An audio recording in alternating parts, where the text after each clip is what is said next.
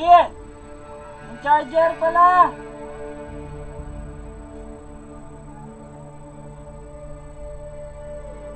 Yung charger!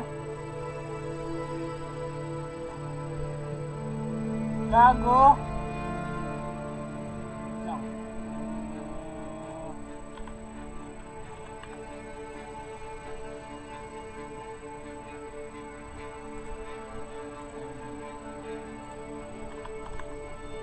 Sige!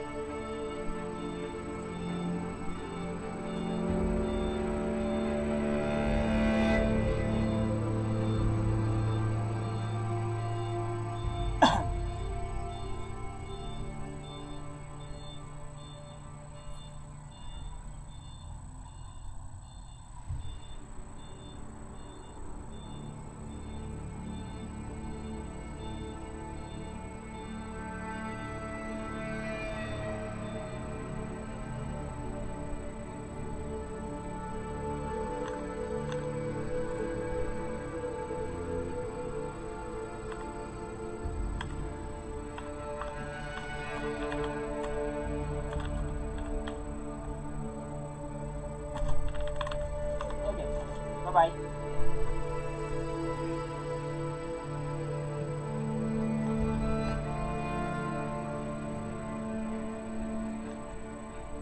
Bye talaga man.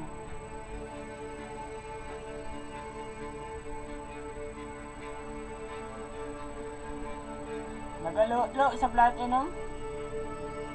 At 2 PM. Okay.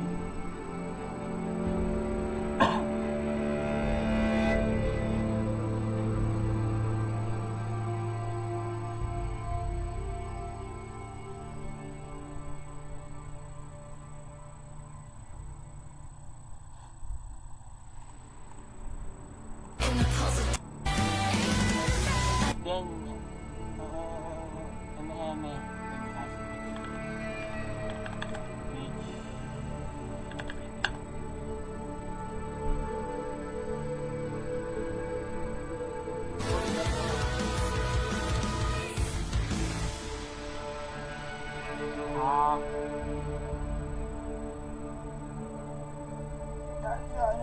masyadong pag-video. Same lang.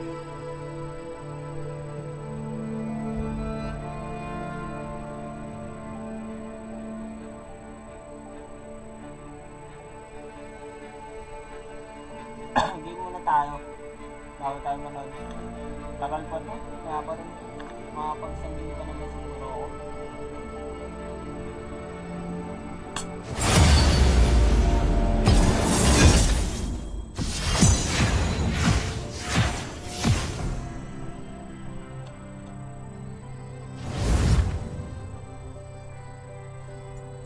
Photo from Gagi, isang game lang ako, Paul. Telecommerce mamaya, pre. SKT versus ito 12 minutes.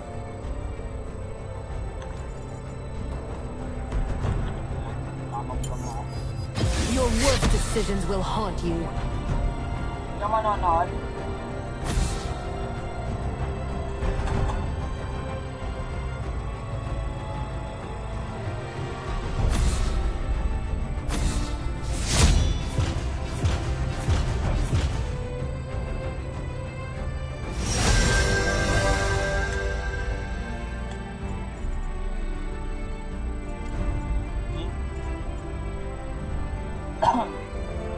Parang pangit naman ako.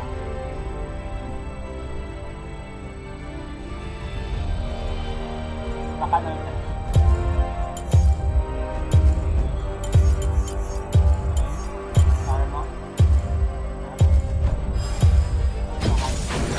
Let's dance.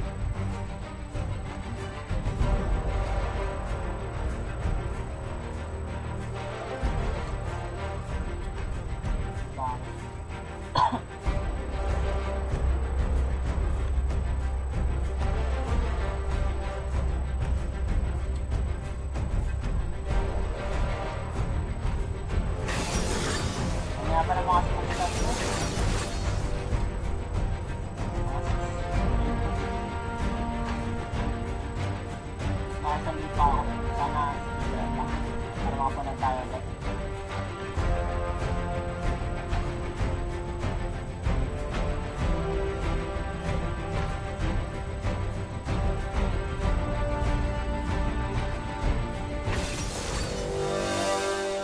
Ano support Ash? Z-mid Ash support? Dapak.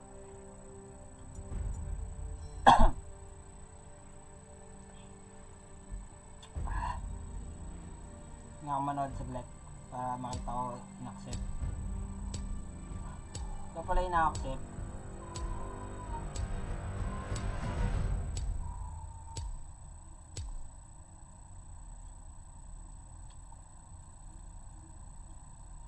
Mhm.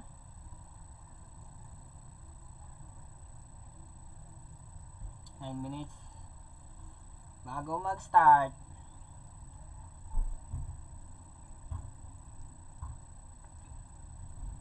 Support nga. What the fuck? Ang bilis.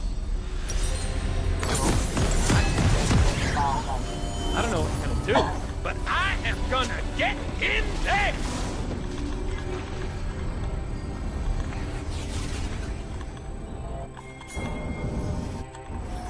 Hindi tayo may Ash.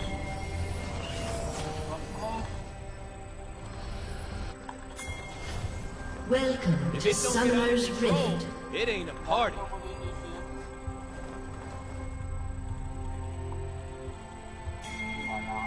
30 seconds until minions spawn.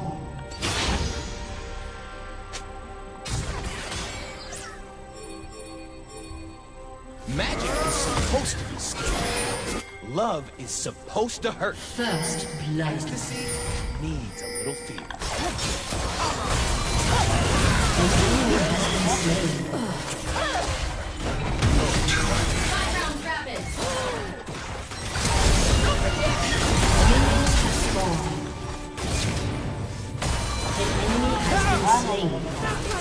You have been slain.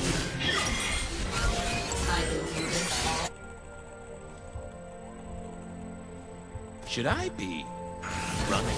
Yeah, I should probably be running.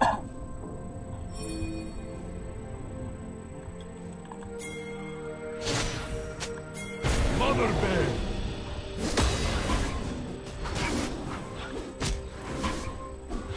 We look after what's ours.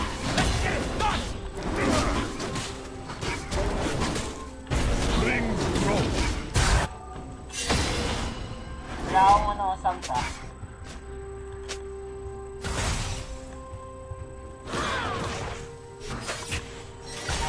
Magic isn't supposed to be seen.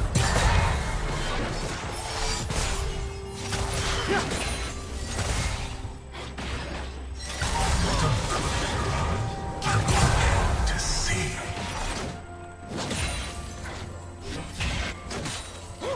This looks like another dangerous situation. Thankfully, I can improvise. Paano nangyayari?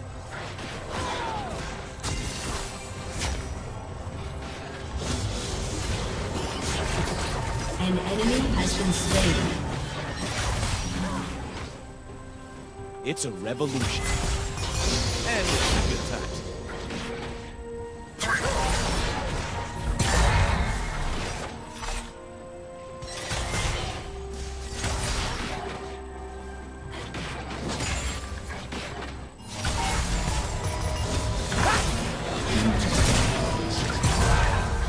I can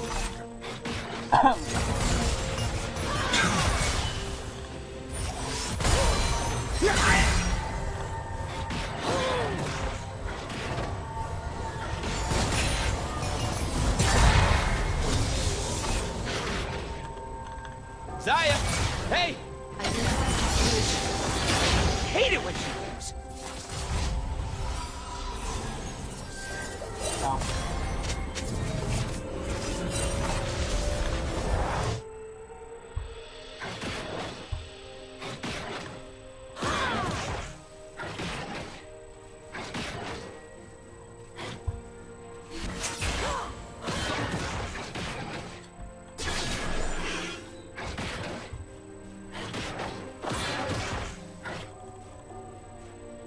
Killing spree. Ladies and gentlemen, I am here to entertain.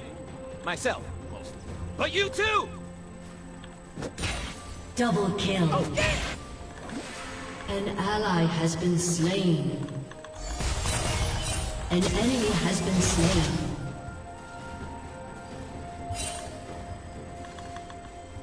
The humans will never understand our kind until they hear the song.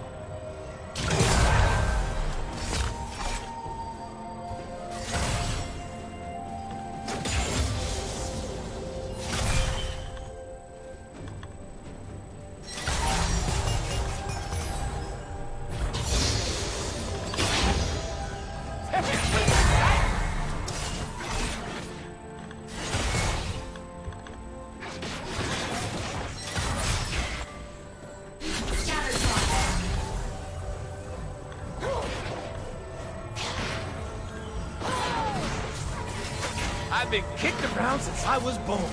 It's all right. It's okay. I'm staying alive.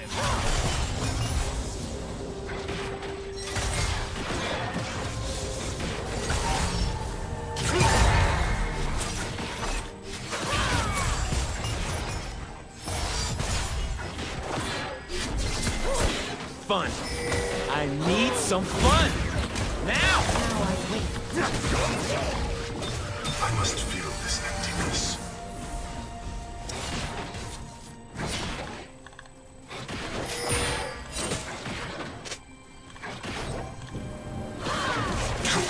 Zaya says someone has to die, they die. And they deserve it.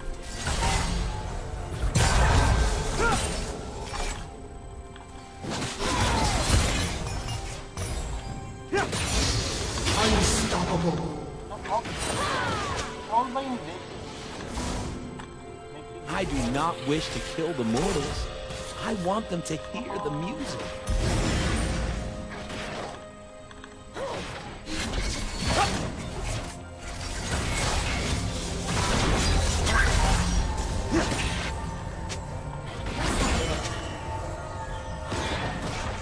Okay, Rakan. Get them watching. Burn them up.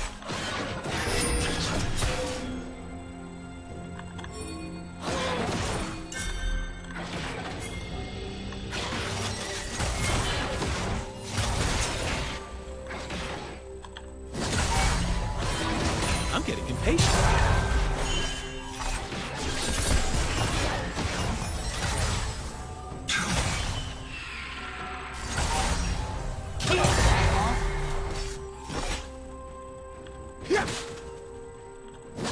What you looking at?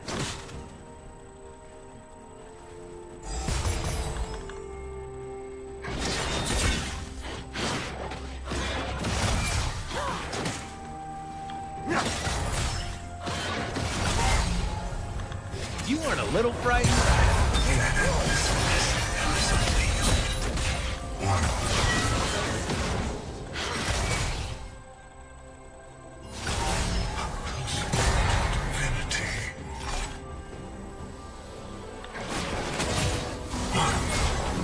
I don't do safe.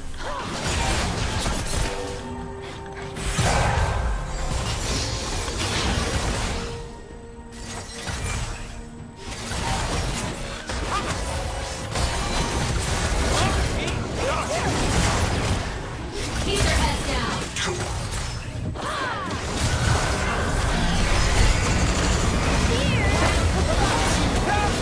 Aha!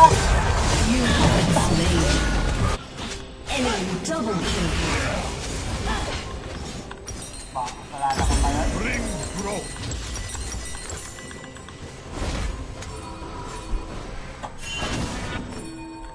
Man, have you seen that forest over there?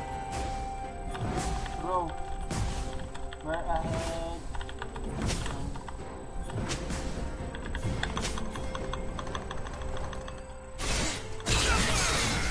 Multiple parties engaged. Oh, lari. Look right. Ooh. Time to show it. Now.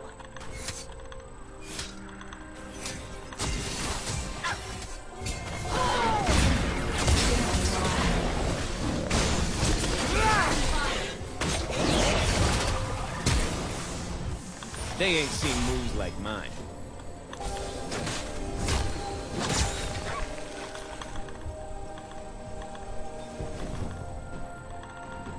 An enemy has been slain. The humans call it battle. It's just a dance. We are alone now. The stars and I.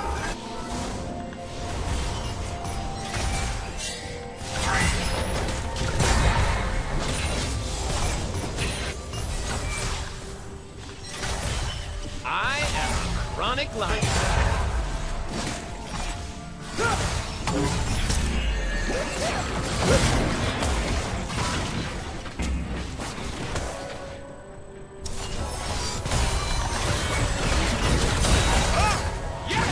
An enemy has been slain. That's why I chose you.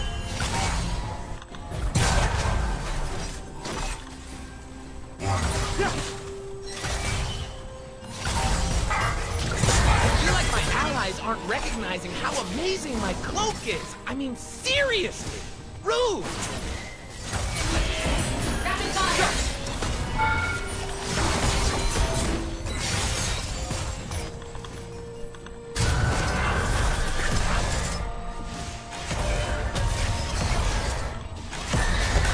I got freedom. I got a living. I got a cause I die. That's who I am. Shut down.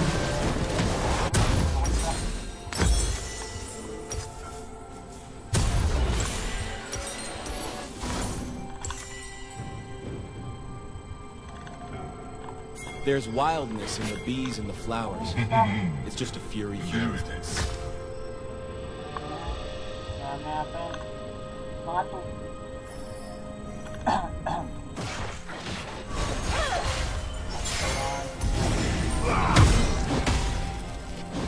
Ang ina-80 barus, pwede ko ito.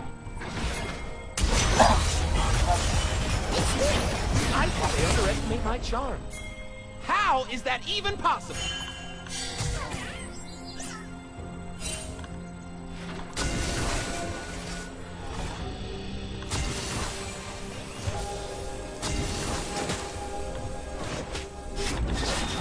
An enemy has been slain. Burn this place down. Then help them build it back up, so I can burn it again.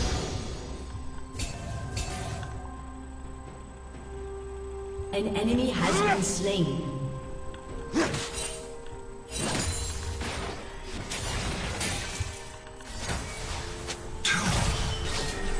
I dance because I'm free.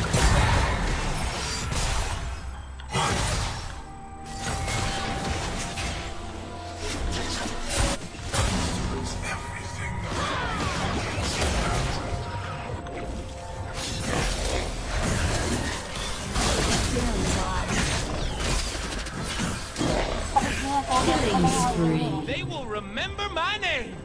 Fuck!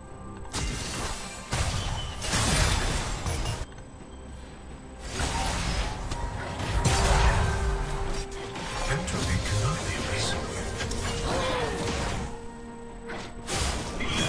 Gotta get myself hyped. Woo! All right. Huh? An ally has been slain.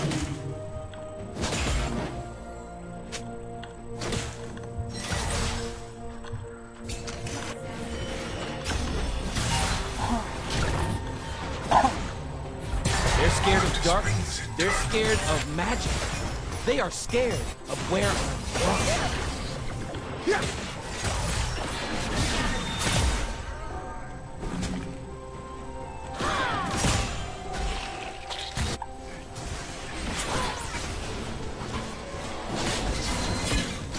I'm so fine, I gotta kiss myself.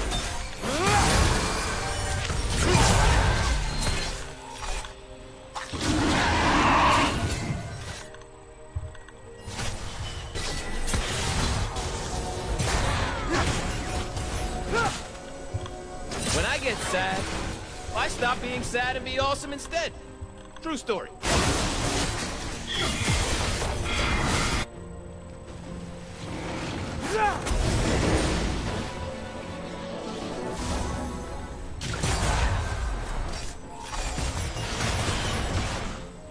Danger is as fun as you let it be.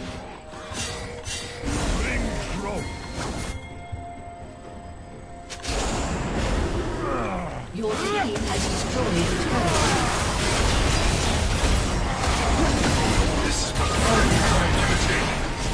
Time to get it started!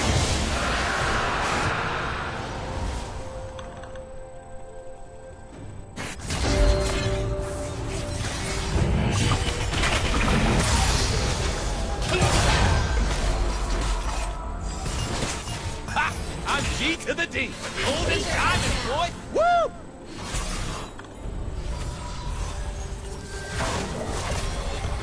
Coming! Everyone.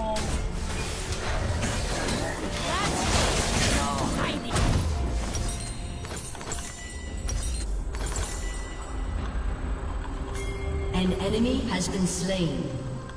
Rampage. Shut down.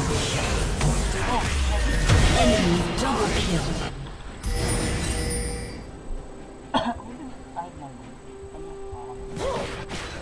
It's all filthy and dangerous. And that's why I love it.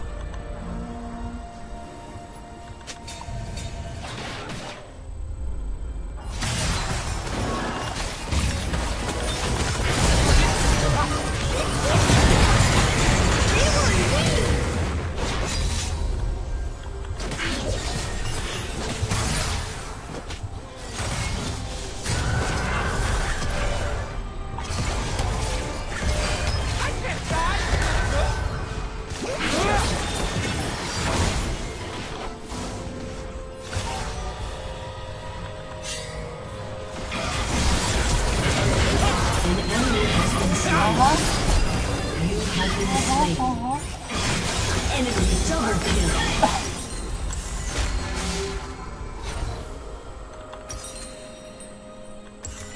Killing spree.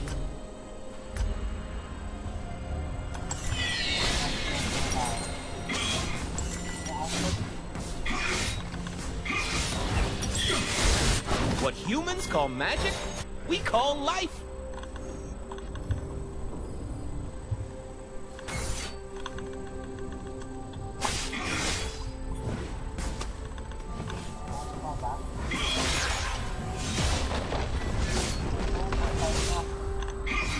Your turret has been destroyed.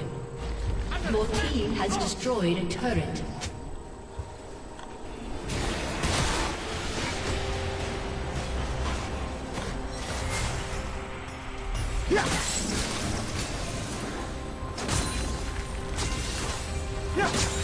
I am Messiah. I am born of magic. This is my destiny.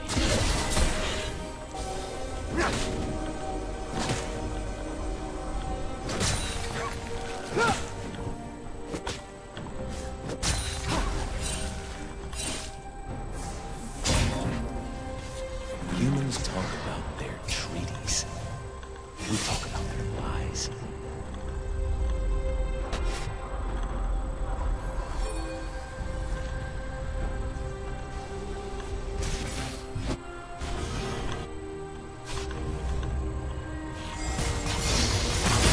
We're only given a little spark of madness. We must...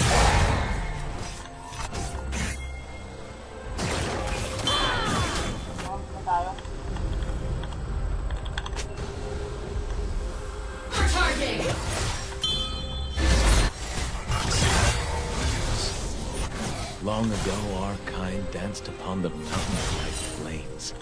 Now only the embers remain.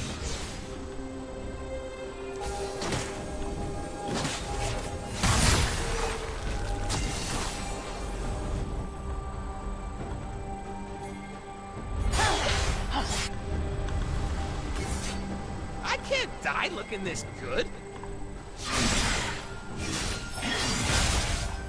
Rampage.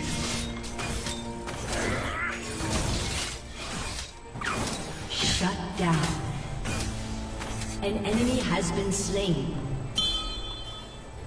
For humans, magic is like fire. For us, it is water.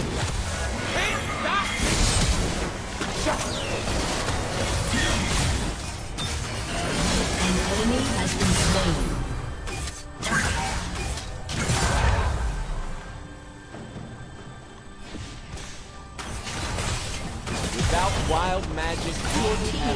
destroyed a turret. Better hurry up.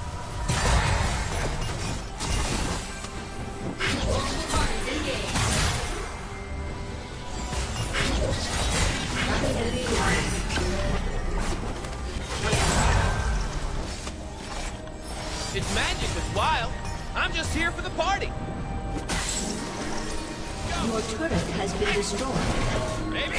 An enemy has been slain. Baby!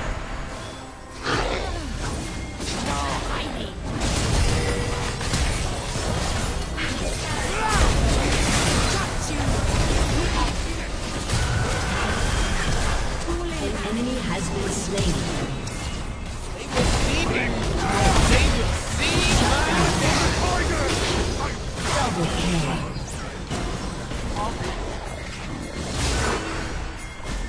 Mother bear.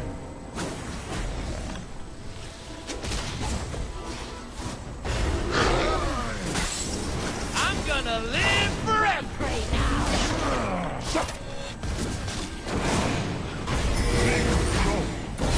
Autumn's wind. Ability of strength. You guys think that you believe in something you can see. That's the problem.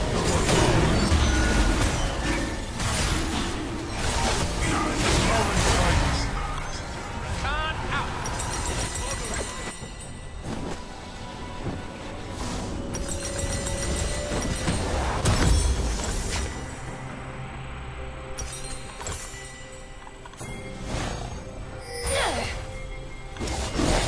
Humans claim it is theirs.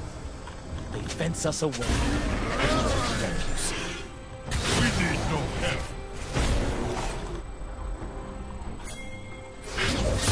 Bring growth.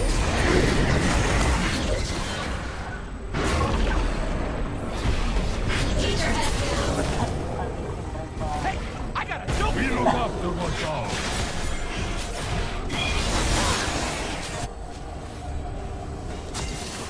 Shut down.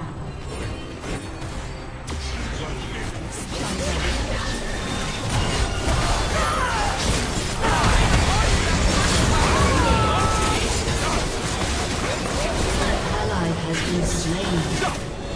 Wasn't close.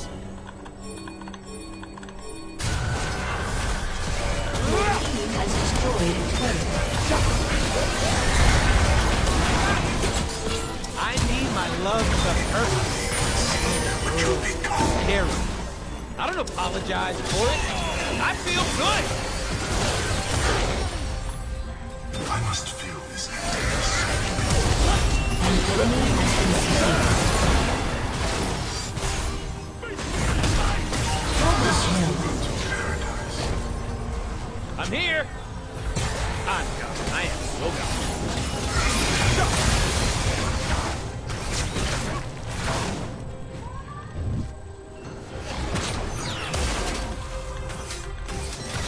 I must have experienced The only way to understand magic is to plunge into it. Move with it. Dance and dance.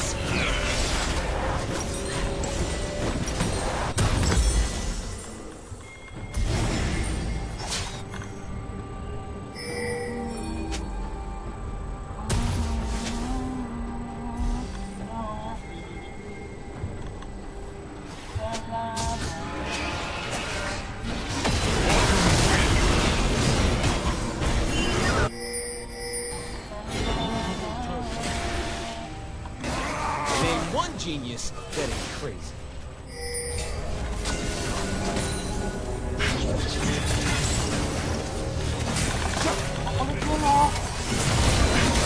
Enemy has been slain. we look after what's ours.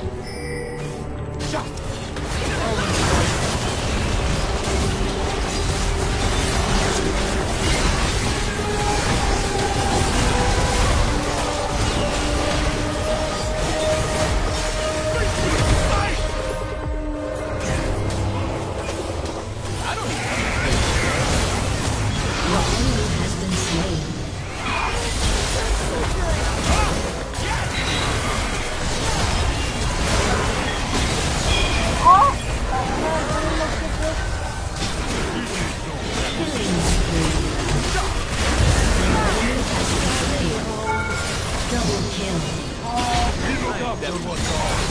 Your team has destroyed a turret.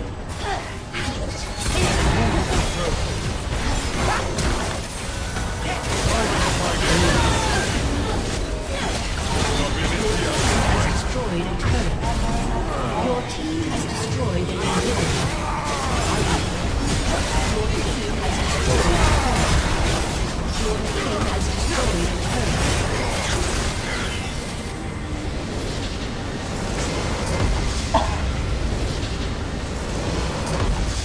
Victory!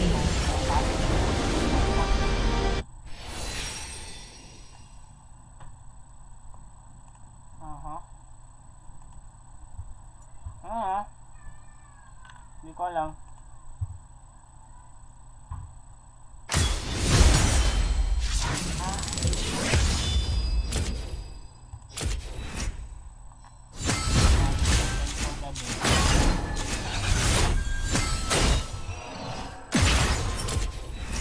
Sam Eric Gente.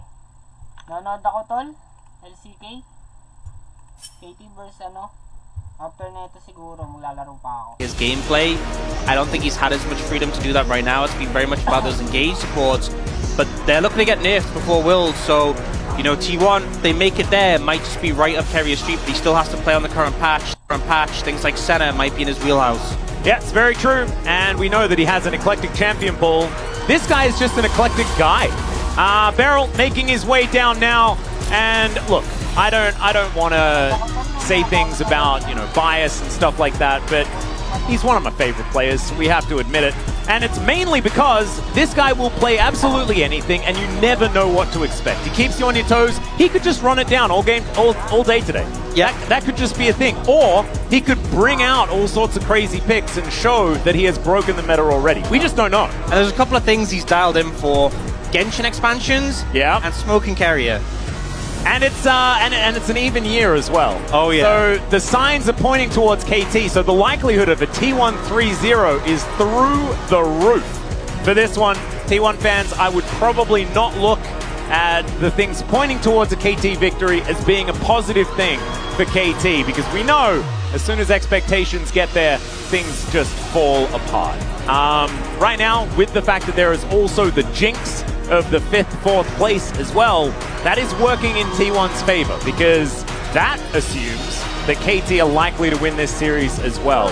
So there are a lot of things on both sides pointing in both directions. Need a pros and cons column on it. Yeah, and actually what we should weigh do it is up. we should just flip a coin, folks. I really meant to bring a coin today, but I forgot. We're going to have a look at the key player matchup instead. It's going to be Faker versus BDD in the mid lane. I think you could almost take any matchup and call it the key player matchup. But I think with Azir freshly buffed, this makes a lot of sense. And I think, honestly, BDD's shown to be really comfortable in the meta on a range of picks. They obviously have been toned down a bit with the changes. Yep. I think for KT, don't give Faker Azir, ever, at all. Pick it yourself. If you're on blue side, if you're on red side, ban it away. Because I feel like when Faker's form has been a little bit off, that pick has been such a huge comfort for him. We've seen him be able to perform on it in lane, but also make some huge plays, like everyone remembers the play against Ruler in the semi-finals last year. So I think KT, that should be top of the list for their strategies going into the series. I think so too. I think there's a lot of curveballs that are getting ready to be thrown as well, as sexy BDD here on this side. And he has had some sexy moments in the LCK in the regular season. Has also had some face plants, much like most of KT. And so we'll just have to see which version of the team we are going to get today. That is the thing. That's what's going to set us up for a 5-game banger or not. Yeah, I mean, whether they turned up. Whether we get a singular version of KT, you know, it could be in flux throughout the series. We really have to observe them, but then it's still changing state as we go along. Well, you can see Dioshik having a little bit of a rest and relax. I'm a little bit worried about that, you know. I don't want them looking sleepy after Supreme just claimed that they had a good night's sleep. Yeah. Okay, that might show that they've been under the covers playing Game Boy when they're not supposed to. I could totally see Dioshik doing that. Did you used to do that? Oh yeah, of course. Yeah. I mean, who didn't as a kid? That's actually so true. I mean, sign off in chat and let us know whether you actually did that. You know, mum and dad saying you got to go to bed now, and then you're just sitting there under the covers making sure that there's no light coming through the window. That was the tech. The difficulty was, especially when it was the original Game Boy, which wasn't backlit. Yeah. Finding ways. Did you get the little bendy light that could plug into the side? Yeah, and it had like the big fridge. Yeah. Oh man. But before I had that, you know, it was a struggle to find ways to have enough light to play, but not enough so that I'd gone to the Exactly. You can't give it away. You absolutely can't give it away. And hopefully Pyoshik didn't either, because if he got yelled at as well before the series, then that would be even worse for the vibes. And I'm assuming everything is going to be okay. That is a look of a Hirai that did not catch Pyoshik playing Game Boy last night. That's what I'm assuming. But just because he didn't catch him didn't mean he wasn't. That's true. But if he feels like he got away with it, then that's euphoria that's pumped directly into your veins. Everyone remembers that. Let's dive into the draft and stop talking about this now as we get ready for the Telecom War best of 5 here in our second playoff match. Still here in round 1. This is single elimination. Whoever loses here goes straight to the World's Gauntlet, and in KT's case, they're going straight to round 1 as well. They're going to have to fight all the way back up again. Double trees to be taken away from Pyoshik here, and we can see Rumble and Ash already taken away. The Ash ban makes a lot of sense against both Gumushi and Carrier, but there is no Azir ban yet, as the Vi is also taken away. A lot of junglers removed, even the jungle removed. Yeah, and also, you know, we didn't see any Senna yesterday. We've seen LCS playing a bit, been really high priority. Faker has been spamming the He has. in solo queue, so they are going to ban that away. Senna is open, Azir is open. I feel like yesterday we didn't see any Senna. Expect it more today, potentially from these teams, but it's just going to be that first pick, Azir from T1. I don't think that's any surprise. Faker leaning on that pick, which is obviously very experienced on. And immediately KT go for the Renekton Sejuani combo. Yeah. I think prioritizing the Sejuani when you have 3 jungle bans already makes a decent amount of sense.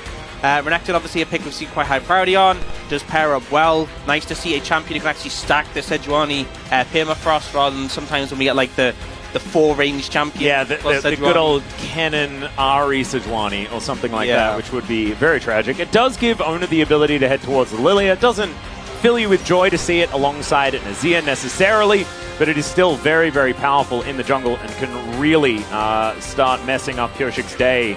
See where Faker goes. Could be a lock-in towards the top side of the map in order to just round out that top side, save the bottom lane to try and get some sort of counter pick after that 4th does come in for KT. Or they lock away something of the priority variety.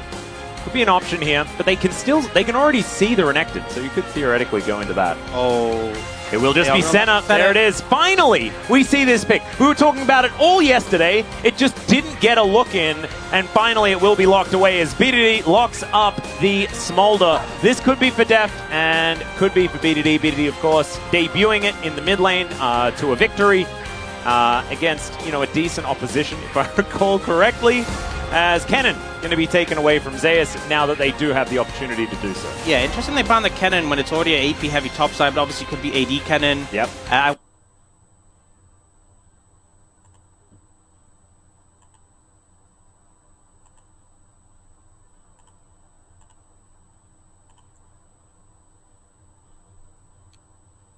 If you can't engage in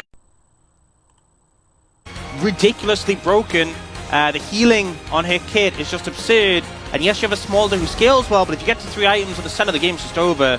Caitlyn ban going to come through, so obviously still very aware the Smolder will be going in mid lane. And really, it's up to KT in this situation if they want to actually go for the Seraphine. So this could be a bot lane Seraphine, as in like AD carry, or it could be in the support role. We saw Ash Seraphine played yesterday. It does feel like a bit like they want to match scaling with scaling, and also you have the powerful engage potential. So if Renekton and Sejuani go in, you can ult over the top. And it also synergizes quite well with Mom as well, if you've got Seraphine and Smolder standing in a similar position. Line them up and knock them down is the theory, as Olaf is just going to be locked in. Of course it is. That's Yasuo. I don't know where that would be going, as I assume it's Figumiushi alongside Carrier's Senna. That could be a lot of fun. We've seen them play Senna Yasuo, not the most synergy between the two kits, but the wind wall has a lot of value in this situation. Hang on. The Neela to come in. The thing is, you already do so much healing, and you get the amplified healing from the Neela It's a little bit disgusting, but it does mean KT gonna look for something like the MF here. A lot of power with that bot side. The 3 ultimates of the Smolder, the Seraphine, and the MF. Insane amounts of power, but they are playing into this Senna who, you know, the healing potential, the ult potential, the shielding available is a bit absurd. I think KT, you know, they've got some strong aspects of the composition. If we get a late game, obviously the Smolder can be really powerful.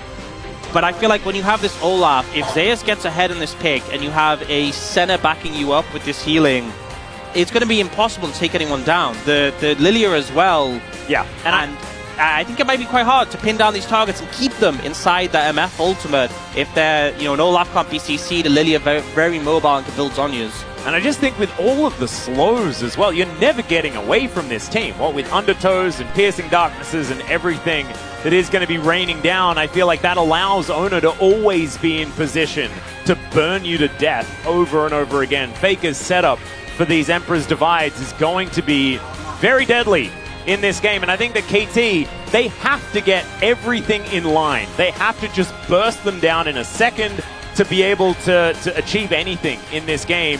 And I think that it's going to start with needing a good start in this game as well. A beautiful draft, I think, from T1 in this one. I think blue side does give you a little bit of an advantage on that front, but I think also after all those advantages came through, they only made it better. You know, the fact they locked in the center, immediately a good draft. Yep, that's what I was thinking. That is exactly what I was thinking. Is KT going to be the first ones to try and deal with it? See what happens here as we hop onto the Rift for game number 1 of the Telecom War. 소환사의 협곡에 오신 것을 환영합니다.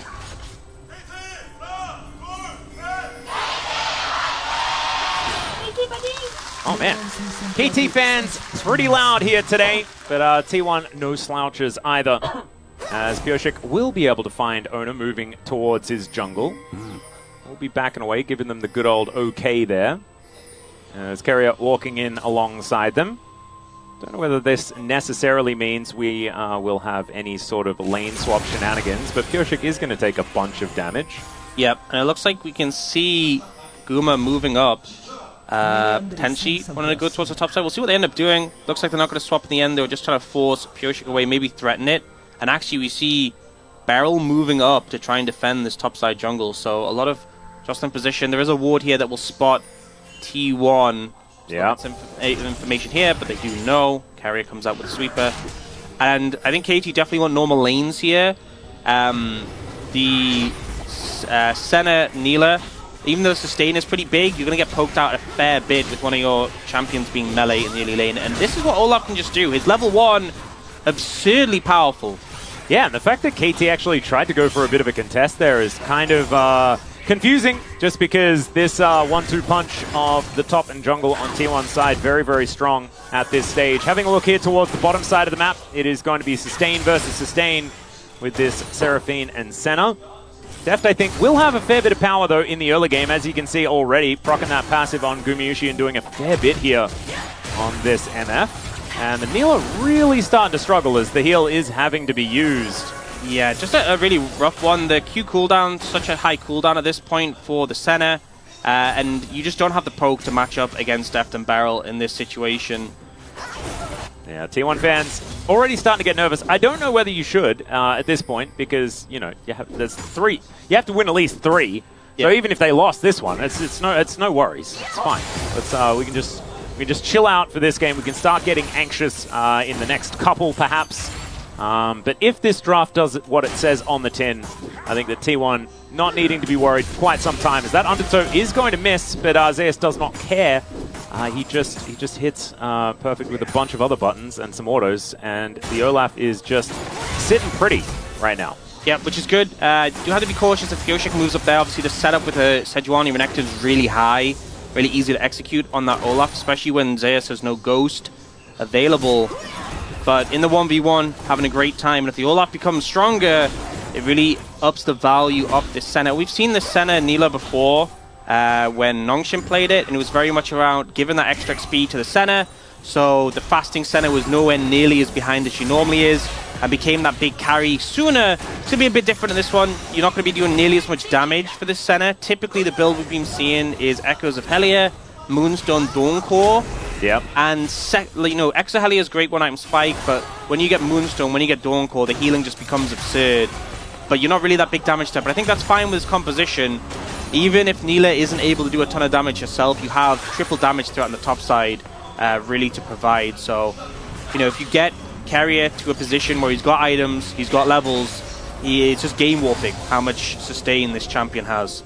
Yeah, and there is a lot of sustained damage on the side of T1 as well. I mean, you look at Lilia and the Azir, they're sort of known for being able to just continue to dish out damage, what with Ona stacking up that Q over and over again, just spinning around. He's going to demonstrate that for us here, I assume. Never mind, it's just going to be moving away from Kyoshik after getting some information. Oh, gives him a bit of a hand. That's there nice. There we go. Cheers for that. Maybe he can get something with some of the dot, but not going to happen. Just going to get to work on the Gromp. You can see it back coming through here for Perfect, who was able to shove that lane back out again. Seeing whether he's going to use that teleport, we can see Zeus teleported back towards the top side of the map, but Perfect electing not to do so, considering the wave state. As high note coming down there from Beryl, just trying to soften up the T1 bottom lane. You can see Gumayusi was able to get that shove out, and so what was a decent CS advantage for Deft is now completely eliminated. They are going to go for their reset now. If the game keeps going this direction, I think T1 can be pretty happy with it. See what happens when skirmishes start breaking out. And that's one of the things when you have this Smolder in the mid lane. Not the best when it comes to skirmishes, especially when it's paired up with the Sejuani. Not a ton of synergy there. You are just hoping to scale up and just become, hit those stacks, become strong then. Yeah. Zeus almost towards that Ragnarok, as that's when you do get very, very dangerous. The Renekton can't do that one job that he has, which is stun things. You do have to press R in order to make that one happen, but if Zeus goes for an all-in, then it's going to be very difficult for Perfect to figure it out, unless he's just stronger. And right now, it's not looking like that is necessarily the case. Oh, we've seen a swap come in, though, with Deft walking up towards the top side. Yeah, and a teleport immediately just going to be used here by Perfect to get towards that bottom side of the map. Catches that big old wave that is going to be heading down here, and didn't actually go back beforehand or anything like that. So hasn't actually fought, as these plates are now starting to go down. And the back comes through from Zeus. I think this is just to try and maximize on that teleport advantage that Perfect was able to create for himself. Yeah, KT can then get themselves the grubs. Yeah, they really want those grubs. I guess part of it may also just be avoiding... Okay, Flap, pretty powerful there against walls, even if they are just constructed by an Emperor of Shurima. Yeah, a little bit off there from Faker, but to be honest, don't think they would have killed BDD there, even if the ult did connect. Ona doesn't have his ult, probably would have just been a flash, but still a bit unfortunate, could move some BDD. Yoshik is going to be able to lock down the third. So there we go, they got exactly what they wanted. Looks like Ona will be able to get himself the Rift Scuttler though. Kyoshik not going to be able to get in line for the smite, as Deft has hit level 6. Perfect going for a little bit of a harass attempt onto Gumayusi, who just says no. This is one of the problems with kind of leaving this lane as 1v2, is the Neela is so fast at taking towers, and the fact you can just queue them, but also Renekton has no recourse when she can just W and then dodge your main source of power as a Renekton, which is that stun. Honestly, it's part of the reason there is so much value with the Neela in this game, is you can't stack Sejuani passive, Perfect can't stun, a lot of auto attackers in the team of KT. The W value from the Neela going to be pretty high in this one. Yeah, we'll see how well Gumayusi can utilize it here at the same time as Zeus is between turrets. Level 7 as well, as Perfect is just going to try and stun him up with that Ruthless Predator. Will be able to make it back to his turret here, but Zeus just cleans up the whole wave before it even really arrives, and Ona is going to be able to steal away the red buff as well. And as you can see, what this is translated to is about a 700 gold lead here as we crest the 8-minute mark. Looks like KT, with their 3 grubs though, are also going to be able to start up this dragon. And so a bit of investing for the future, you could say. Yep, looks like a lot of objective focus from KT, really trying to get these unlocked, but T1 seem not really too focused on that, just trying to secure gold where they can on the map. And won't even look to contest this Mountain Dragon at all. And I don't mind that at all, to be honest. I think that T1 just wanting to set themselves up for a mid-game where they can still fight, And I think that that is something that they should be able to achieve with what their game plan and focus has been. That gold lead is only extended a little bit as the Dragon was taken down here by KT. Def looking to try and hold on to this minion wave. Get a little bit of control back.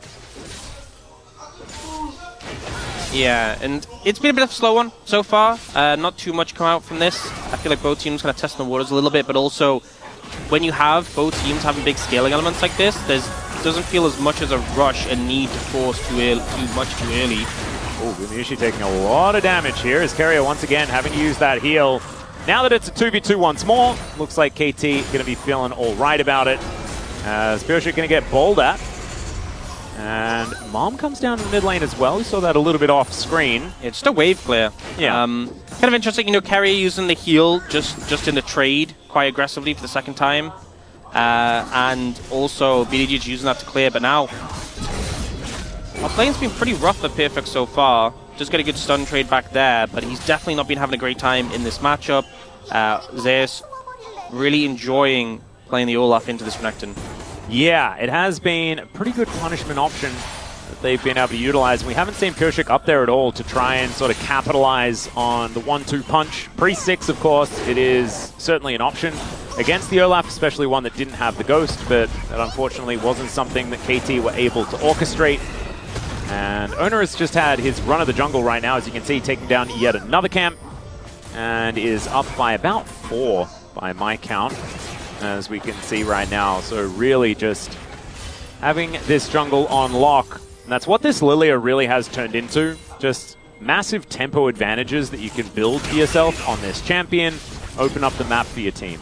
Yeah, and the ult power just so massive as well. You see Locket picked up from Pyosik early on. I think he was actually the first Sejuani to start doing this. We saw Maokai switching to Locket instead of Zeke's as their first item. But a lot of our LCK Sejuanis have stuck with Zeke's, and Pyosik was the first to actually start building Locket. A lot of value against all that AoE damage from the other side. And you can often have situations where, compared to something like Lilia, who obviously you got that Leandri's first, you know, in a short skirmish, the value of that shield can be so massive. Well, now you've got T1 moving on over to try and take these grubs. It is on full vision here of KT. So you can see that control ward in the back of the pit. Looks like they're just happy to trade it and get towards 3-3. As Beryl throws down a high note. Nice drop of the beat there. As Gumayushi's going to get healed back to full, basically, nullifying all of that effort. With a Piercing Darkness, as Senna is wont to do. We can see not too many clues when it comes to exactly what the build is going to look like here for Keria. It is likely going to be what you were talking about before, with that Helia coming in first. Yeah, Pyosik is hovering around the bot lane, but I think it's too risky to go for a dive when cleanses up for Guma, and he does have that ult as well, so he'll just steal away some camps in the situation, not looking to contest those grubs. About 1,000 gold lead for T1 right now. A lot of it off those plates picked up that they managed to get, and also a bit of farm lead in the jungle. Next Dragon at minute 30 might be the first point we actually see a fight between these teams. Well, BDD taking a little bit of poke, does flap his way away from Faker here. He's putting on a lot of pressure, picking up a plate for himself here, as well as BDD just doing his very best to claim as many stacks as he can. Didn't really have a peek at what the stacks look like right now. Currently ahead in farm by just a little bit, as Owner is going to take down yet another Rift Scuttler. This might be a first blood opportunity here, as Perfect looking to try and get himself out. Don't know whether he got himself a dice, as he's not even going to be sleepy. He's just going to be sent home, does have his teleport, and yeah, it's very annoying, isn't it? There we go. With Finally. the Leandries as well, takes so long to get the recall off. But it looks like T1 not even really putting too much attention down towards the Dragon, instead looking to see if they can threaten a dive on a Perfect. Definitely capable of doing this in a 2v1. BDD does have teleport if he wants to defend, but it looks like the focus for KT is down towards that Dragon again. Yep. You can see KT have not done a lot of damage to structures here in this game. As Owner is going to try and put Pyosik to sleep. The prison does come down, but there's the Emperor's Divide. Mom comes through as well, but there is just nothing Pyosik can do. Encore is going to connect here onto the Lilia, but the Dawning Shadow is there in response. And Beryl and BDD just not with enough damage by the looks of things. A Q does come down, but this is a very early Smolder the flash forward. And BDD not able to do enough to take down Faker Zazir. The damage just isn't there yet from the Smolder, especially when there's a Senna on the other side. The healing's not really kicking in yet from Keria, but it's enough to keep them healthy. BDD not even at 125 stacks now. It's a good play from T1 to take out Pyoshik and kind of reset KT's tempo of the map. You can see they were setting up down towards that bot side with the jungler dying. They kind of have to give it up. And here, Pyoshik knew that Owner was topside, but didn't expect to get engaged on here when you have flashes. Sejuani, a Faker gets the shuffle, flashes out of the tower. The root's there from Carry to follow up. A great initial pick, and then just the sustain here. A bit of shielding comes in for the center, but the heals consistently, meaning that just BDD doesn't have enough damage to take anyone out. Yeah, I think he saw that Q damage and was like with Beryl there as well, but the extra heal does come on through. KT's still able to get back out onto the map and take themselves an Infernal Drake, and that is Hextech Soul. Mountain Infernal Hextech. That is terrifying. The Hextech Gates now up and available as well for that extra maneuverability. And I think this is pretty good for KT because 2k gold deficit, obviously not ideal. Playing into like the Senna who's starting to get items, not ideal, but you have 2 dragons. It's a Hextech Soul. That is such a powerful one to get. You really feel good that you've kind of been rewarded for your early investment into those dragons. Beryl, though, could be in a bit of trouble here. Yeah, he doesn't have flash, nor does he have heal. He has nothing. He's just dead. That is Gumiishi picking up that kill. And sometimes when you're playing these enchanted supports, you need to be a little bit careful with where you step. Yep, that's the danger of playing something like the Seraphine. If you're out of position, not much you can do to kind of disengage from that. And just get picked off by T1. Oh dear. Some of the cracks starting to show here for KT here in this game number 1. Pyoshik getting down a control ward just to try and make sure that BDD is going to be safe. With Carrier moving over, probably a good idea. As there goes the cannon, at least the money is going to be built up there. And Def's already got the Executioners. Executioners. Goodbye, very goodbye, especially when Guma has the Bloodthirster. I feel like a Serpent's Fang it feels really awkward to fit in your build, but might be needed. We'll see later when we see some of these Senna ultimates, And yeah, Beryl just overstepping, gets caught here, and when Guma comes into the flank, it's just over. There's no way you get out of this situation. Yep. Not really much of a hope there. And maybe just an optimistic ward opportunity that he thought he was safe to do. Certainly was not, as Wave going to be shoved in here by Deft. He is ahead once again as far as farm is concerned. BDD doing a good job as well. But Neela being only like 2 CS behind is a little bit of a worry. Yeah, and also part of the fact of having a Neela, Carrier is 2 levels up on Beryl. Yeah.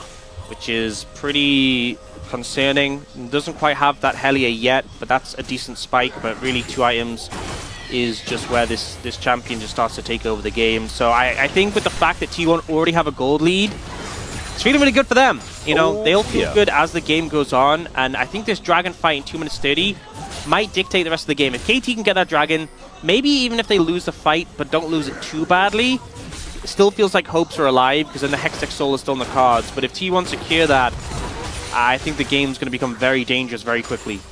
Yeah, and I think that T1 still has kind of a bit of onus on them to try and close this one out as quickly as possible before BDD, gets up to 750 stacks or whatever number we saw yesterday with all the smolders that were coming out.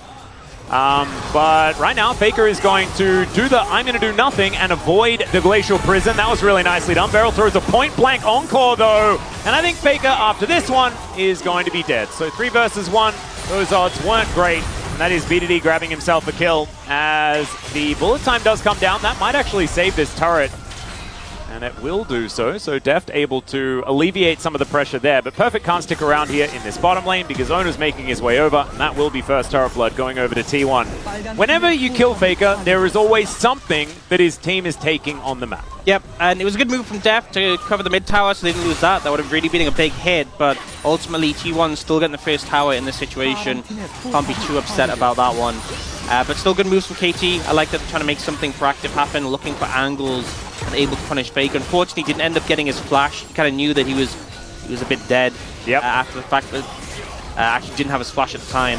But yeah, it's a good ult, but then didn't have the Q so he could dash a further distance, and Beryl just connects everything onto him. Yep, not a whole lot he can do. And so sort of just says, I'll try and kill as much of the wave as possible and get himself out of there. Now has his flash up and available. And we'll see whether Faker can get back into this one. Of course, I don't think he's going to be too worried about how that went, because they were able to get that first turret blood. You can get to see the gold lead is still very, very healthy here for We've T1. seen this one before. Yeah, okay, so he does have his flash now, but he's still going to get engaged on here by Pureshik. BDD going to breathe on him there as the permafrost does come in. He avoids Mom though, and the wall is going to stop them from being able to walk up. Yeah, Rift Herald goes down in the mid lane, and Faker is just buying as much time as he possibly can. This turret is now going to get aggressive at him as Beryl is just going to flash over. That is going to be the kill picked up, but at what cost? Ladies and gentlemen, as the inner turret is going to fall, as well as the outer, and Shelly even gets to go on another walk after that. Yeah, I don't think they'll get another charge on the back of this, just using it to get to Dragon quickly. That'll do it though. But here's the cost. Flashbang from Beryl for him to get that kill on a Faker, and they lose this Dragon. And the reason this is so dangerous, because T1 have a big lead, but the next Dragon from here on out, like subsequent Dragons, Baron is going to be up. Yep. If you try and contest a Dragon as KT and you lose the fight, you're probably losing Baron, and that might just be the game.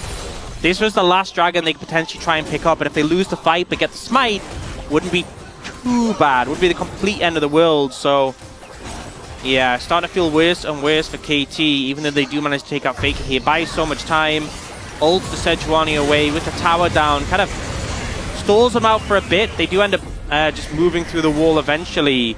But then the fact Beryl has to flash here to get the kill onto Faker and secure it before he goes down, not ideal. No. Suboptimal, also, you know, getting the kill onto the Seraphine, not the best thing. And so, all in all, you'd probably say a trade up here for T1, considering the inner turret falling in that mid lane. Standing gold is something we do like to talk about, and that's something that KT has in spades, only picking up one turret so far.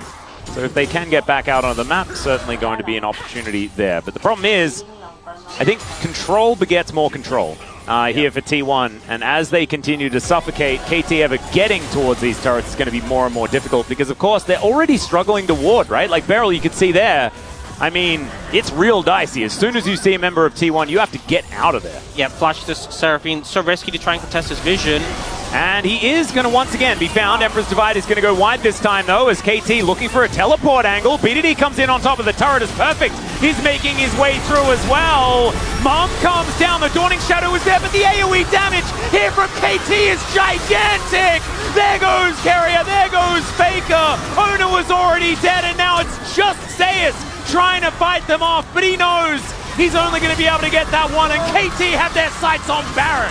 A massive overstep from T1 is immediately punished, and just when the game starts to feel like it's going out of KT's control, they punish T1, the AoE ultimates come in a choke point, and T1 fall and lose the Baron when the game felt like it was all in their control. And we see on this one, Faker doesn't want to commit the flash for this play, thinks he can get the shuffle without committing it, but it's just a little bit too far away.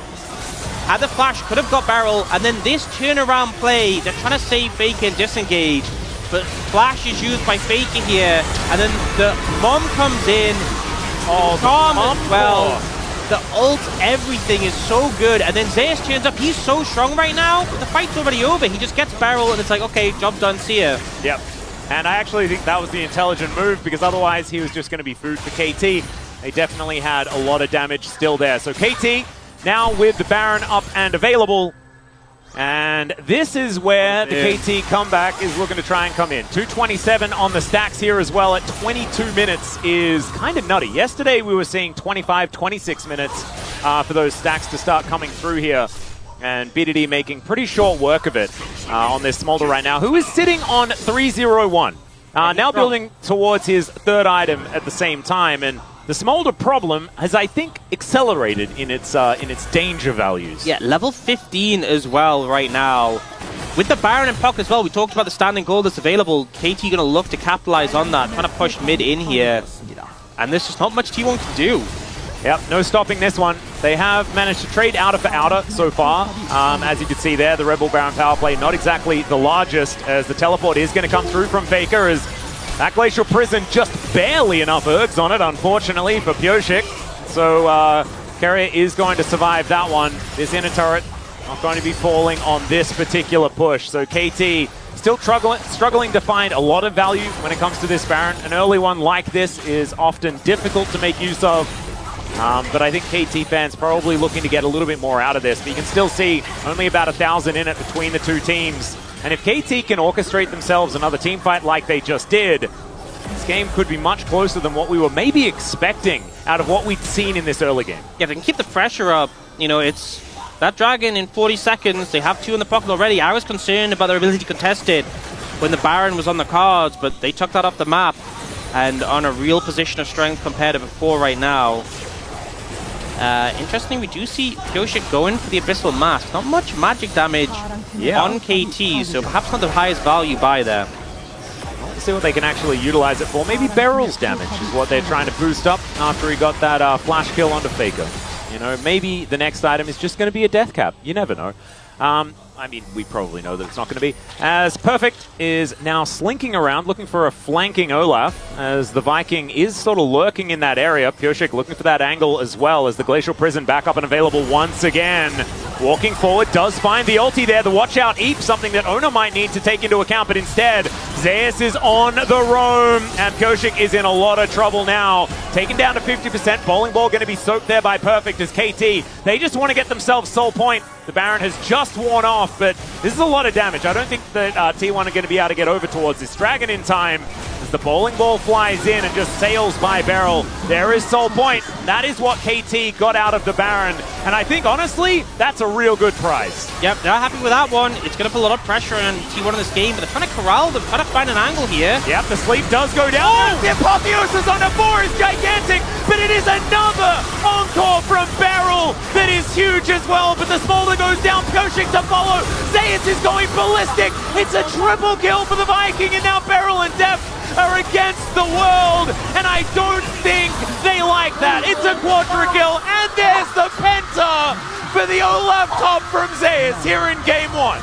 Zeus managed to farm up a big lead in this game, and he's rewarded. This is what the comp wants to do. There's no answer to this Olaf. You can't CC him, and with the Senna backing him up, you certainly cannot kill him. He just moves through the fight, taking out target by target.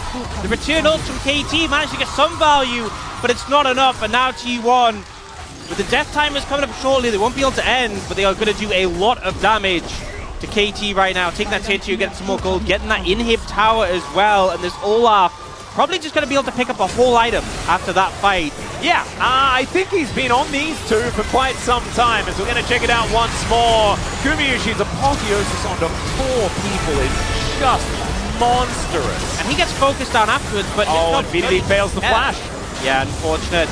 And you see the Olaf just charging in, going target by target, runs through the Seraphine ult, and with the healing from the Senna, just so hard to deal with. Even with the healing reduction, the Qs still end up being pretty massive. Yeah, he's like immediately calling for the penta. And I think it was a pretty possible one, and there it goes. Not a lot of reaction afterwards, but did manage to pick that one up, so congratulations to Zeus. He's got a whole Starix between last fight. Oh, look, that's a pretty big hill that T1 just climbed on the gold graph. I would say so. So now they've moved up 5,000 gold, and back is going to come through there. So no fear, I guess, for Pyosik. I would have been a little bit scared myself. Moonstone now picked up 4 carrier as well. My goodness. I imagine that damage was done in the last fight. Yeah, probably about 10,000 of that damage. Okay, maybe not, but a lot done in that last fight. And he's going to continue to be a problem in these 5v5s. Now KT on the back foot once again, but it is 2.5 minutes until that Dragon, which would give him the opportunity for souls. So I think T1 will probably want to start up the Baron, threaten it, force a fight, or secure it, give themselves more of an advantage before the Dragon's even on the table. They don't want to flip. The flip is so dangerous when it's a Hextech Soul. And you can see them trying to get control of this topside jungle, pinging around the Baron area. They really want to see if they can get a pick here or any angle just so they can start the Baron up. They do have a lot of sustain, so it doesn't even matter if the Baron starts to damage them. They can just heal through the damage. Well, now you can see KT, not a lot of options here. They have to use a Scryer's Orb in order to get the information here from T1, who are already peeling off the Baron. They're going to try and pick up this mid-wave and just retain as much suffocation as they can. Give themselves all of the avenues. They see where KT is sweeping. They immediately then just repopulate the area and then straight back to the Baron once more. As Ward goes in there for Beryl, they spot the fact that there is a control ward there towards the bottom side of the brush. Another control ward goes in as Byoshik is over here, so it would be a 50-50 T1. They recognize that, back away immediately. Another possible fight in a choke point could be dangerous, depending on who gets the first step, right? Like, I think that lining up into both of these teams feels really rough. Yeah, and I think, you know, we saw the fight earlier that KT stomped. Zeus wasn't there, and I think that's more of a prominent issue now when he's so fed. But this is what T1 does, you know, they force the Baron, they get TP out of BDD, it's just trying to get those resources bit by bit. The problem is, though, that Dragon's up in a minute, they're going to have to give up on their Baron plans and lean towards that. And T1 want to get set up on the Dragon early, but they have to be careful, because if they overcommit to the Dragon, KT can go Baron, you can see them set up here. But also, if the Dragon gets low, the Hextech Soul is so strong, you really don't want to give it over. Even if you win the fight, unless you can end the game off the back of it, if you've given over Hextech Soul to KT, that can really hurt you for the rest of the game. It is just so strong. Yeah, I think T1 need to turn their attention straight towards the Dragon as soon as that becomes an issue here. 18 seconds on that spawn timer. KT nowhere really near it, as they have once again regained some control over their own jungle. Oh, Keria went a sorcery potion, so really maxing out. Yeah, I like that on that AP. And yeah, you know, I'm gonna be honest, Keria's been playing completely fine, but this ain't nothing yet. When it comes to Senna, with the sorcery potion, with the Moonstone now, we're gonna see a point where he ults in a team fight, and it's just gonna be absurd. So T1 have control over the Dragon. They're going to be able to take this down and then move over to respond from KT. KT haven't even started the Baron yet, so there's no threat. Good moves from T1 to secure this. Yep, very nicely done. They will be able to take that one down. Big shielding coming in here from KT as Vero presses his W button, but T1 looking for that inside track here on this mid lane. A Chu does come down as the bowling ball is just barely going to miss, and KT starting to get split up, starting to look a little bit confused on the map right now. And T1 just kind of running them in circles here with that tempo advantage that they did manage to pick up for themselves. And the only thing going for KT right now is the fact that they're the team with Soul Point. And I think in 4.5 minutes, that is going to no longer be an advantage that they have, and one that they share with T1. Yep, and even the stats as well from the Hextech Dragons, you know, attack speed and ability haste, pretty good on basically everyone on T1. Yep. Owen is the only one who doesn't really appreciate the attack speed. But yeah, BDD already had that teleport burned earlier. We'll probably see... Oh, the shield was... Yeah, obviously protects him against the mini anyway. But we're going to see T1 probably set up once again towards the Baron. And if they can force TP from Perfect, that's when it becomes really scary for KT. And Olaf can be a threat in the side lane as well right now. I mean, if you look at the item difference between him and Perfect, level difference as well, not fun. Playing this Renekton in the side lane, you don't really want to deal, especially with such a long lane when you've lost all the towers in bot. If you overstep, you're going to get ran down by the Ghost Olaf. You really are. I do want to turn your attention, though, Orcs, to a certain item that Def may have built, which is pretty cool. He's gone for the third item, Serpent's Fang, so that when he presses ultimate, it should mean that Carrier is not going to be able to keep everyone infinitely alive with shields as well as heals, because he also has that Executioner's Calling, likely to be turning that one into a Mortal Reminder, which feels a little bit better than it used to as well. It's a good move, and also the Serpent's Fang applies on any damage, not just physical. So even if you E, if you make it rain, it applies it. Yeah, it's kind of unique in that sense, because a lot of other items is like, okay, specifically physical, but Serpent's Fang's on all damage. I've even seen like a Zyra build Serpent's Fang against an Ivan before. Yeah, we saw Brand build a Serpent's Fang. Yeah. Are you telling me about that? Yeah. In certain shield things. Obviously, MF does use lethality pretty well, so it's not a terrible item on here, but I mean, when the ult comes out from Senna, even with the Serpent's Fang, you're probably still going to get a big shield, but without it, it's just instant teamfight winning. And the ult shield lasts for like 3 seconds. It's not like a quick little shield either. They are now setting up onto the Baron, starting up, trying to get KT to approach.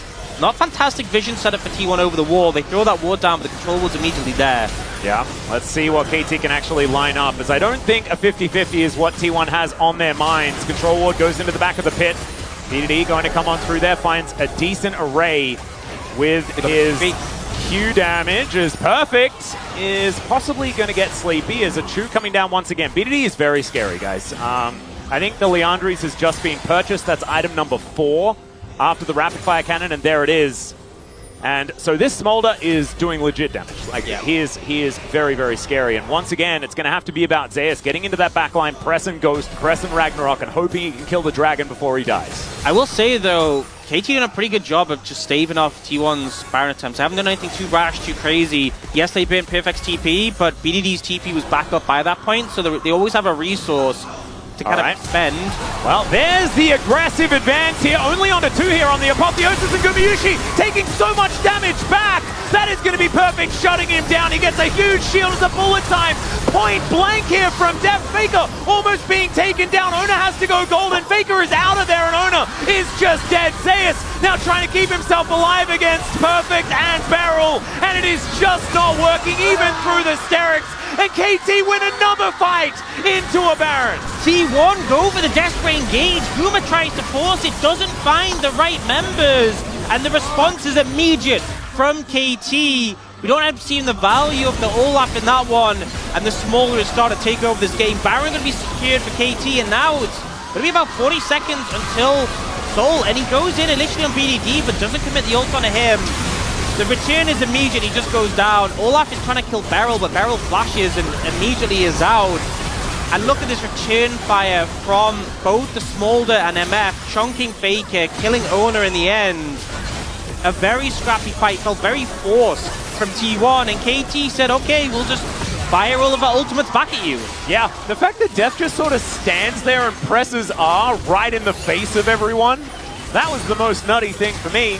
And now it seemed to work out, though, as another Baron goes over to KT, and there's 12 seconds on the Dragon! yeah, Zeus just spawned. He has the Hex Gates to get here, but they don't have control of the area. If KT get this Soul, I think the game might just be doomed. Playing into a Smolder with this many stacks and a Hextech Soul, Ona has to steal this. There's no other way about it. Yep, there's going to be another team fight. That is all I know, as this Dragon is going down exceptionally low. Snare not quite going to connect. That is going to be the steal from Ona, but can they keep themselves alive in the fight? BDD going too far forward. It's another Apotheosis as Beryl is going to go down. Ona will be taken out, though BDD is still alive in this one, but not for long. It's a double for Guma. His health bar is just yo-yoing from these heals.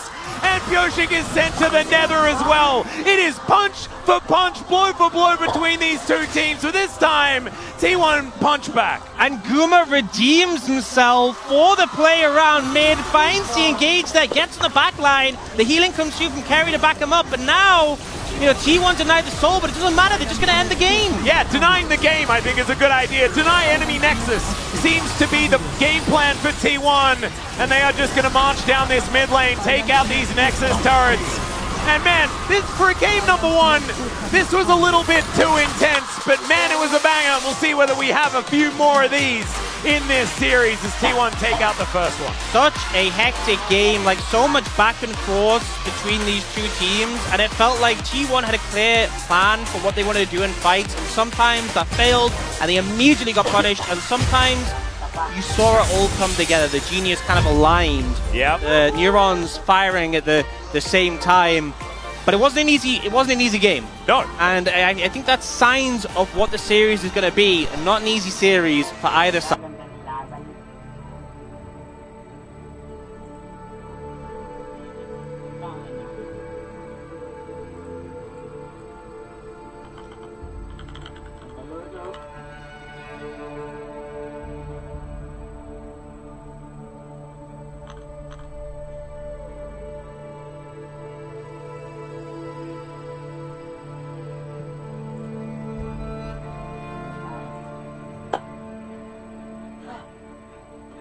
Game na tayo, mga ilang minutes pa naman yata mag-start yun.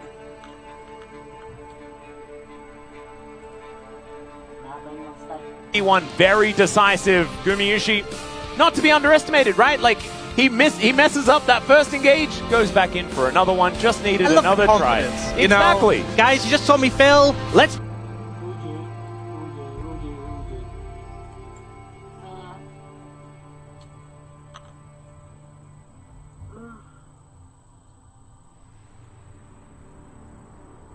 Ito ang icon. Ang icon ko.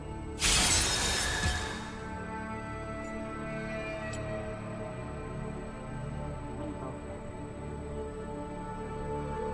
Tapos support ko.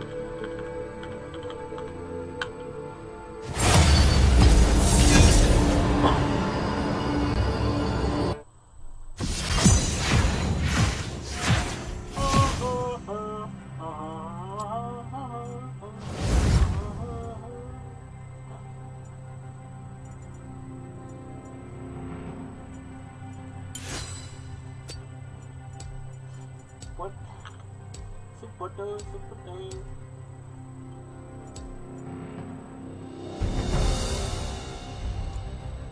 Mark. Salamat. Your worst decisions will haunt you.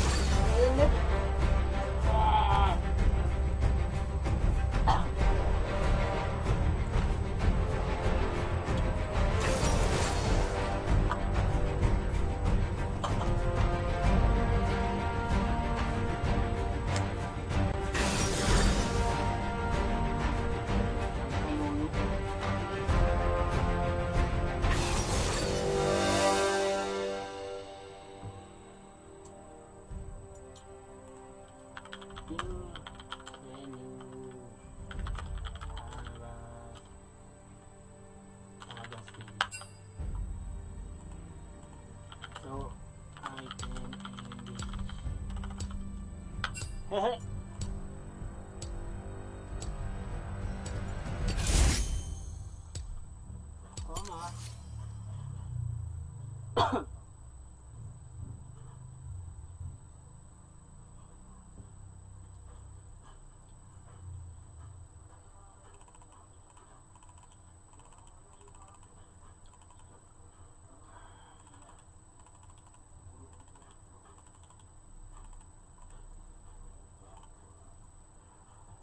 Turinga.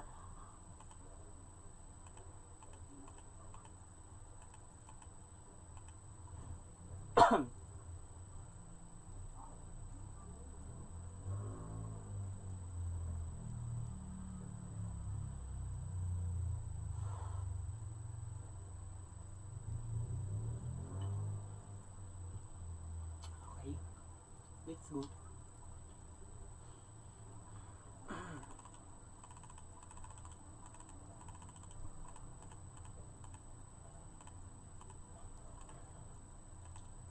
Icon.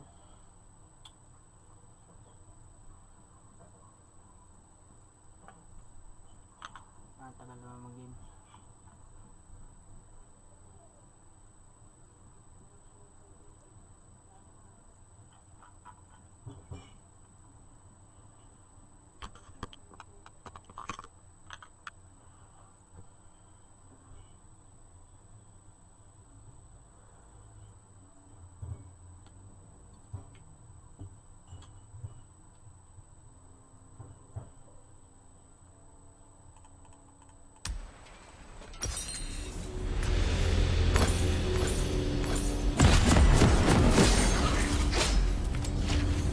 Just about. I won't bore you with the details, but these stars are alive.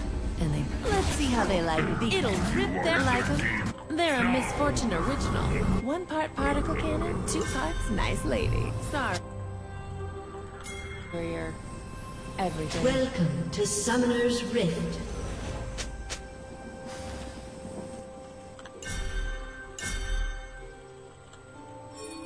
"30 seconds until minions spawn.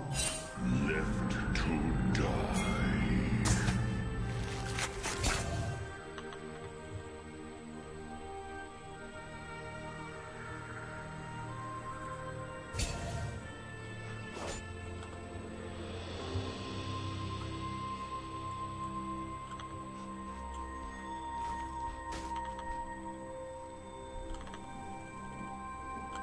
Minions have spawned. You are in the deep end now.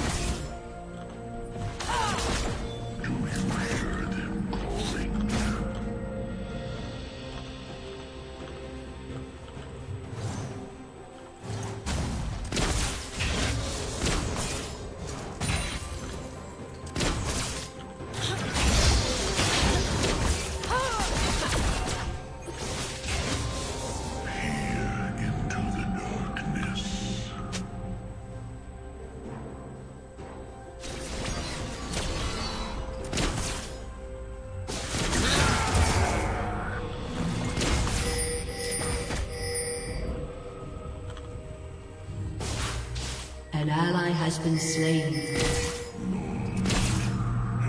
An enemy has been slain.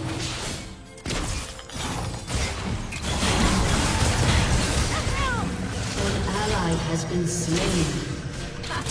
An ally has been slain.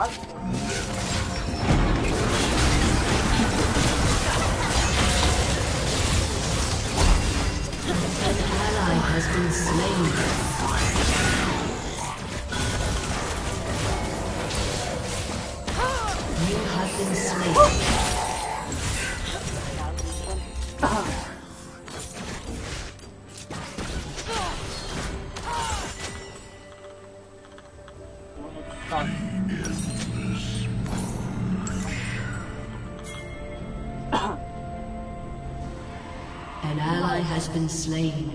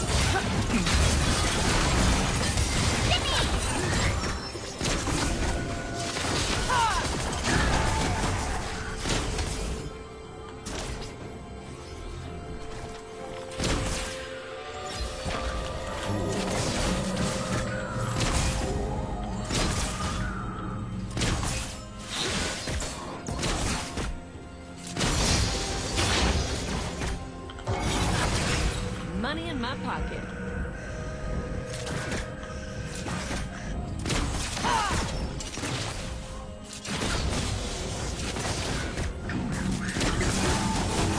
An ally has been slain.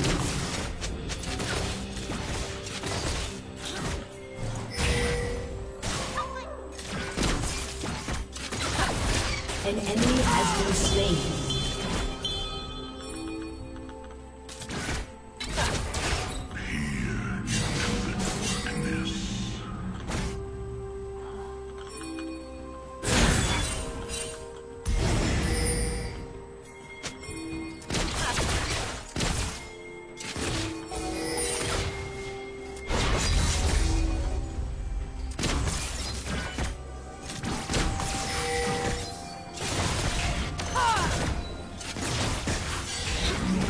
An enemy has been slain.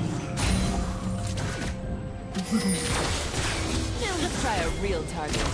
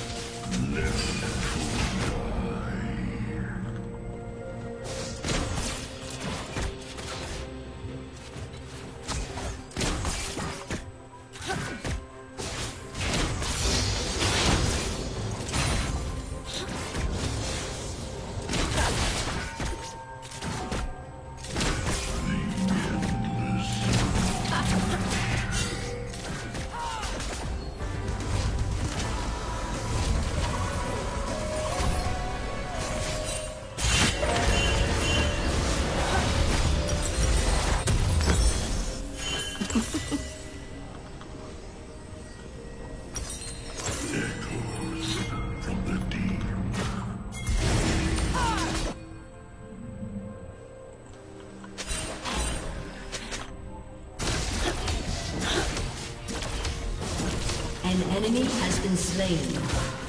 Enemy killing spree. 31 CS. Nalo yung feed namin, nalaluto.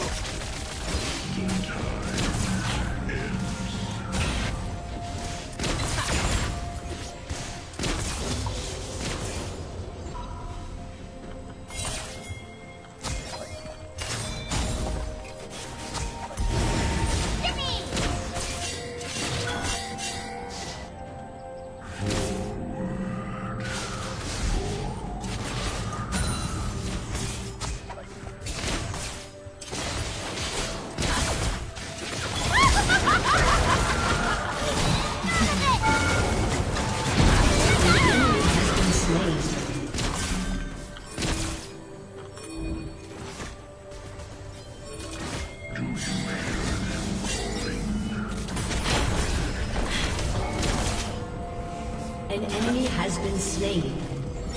An ally has been slain.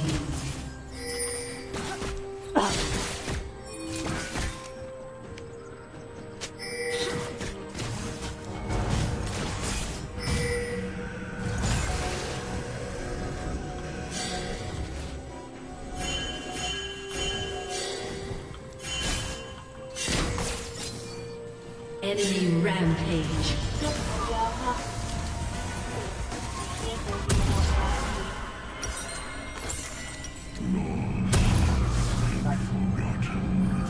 What are you doing?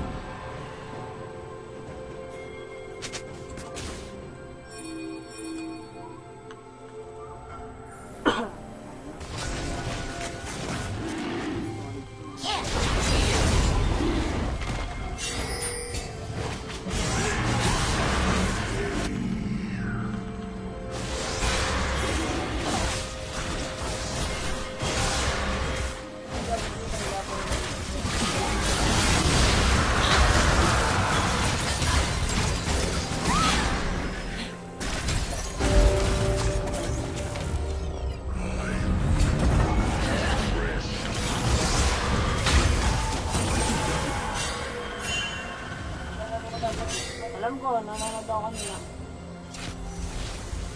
Nanonood na nga. Nanonood na nga eh.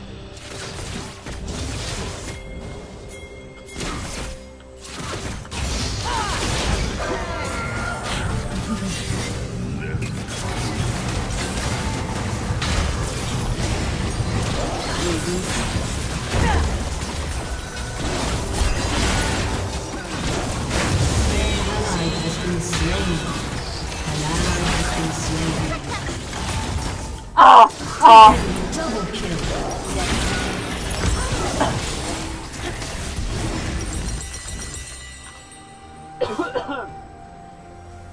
Ito ko po police. Tago.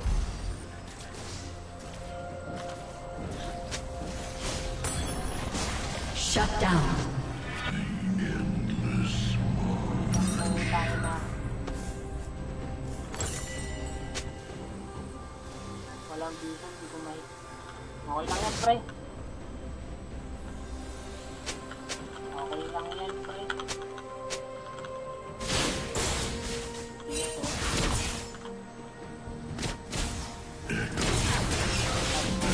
Saka kami nadadalaw tapos.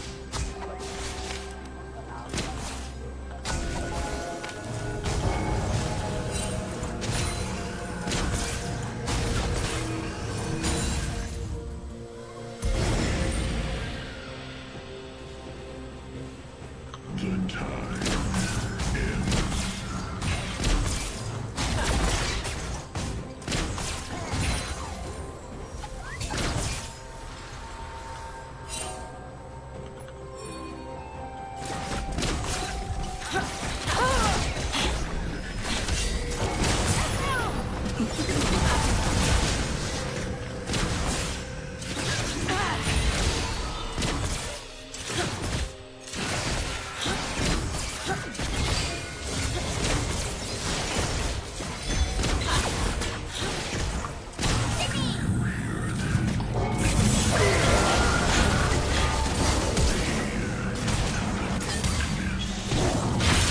An enemy has been slain.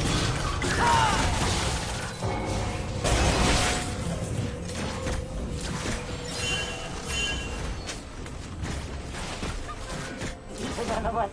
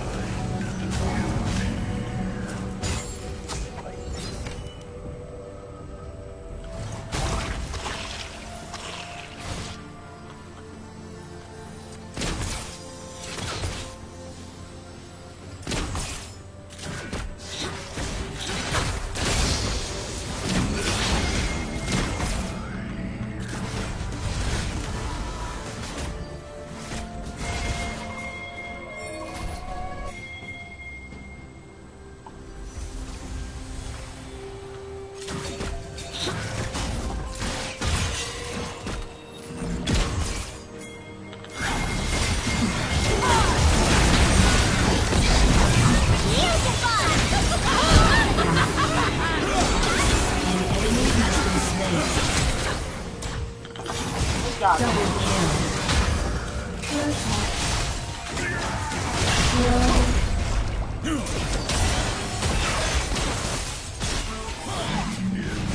An enemy has been slain.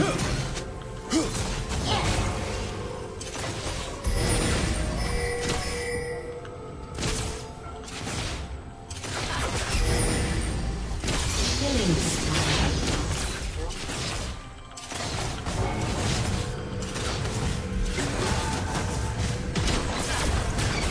Sorry, little guy.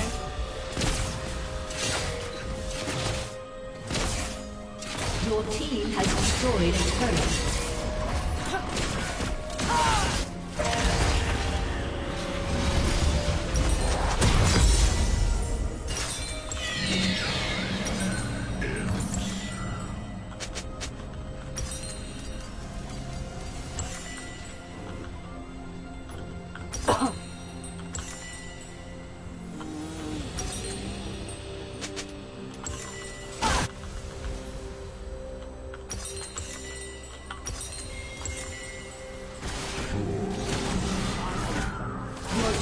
has been destroyed.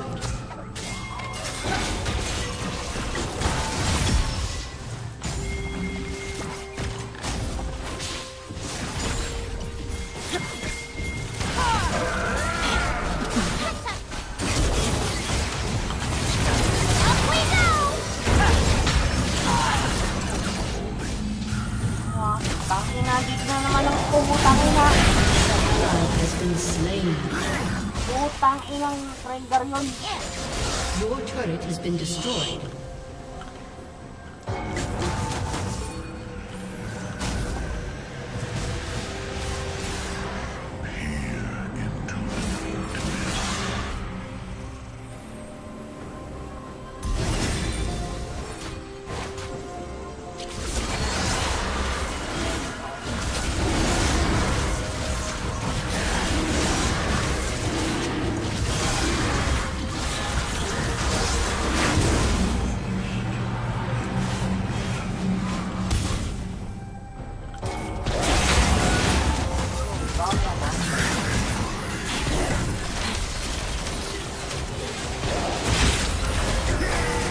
Rampage.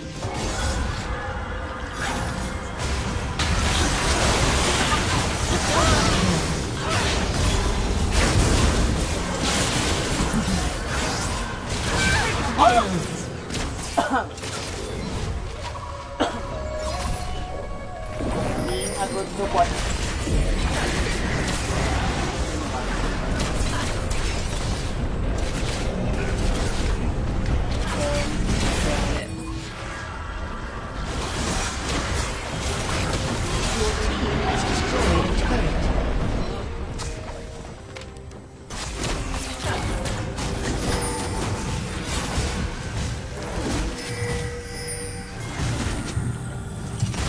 Shut down.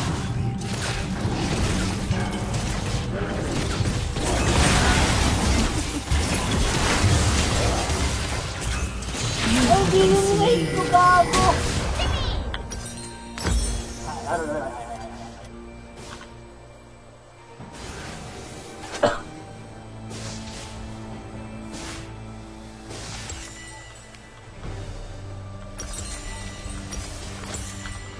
True.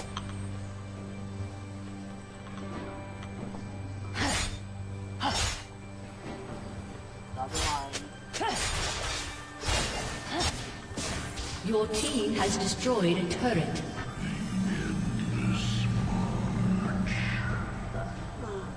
Guys, nakabawi.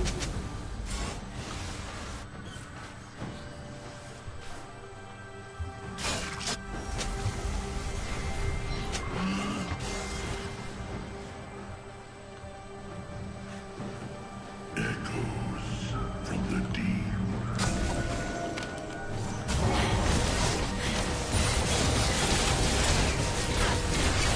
Money in my pocket.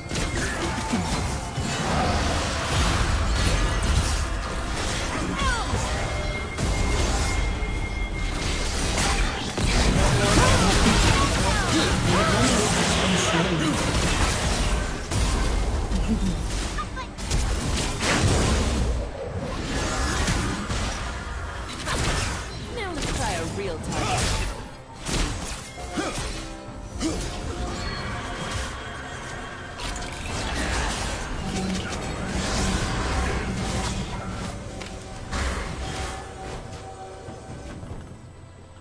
Room na siguro ako patama.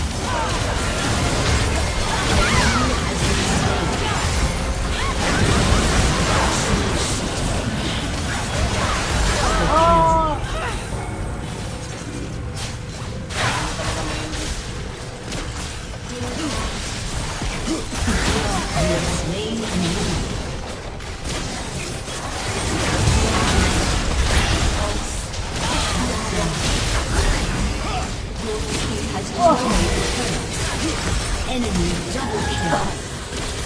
An enemy has been slain.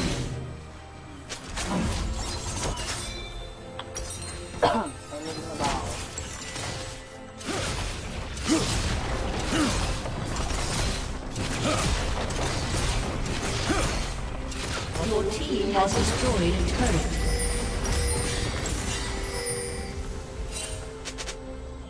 Your team has destroyed a turret.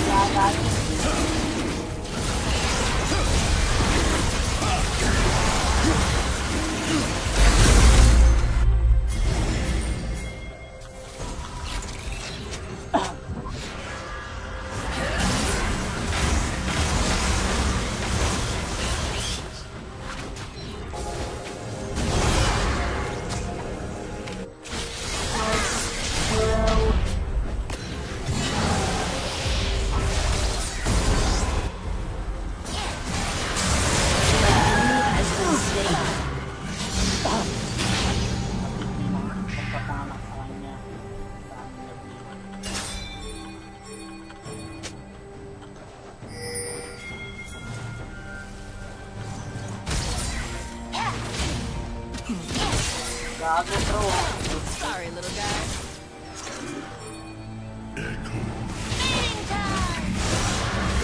Your team has destroyed a turret. Your team has destroyed an inhibitor.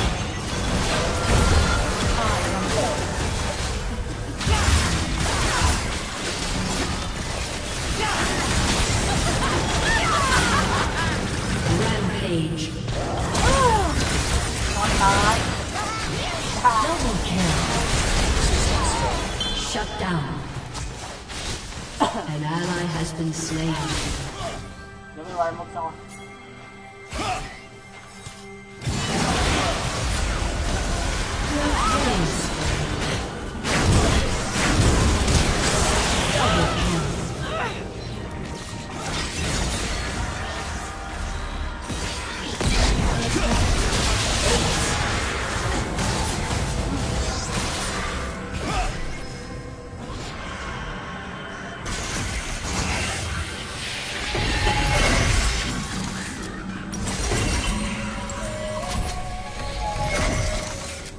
Executed.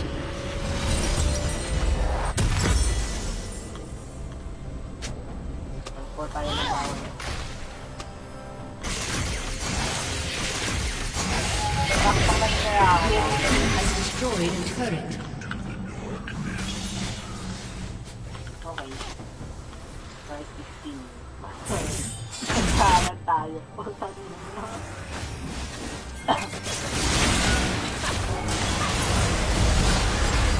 Unstoppable. Double kill.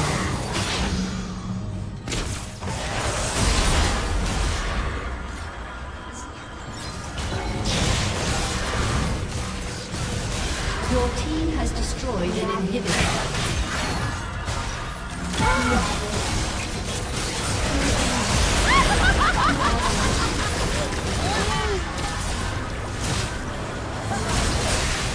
An enemy has been slain.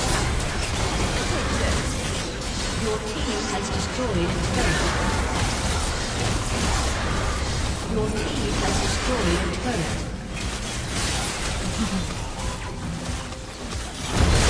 The universe needs order. A summoner has disconnected.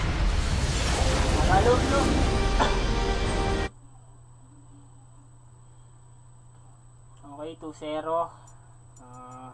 Kahit jungle is na yun na. Okay.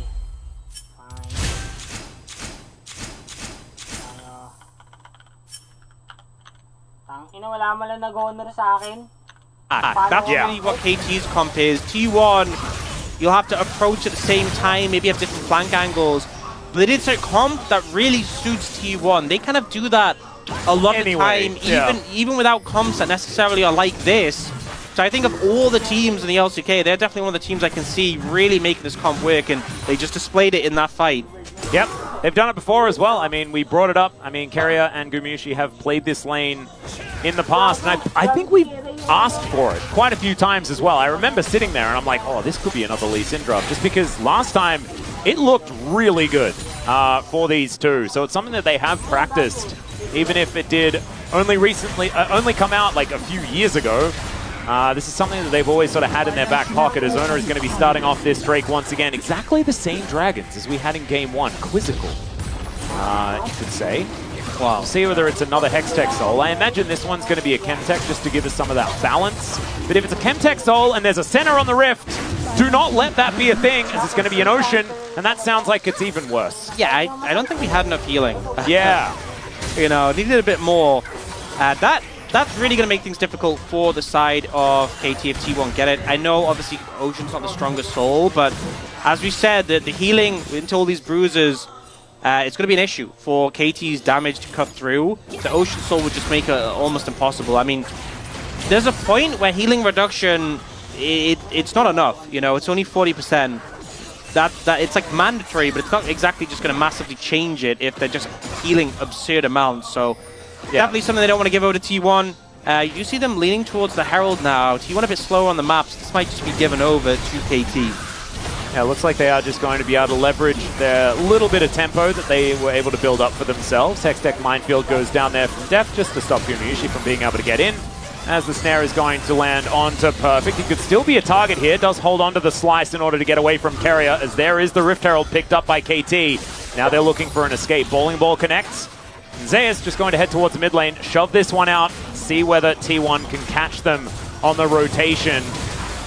Looks like it's just going to be a blue buff steal, and there that goes. Only going to be able to help pick that one up for the team. Yep, I like the fact that obviously KT get Herald, but T1 really forced them out their own jungle, and at least get the blue buff out of that. Not a worth trade, obviously, but still trying to find something from it. And once again, Faker pushing in the top lane. Well, really the backing of his team. You can see Beryl maybe looking to set up a trap. Yeah, he's going to turn up. Blade of the Rune King Yasuo, though, so a bit scary. I remember on this patch, Blade of the Rune King was nerfed for ranged champions. Well, it lost some attack speed and AD for every champion, but the percentage HP damage was buffed for melee, so intended to be kind of power neutral for melee champions, but a nerf for ranged ones. So Faker's still very strong with that in his pocket. Yep, definitely extremely scary. Not to mention he's on a Yasuo as well, can then build himself up extra shields and things like that. Can certainly be a lot more durable than you would otherwise expect, as Beryl is once again, this time cantering, possibly even at a gallop, as we just saw. But T1 now just going to get to work on this top lane outer turret, as Mega Inferno Bomb just going to try and ruin their day. It looks like these minions are not going to last quite long enough, as the bowling ball going to be avoided by Perfect, as he clears up the rest of those minions that were there. 22 the CS lead here for Perfect. Still, I don't think that has really changed throughout this game. Black Cleaver now done. Sundered Sky completed here for Zeus on the other side of the Rift. And I think that the Aatrox probably going to be just fine with how things are going, especially with that one kill. We kind of see this yesterday from the Ziggs, though, when Henna played it, that it's such a fantastic pick for stalling games out. Ooh. And T1, you know, sometimes you have compositions where it's like, can the AD carry really walk up and hit the tower? They don't have an AD carry. Right. You know, at all, period. So, there sieging is a range advantage. Is that what we call it in the biz? Yeah, quite a significant range advantage. So really, without Baron, T1's going to struggle to crack through some of these towers, which you can see as evidenced by the fact that they've taken 0 towers. Yeah. Obviously, you have some side lane threats that they can lean on, but yeah, I think getting Baron, setting a pace to this game is going to be really important for T1. Getting Soul, not giving over Dragons to KT and getting Baron is going to be big. I know this Sen obviously works well with the composition, but there will come a point where not just the Smolder, but Smolder Ziggs later on could be such a major issue. Short-range champions in a Ziggs, you put the minefield down, you have to run through it. It's so painful. And we were watching this yesterday and just wincing whenever anyone walked on even one of those mines. yeah, it's going to get really rough. And of course, Def isn't quite there yet. He only has his Ludens, and going to need quite a few items before that is really a thing. Hasn't been able to get around the map and take plates as well, as we saw. As you can see, all of these turrets looking pretty healthy on T1's side as well. We do get the Rift Herald charging in. T1 here for the defense. Not going to be a turret taken, just going to be a bit of damage here for KT.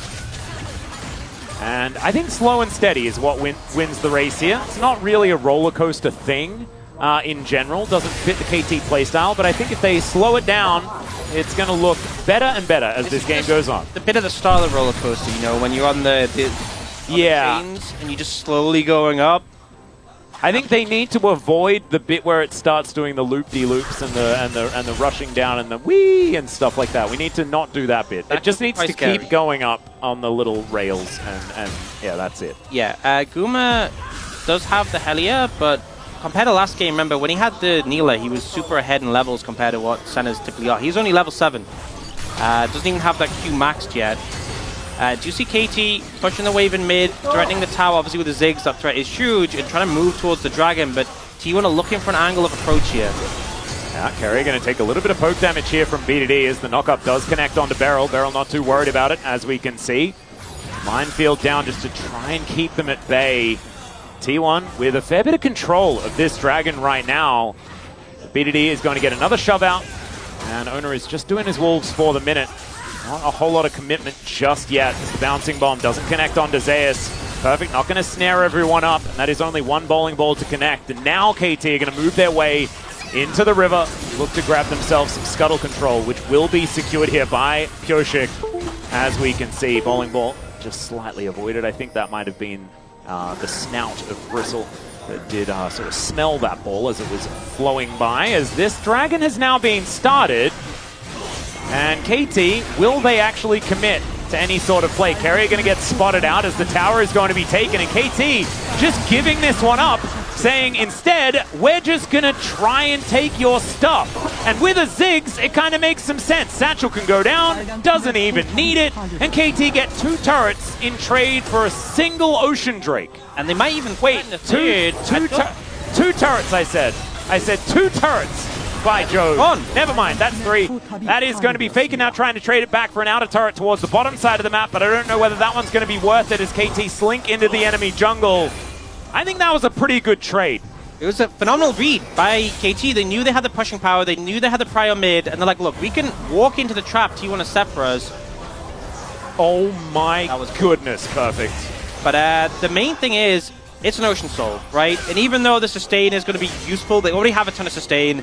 It's not Hextech Soul, completely different ballpark, and so as a result, KT are like, you know, so what if we give them an extra dragon? They don't have the soul yet, and the end result is they get so much structural impact, and you look at the fact that every tower mid lane is down on T1 side, and there's not a single tower down on KT side. You're getting to the point where the smolder wave clear is insane, you have a Ziggs as well. I'm really struggling to see when T1 will ever take this mid-tier 1. And until they can break that mid-tier 1, finding these flank angles, forcing KT to overcommit is going to be really hard. The mid-tier 1 is a great safe haven. Yeah. And if Ziggs and Smolder can just sit under it and wave clear, T1's comp is going to really struggle to push the pace of this game. And if they don't push the pace of this game, they are not going to have a good time. Yeah, because ever getting to these turrets is going to be impossible. And like you say, yeah, I'm looking at the map and I'm thinking the range of Mega Inferno Bomb kind of covers inner turret, top, and bot if you're standing and defending the mid-outer turret. And so you just sort of chill and you keep your entire map alive and make a whole bunch of money, and then eventually T1 cannot actually do anything unless they fully commit to a fight immediately to stop just getting queued by BDD over and over again with no recourse. And also, you know, the Senna is a squishy champion. We talk about the value of it, but if Beryl gets on top of Guma and there's ults to follow up, that Senna is not going to last very long. Now, we have seen KT kind of move up towards top side, but fortunately Carrier won't get any damage on this turret. Yep, and like we said before, they do have to commit very heavily in order to do so. And maybe we're getting a little bit of a glimpse into why T1 were very happy to scuffle extraordinarily hard in the early game Because if they were able to start that ball rolling extremely early, then this could have looked like a blowout once again. Like, you know, Harlem Globetrotters style, you know, Carrier doing all of those sweet moves, landing more of those kicks like we saw in the first team fight. But if the game is ever stabilized, like we're seeing KT attempt to do now, yeah, the inroads are just not looking too good, as now Carrier might be in trouble. Oh my goodness, and Chu does so much damage? What the heck? As, alright, Beryl is going to be pulled back there by the Infernal Chains. Mom goes down, doesn't do a massive amount. Yeah, and Carrier will be able to heal himself back up again as Mega Inferno Bomb almost just straight up kills Gumayusi. This is one of the problems with being a level 8 center in a game where, you know, BDD and Depth are level 13. They do a lot of damage. Yeah. And you don't have much help.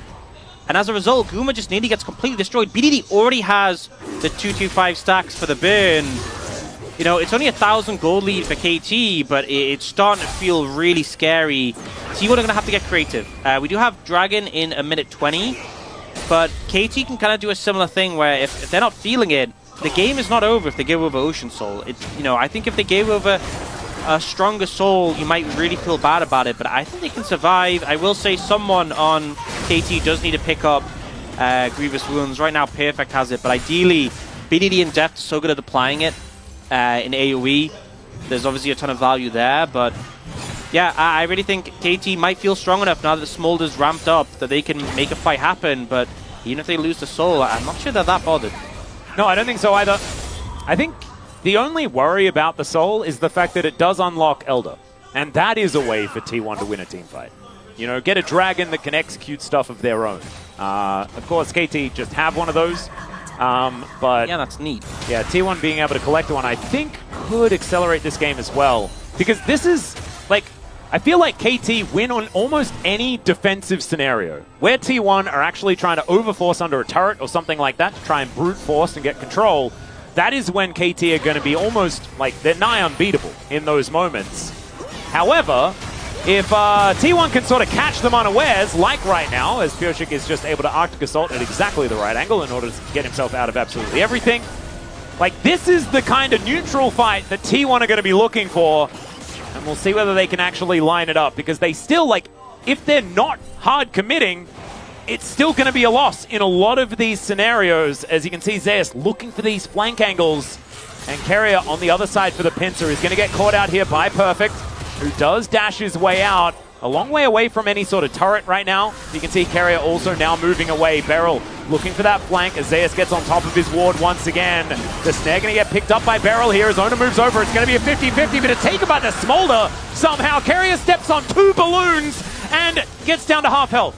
Yep, and KT's super happy with that. They denied the Soul, and they just bought more time. You know, the concern about the Elder, the flip that it could end up meaning a game lose even with a Smolder on your team, they don't have to worry about that for another 5 minutes. So good moves there from KT. Good secure. Oh, TP flank coming in. This is from Carrier. Yeah, this is very aggressive. And Gumayushi's just going to get dove on top of Depth. Takes him down with a Mega Inferno Bomb. And Carrier now just not able to find those angles, because without the center, what is this comp actually capable of? As now it's Perfect teleporting in. Zeus going to get thrown around like a ragdoll. These executes starting to fly in as he looks to be a hero, but he's burnt to death by BDD. The kick, it's going to connect, and Carrier takes down his ex-teammate, but at what cost? As Faker is at full health, he puts up the wind wall, but 1 versus 4. I just don't think it's going to be enough. The last breath comes down, but it is exactly that. He'll take Pyoshik with him, but KT win the fight. And it just felt like T1, you know, they keep bringing in more members, more sacrifices to the Blood God, and they just lose their whole team. This is one of the concerns with this low-level center, is how squishy you are. I mean, it doesn't even feel like they... I mean, yes, Barrel jumped on him and they ulted, but he lost so much health just from the WQ from BDD, and then the flank angles attempted. But first off, we get Zeus. Okay, Zeus is now in a 1v4 situation. Okay, Zeus dead. Who's up next? Okay, Carrier's turn. Carrier and Ona on a 2v5 situation. Okay, now Faker's like, cool. Me and Ona in a 2v4 situation. It's always stacked against T1 for the entire fight. And even though there's some little expressions of skill where they take out members of KT, it's just a numbers game. BDD just keeps pressing Q the whole fight long, and now he is monstrously fed. Yeah, this is the problem, is the fact that BDD got basically all of those kills.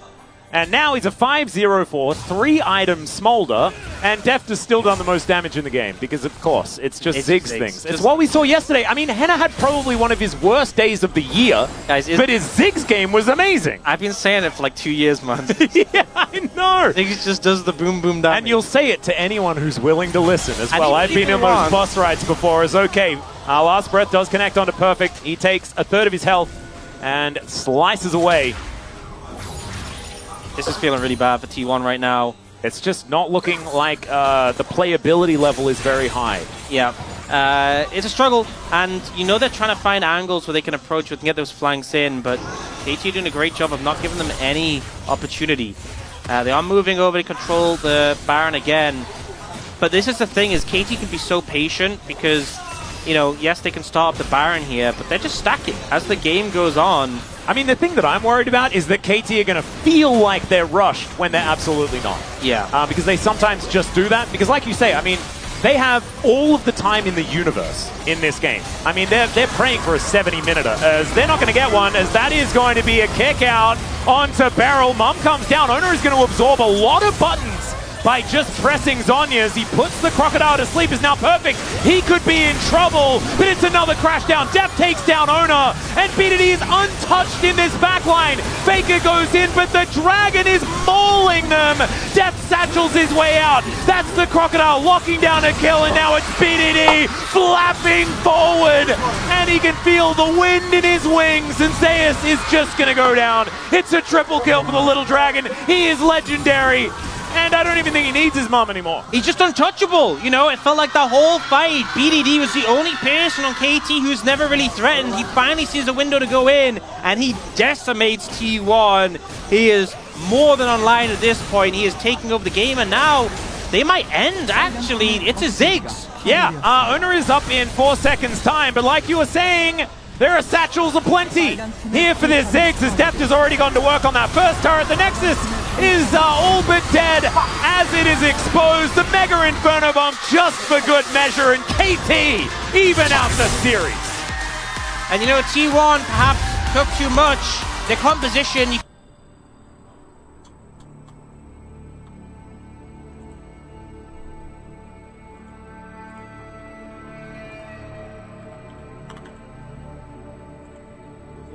Today.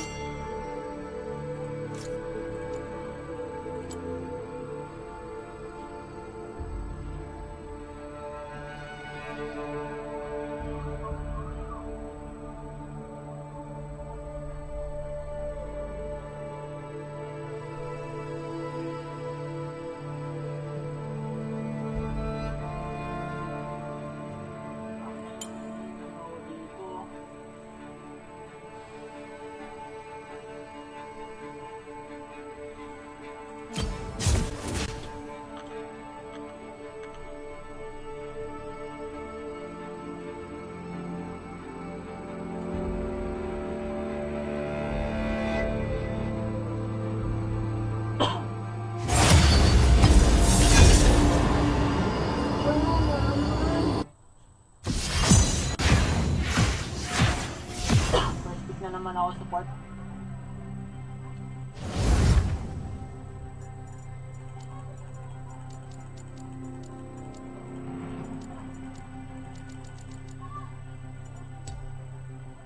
Jin na naman.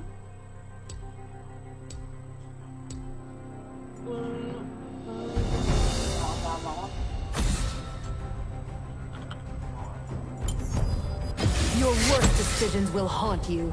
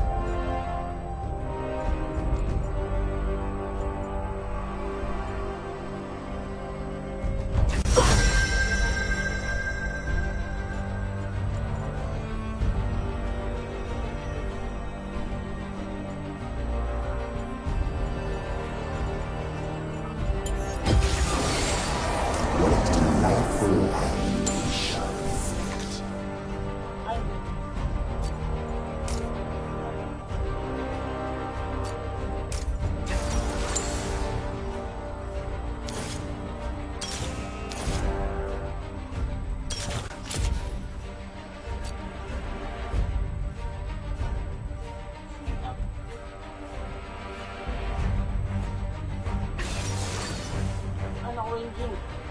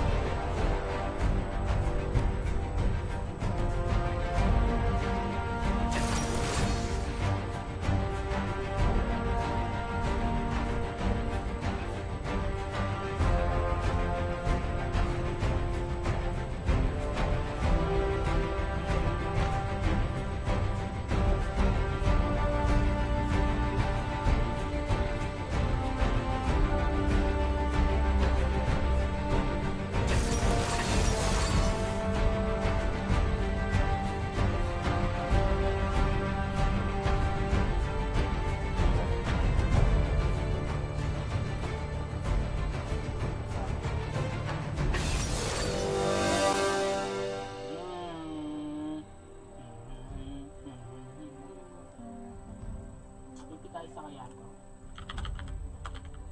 Isa ka, boss.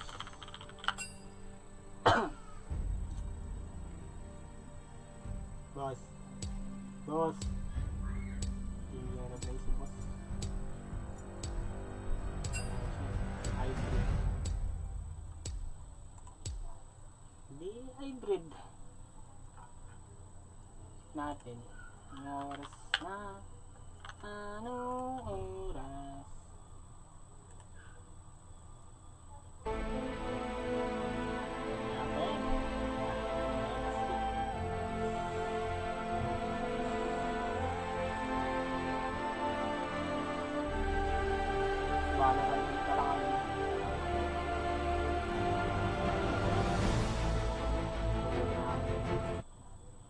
Push through lower A, but Team Heretics ready and waiting there. Maybe a little bit of a weapon switch. Dun, dun, dun, dun, dun.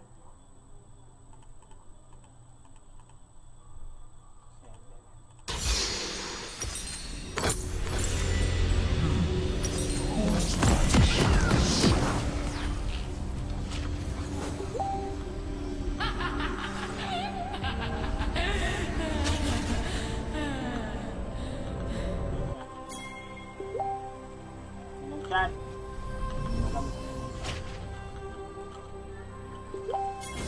Welcome to Summoner's Rift. I'm playing. 30 seconds until minions spawn.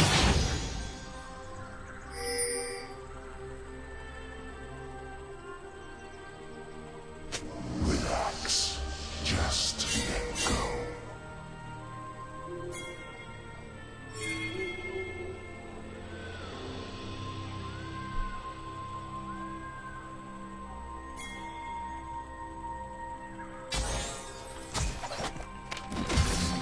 Minions have spawned.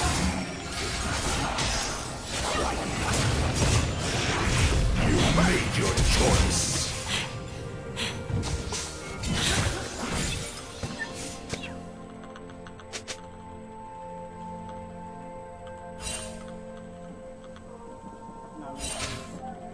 Torment comes with so many flavors.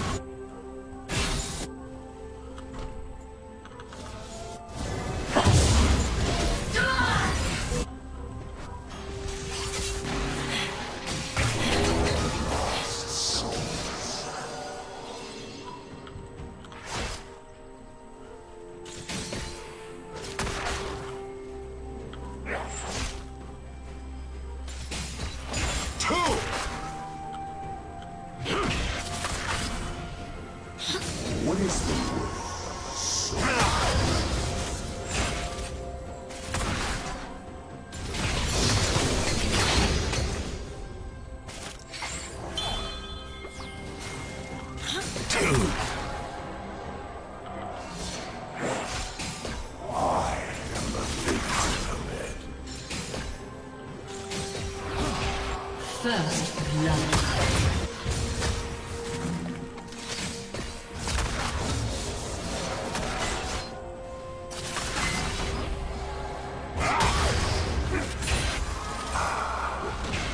The sweet tones of I won't forget.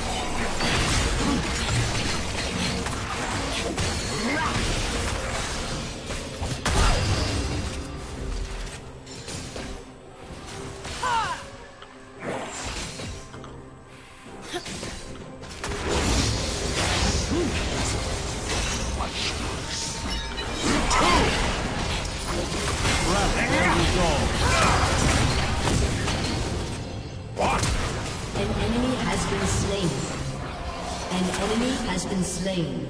You have been slain. fight upon eventually. An enemy has been slain. Enemy double kill. Flesh is prison.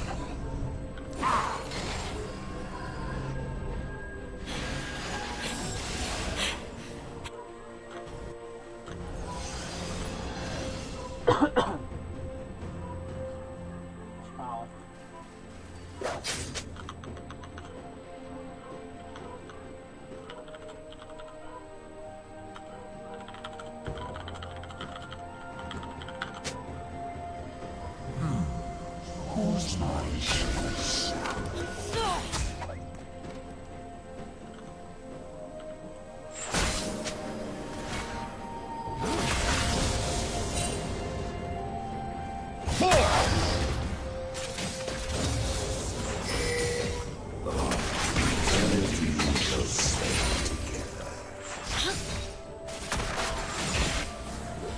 An enemy has been slain.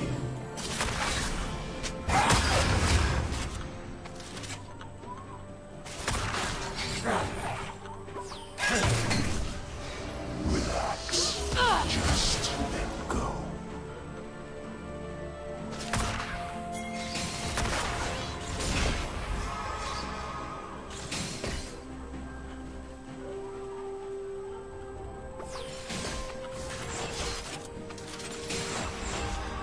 Home comes in so many flavors.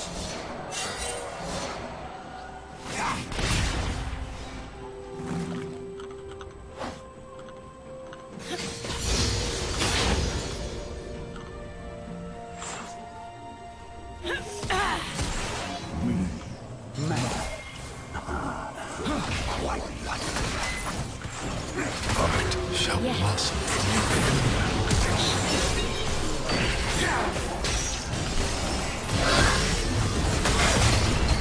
An enemy has been slain. What is the word?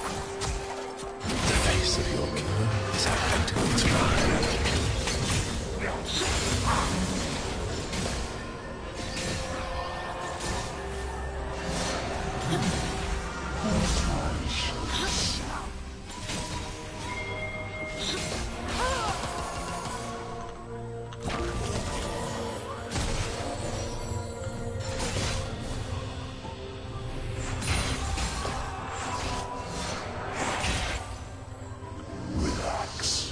Just let An ally has been slain.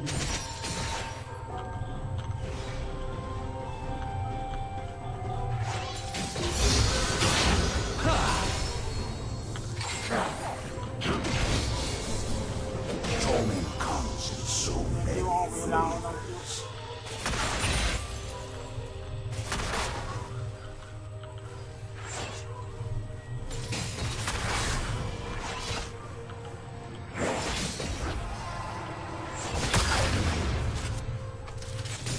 What is the worth of a soul?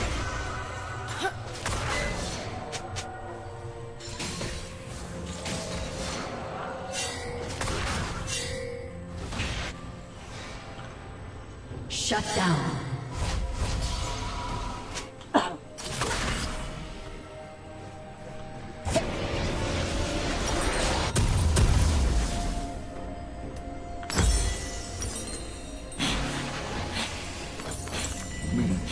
Man. Quite likely.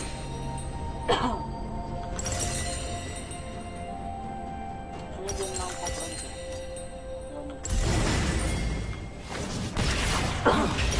I'll live for the applause. You will die for it.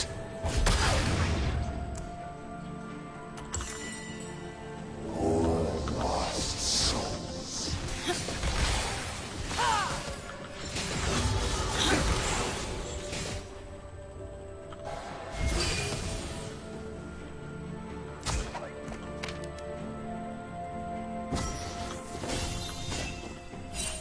I am the thing on the bed.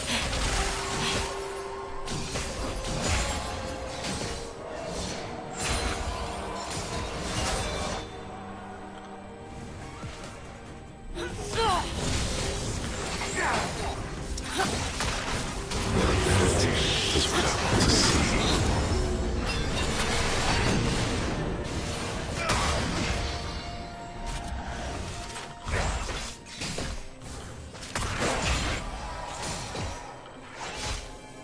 An enemy has been slain. Sweet tones of misery.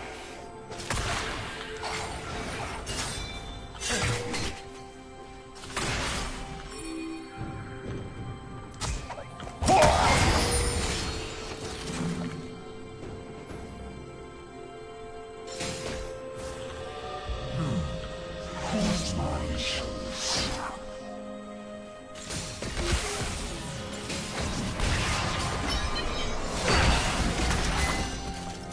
Life has no meaning. Your death shall.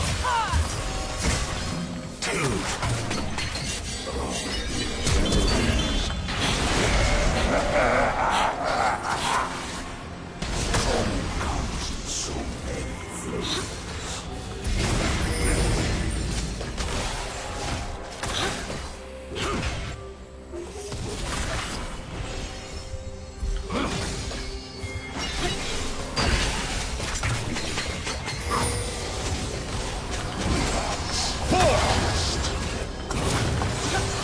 Face the cloud. An enemy has been slain.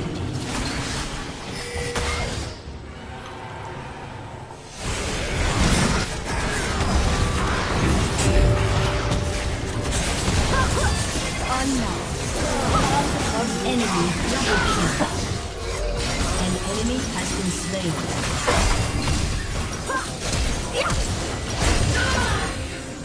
Killing spree.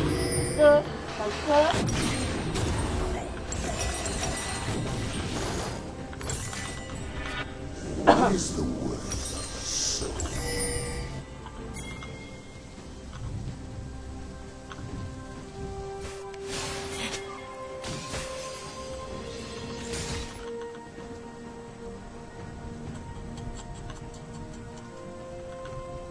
Poor lost soul.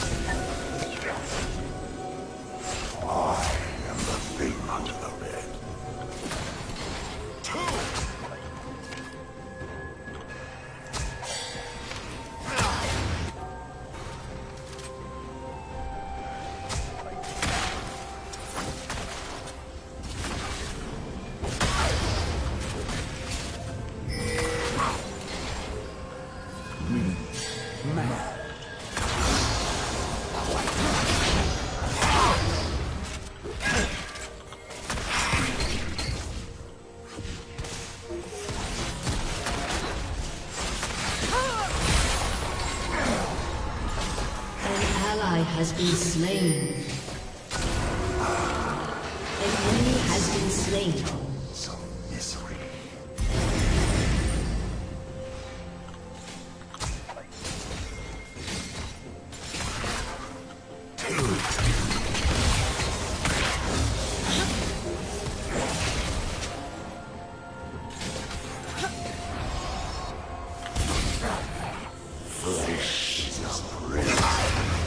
An enemy has been slain.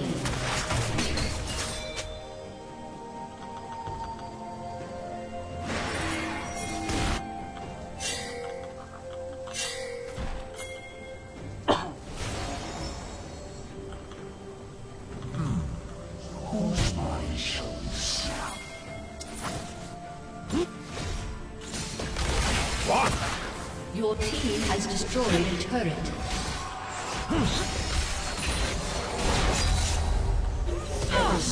I am good. Would you want to?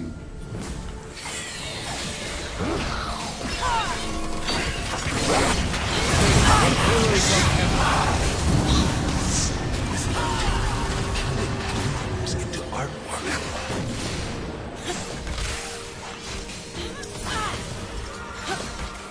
I knew you would find your mark in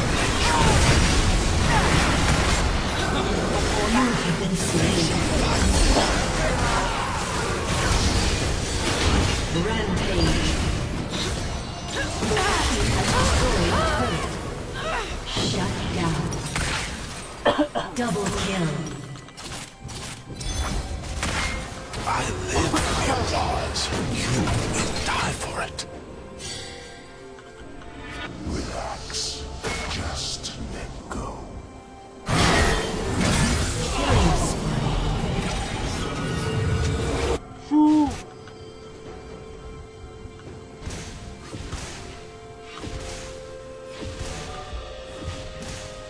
Nagalo-lo yun din, nagalo-lo. What is the worth of a soul? Your team has destroyed a turret.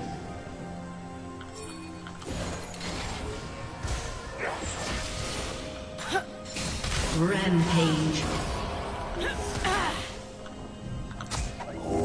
Lost soul. Double kill.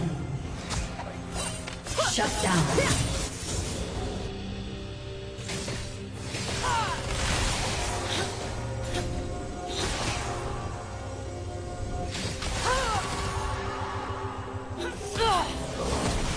Eternity we shall spend.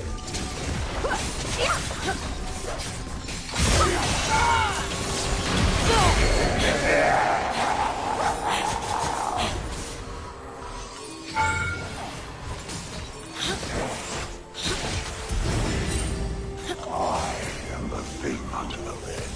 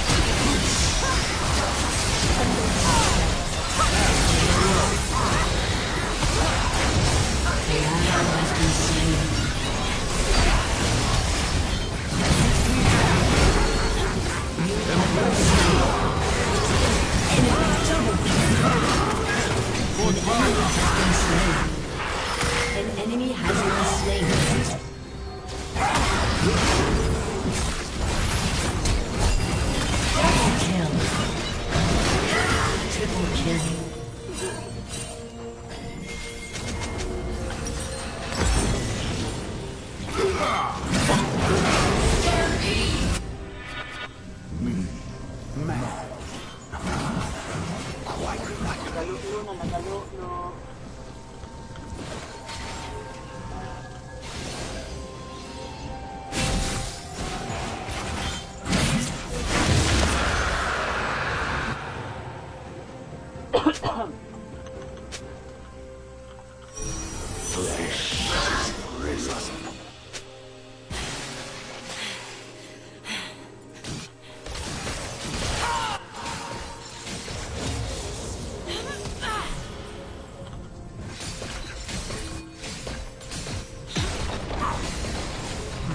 Your team has destroyed a turret.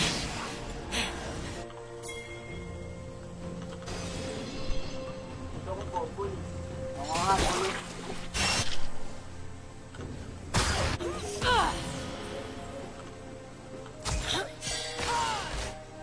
An ally has been slain.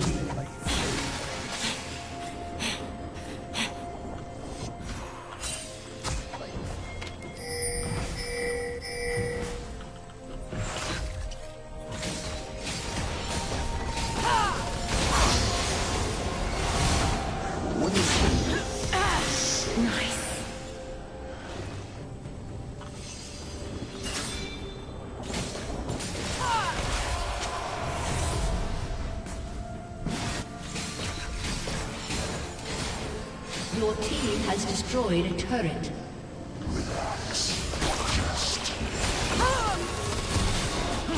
Face the crowd. Leave them. Let me show you something.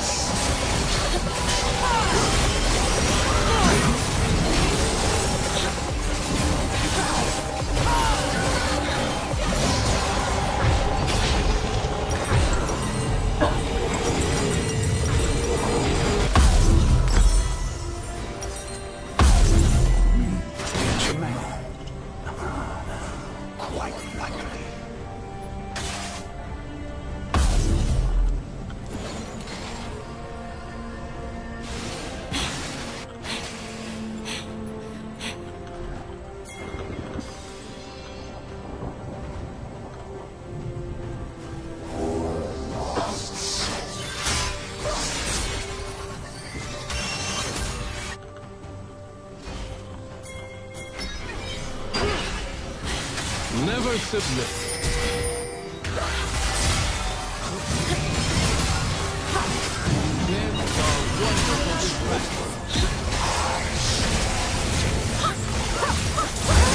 Slain an enemy.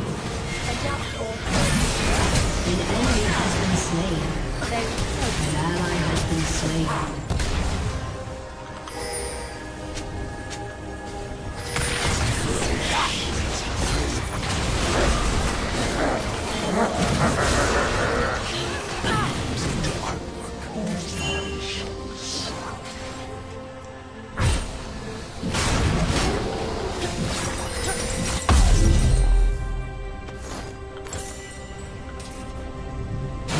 Your team has destroyed a turret. What is the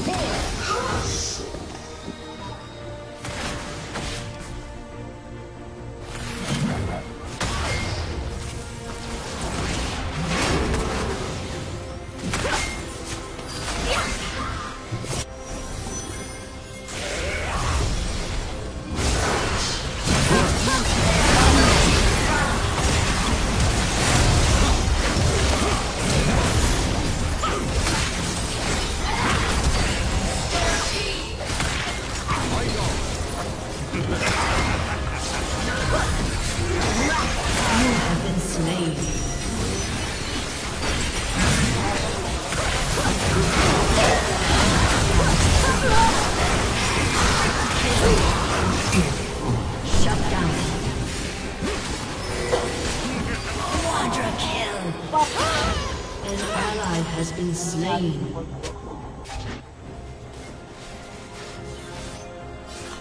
Kailangan talaga boss, batak.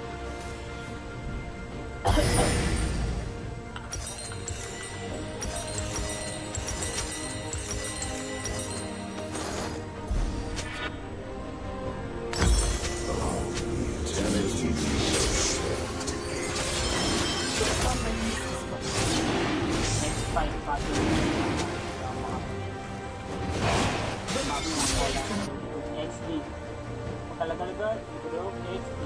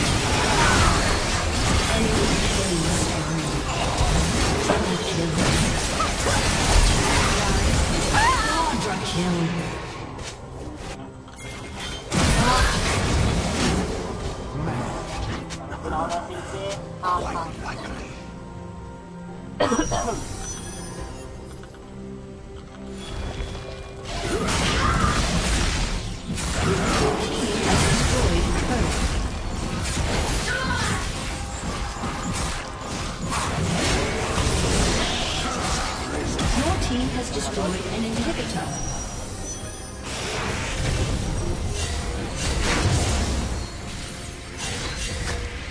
Say hello.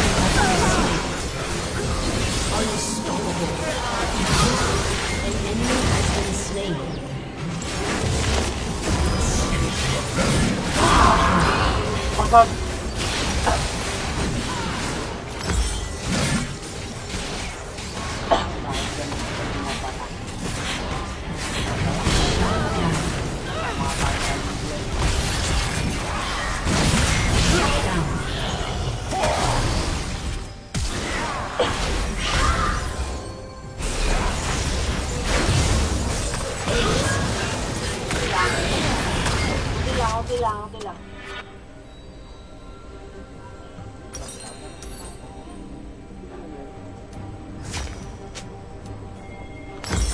What is the word?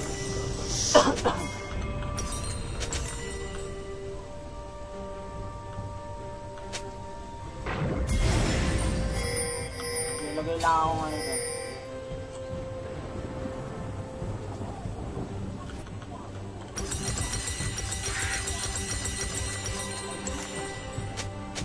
Relax.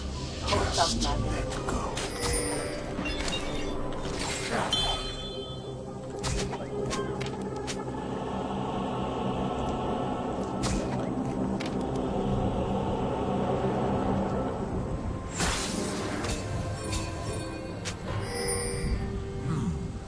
Whose mind shall we serve?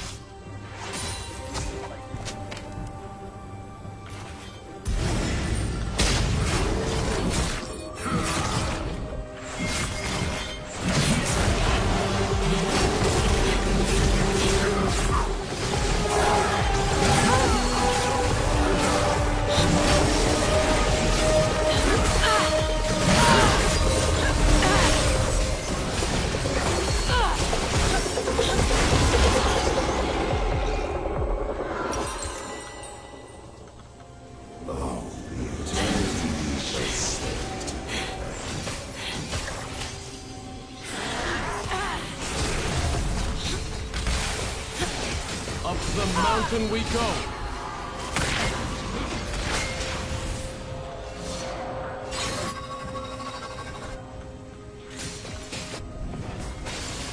Torment comes. Your team has destroyed a turret.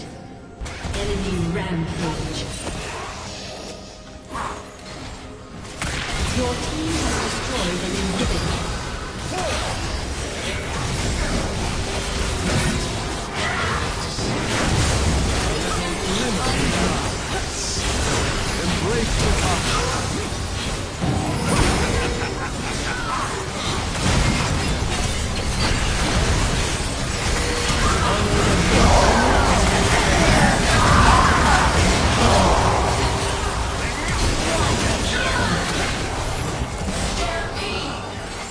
Putaw Mara. Enemy double kill.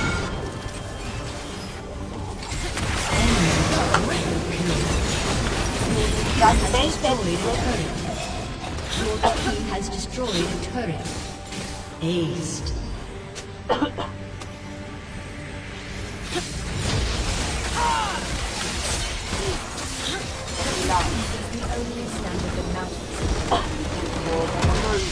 Victory! Tiwan na naman pala.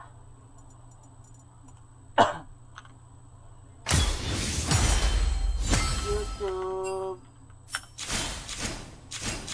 Uy, platinum 3 na ako.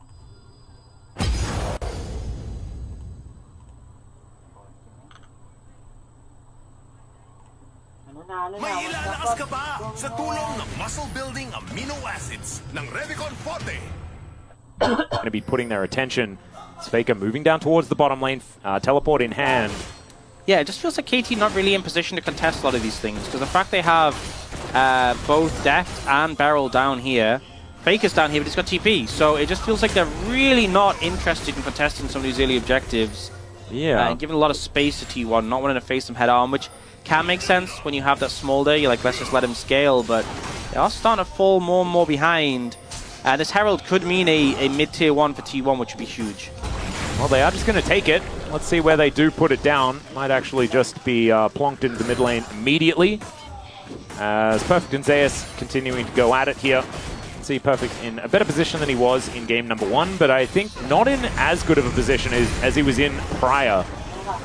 As BDD wants to grab this cannon, will be able to do so, won't be able to stop the charge, but also Shelly's not really going to be able to get more than just a bit of damage onto this outer turret, so not the most consequential of the Rift Heralds. Still going to be a lot of value as far as T1 keeping up the tempo, and as you can see, 2.7k going to be their advantage moving into this mid-game that we're seeing upon us right now. First item buys to come in. Ona does have now his Liandry's.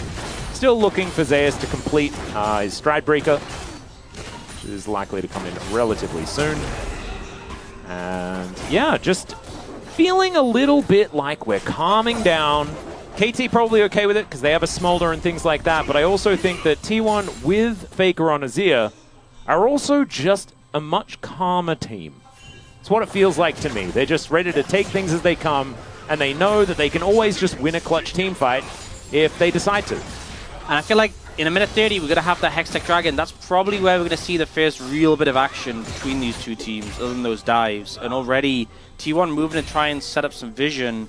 There's a lot of wards down from KT in return. Stridebreaker picked up for Zeus, some spikes coming through. And this is definitely going to be the point of contention. You can see T1 trying to establish mid-prio before moving through. Yep, Death's going to be able to clear out these minions pretty quick, smart. Faker down here, continuing to put on the pressure, and Ona always shadowing. Carrier always here. And T1 with a lot to just defend Faker in his position right now. There are a couple of schools of thought on T1 is what we've kind of discovered, and that is either leave Faker completely alone and be in position to punish elsewhere, or everyone just get ready for the global taunt to work. Yep, no half measures. It's all or nothing. Do you see BDD picking up the Triforce? And he's going to make his way top just to clear out this wave. Does have teleport, so he's the one that is allowed to do that. 24 seconds. Dragon, and KT already have one, so if they're not feeling it, they can just give this up. And we see actually Pioshik and Beryl moving up towards the top side of the map, so perhaps that might just be the game plan. Yeah. Just trade the dragons and one apiece, not really too much concern either way, whatever the soul is.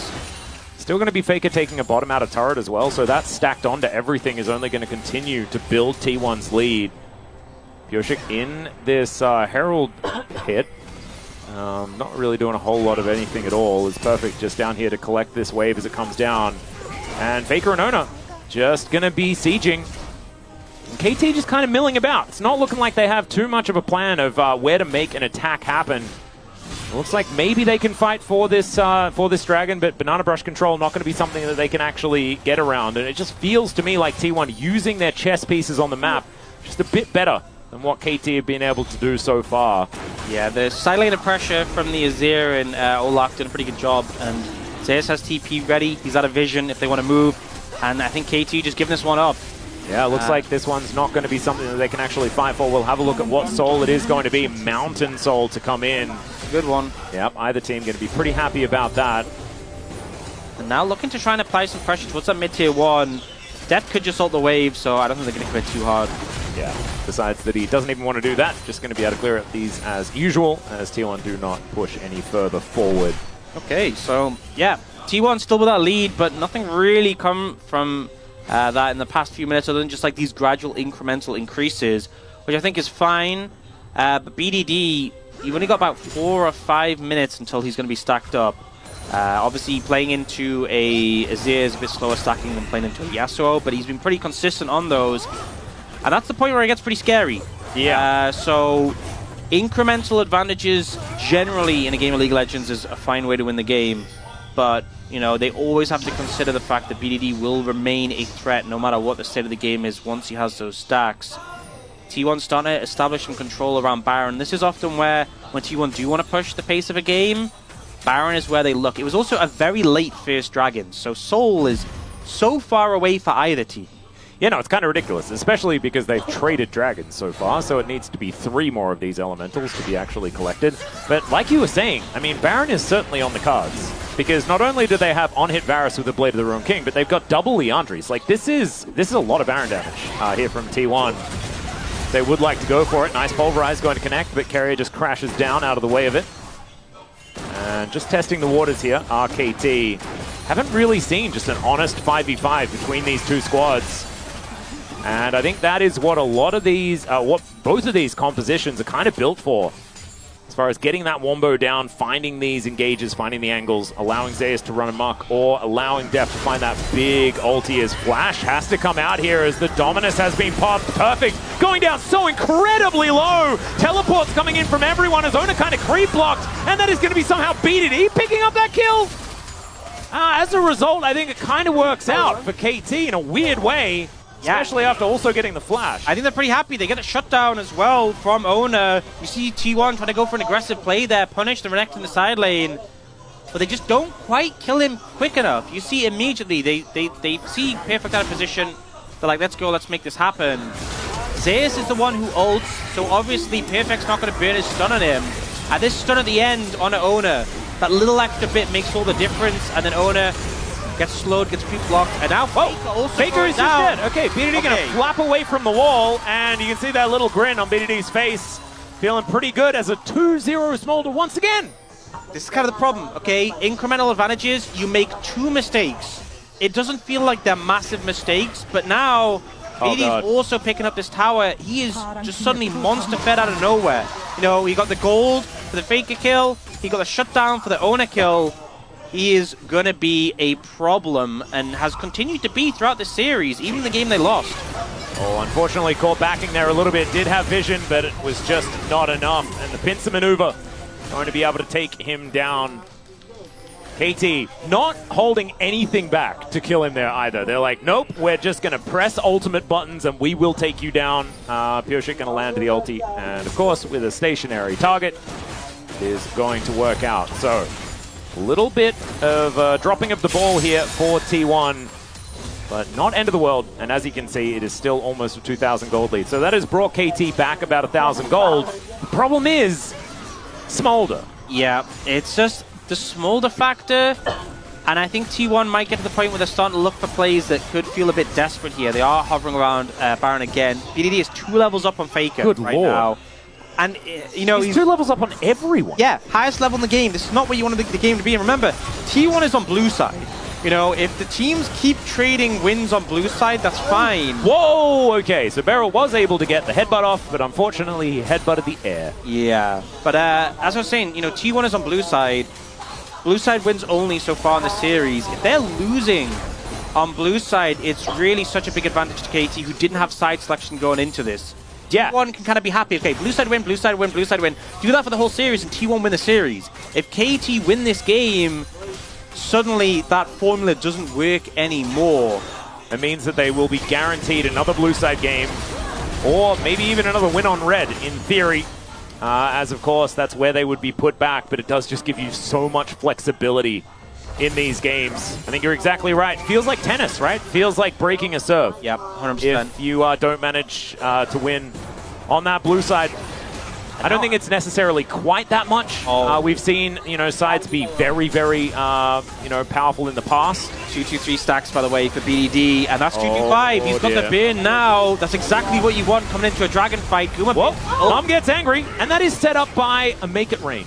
Yeah, and they traded Guma's ult for Barrels. Obviously, losing the Alistar ult is a lot more vulnerable, but the Varus ult's pretty valuable in these 5v5s. Both teams just kind of playing an ARAM right now. The Dragon is up and available, but KT are like, no. We're not in a rush. I think that is the statement to really define this game. Yeah. KT.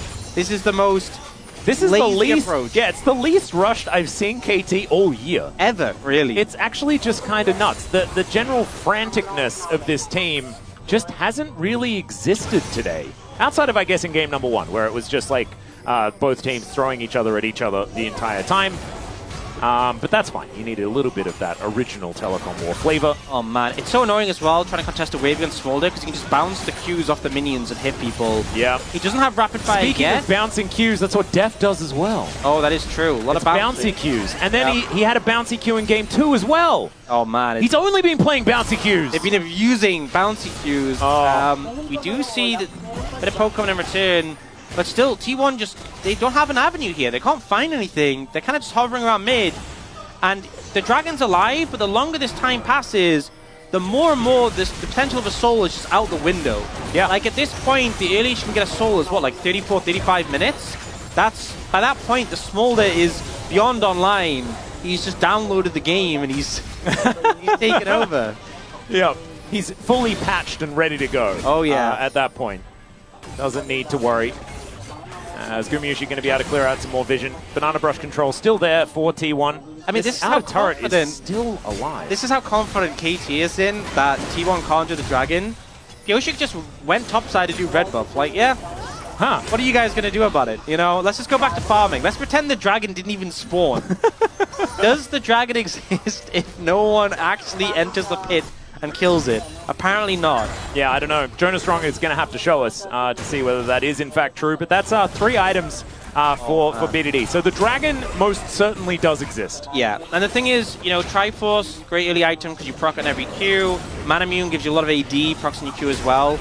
Rapid Fire doesn't increase your damage by that much, but the long-ranged auto is so powerful, particularly into a comp like T1's, to just how frequently he can get these Qs off. And now he's just going to become so much more dangerous. Yeah, especially when the Q is stacked this far, because not only does it benefit from having stacks, it also gets you more stacks, because you hit more Qs. Yeah. As Zeus there's a dragon! Wait. Maybe this is the way to take the dragon, is just to throw a Viking at it. Did you guys know there's a dragon up? Yeah, I just found out. Yeah. Thank you very much, Zeus, for showing us. Zeus is going to then deny its existence immediately afterwards, and will move away. Looks like neither team really wants to contend with there being an Elder Drake possibility on the map, as now Beryl could be in trouble once again, going to be trading his ulti for Gumayushi's. I genuinely think this is the longest, like, a third dragon has been alive all season. Yeah. Like, for such a long time. They just don't care about it. I mean, I think KT are just like, you know, we'll sit here and not take the dragon for another 20 minutes and just give... BDD's at 260 stacks now. I mean, BDD is a member of the Dragon Preservation We have a Society, dragon, yeah. You know? He's like, we don't kill dragons. I would prefer to stay undying for, 2 games in a row. That sounds great. Yeah. I'm loving the pacifist approach. Yeah, it's beautiful. From KT. Well, they are killing minions, but I guess BDD doesn't value minions on the same level as dragons. I'm starting to appreciate wanting to take down the dragons, though. They're looking pretty dangerous. Oh, yeah. As Carrier gets burnt a whole lot. Zeus is going to be giving his team a red buff. That is going to be the collection there. KT wanting to grab some buffs themselves. And I will say, this has been the least inspiring 3,000 gold lead I've ever seen. You know, they are technically ahead in terms of money, but I just don't feel it right now. It just doesn't seem to be relevant. No, I think that BDD is a little bit ahead in being Smolder. Yeah, well, I will say that's though, the problem. Bouncy Qs as well, by the way. It would be so crazy if just a fight broke out and they got on top of him and just one-shot him. And we've been talking about this whole time, and he just immediately... Wait, are they gonna... Hang on. No, they're killing the Scuttle. They're killing the Scuttle. Oh, okay. But, we just Scryer's orbed the dragon. He's killing the ward? And so the dragon does exist once again. He's like... They are really doing the pacifist run this time. Oh, yeah. I guess no one should tell BDD that they did kill that ocean dragon earlier. But I guess, you know... Some people become vegetarians later in life. I guess you're not going to... Wow, BDD started up the dragon. He's not a member of the Dragon Preservation Society. Or maybe he left, you know? Oh, yeah, maybe he had to leave because otherwise they were never going to be able to get the objective. Speaking of objectives, T1, they're just going to run over towards this Baron, and the dragon will be taken, but can there be any responses? Beryl just dives in there. All right, maybe that's the response. It's perfect, just pokes his head in, and then hops out again immediately, and KT have stopped the Baron. Yeah, they started to take some damage, and I think they were really conscious of the freshly level 16 BDD pressing R on them in the pit and just one-shotting them. He's going to call his mom, and it's one of those call your mom when his mom's really scary. Yeah. You know, have you had those friends before? And he's just like, no, I'll tell my mom on you. And you're like, no, please don't. Yeah. When you come over to their house, and, you know, you'll be doing something, and like a glass will smash or something, and immediately everyone... all the blood drains out of your face. Yeah. It's like, please tell me that's not one of the good ones. Oh, dear. You know what? If the mum's that angry, it doesn't even matter if it's one of the good ones. Yeah, that's very true, actually. You just have to be extremely careful. Speaking about being careful, KT carefully trying to assess whether this Baron is going to be taken down. That is going to be some vision given over. BDD going to be the one to answer the Olaf, as this farming is looking very satisfying, unless you're a T1 fan. As Pioshik, this is good news for T1 fans. Pioshik a little bit too far forward. Owner running very, very quickly. The bowling ball not quite going to connect, but Pioshik going to be sent packing here for now. I believe does have his warm-ups completed, so we'll be able to get that health back relatively soon. Oh, not quite, actually. So. Oh, doesn't actually have it built up. Man, been sitting on those components for a while. So they will get vision with the Make It Rain. Beryl actually has no wards and isn't able to recall. All right, he's going to have to flash to get himself out of the way. This one eats some honey fruit. Shattering Strike does not land, but Ona will be able to put him to sleep. Throws down the ulti, but had no health to back it up, and is still just able to walk it off. Never mind. Yeah, he just lives, I guess. Those hooves were made for walking. As now Pioshik looking for a bit of an angle. T1, I think they found it, though, as Chains of Corruption going to have to be flashed. But that's not even the main thing. They have so much control around this Baron area, as Beryl running back, hoofing it as fast as he can. Okay, but Death can get vision with Make It Rain. That's all they have right now. They're just going to have to go for it. Yeah, they're going to have to try and find an angle. Here's the Magnet Storm looking to try and keep them out of the pit. And Pioshik still gets in, but it's not going to be good enough. Look at this AoE damage, it's gigantic. But T1 is still just going to be able to get out of there with the purple buff in hand. It's a successful heist, but it still feels weirdly... You know, it worked. They got the Baron, but BDD is still so strong. It still doesn't feel like a true victory right now. They lose one member, they get away. They're going to lose a tower as well. I feel like we're going to get to the point where T1 has like a 10,000 gold lead, and they're inside KT's base, and we're still worried about the Smolder. Yeah, and I don't think that worry's ever going to go away. It's a win for T1, right? They got the Baron. You can't complain about that. But it's on the ninth edge. And you look at this situation, it's a great ult for Carrier to keep Pioshik out the pit, gets in too late, but he just gets deleted. And the rest of the team, I was thinking, like, BDD, imagine if you flashed Q someone who's just in range, you'd kill like 4 people. Yep. So it really feels like they're kind of just hiding from the dragon at this point, which has kind of been what they've been doing all game. Hiding from the dragons. I think it's a very smart idea. The dragons are pretty scary. Speaking of which, 370 farm. That perfect Lord. timing from the observers, but I want the stacks. I mean, he must be at like maybe like 350 at this point. He's so strong. He's got Leandri's finished as well, and it's not like Faker is farming really badly or anything like that. Like he's being shut out of the game. It's just everything's being funneled. He's caught every side lane. everything has just gone into BDD, and it's understandable. He's now got 4 items, and they're all really good items. You know, this feels like an aiming Smolder game. Oh, it really does. I feel like we watched this yesterday. And aiming won a few of those games. So we can see that building up the Smolder is certainly something that does work. But now it's T1's forte. This is where they get to utilize their control of the map. And you can see able to take down inner turret in the top lane.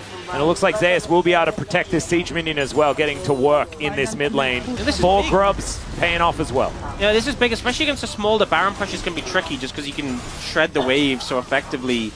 But T1 keep pushing the gold advantage, but it still feels dangerous. And the thing is, Soul is so far away. Soul is just a non-factor right now. The dragon was delayed so much. Like, if T1 secure this dragon, then Soul's just not happening for the longest time. Nope. No Elder, really, to push the pace of the game, well, other than BDD. Oh, okay. Ona is going to look for a little bit of aggression here as he prances forward. That is going to be the blue buff secured. Takes away from all of KT. As Beryl not going to get bold. And it is going to be a Gromp secured here. You know, this game... This game is really just a test of how strong Smolder actually is. Can he carry... Yeah.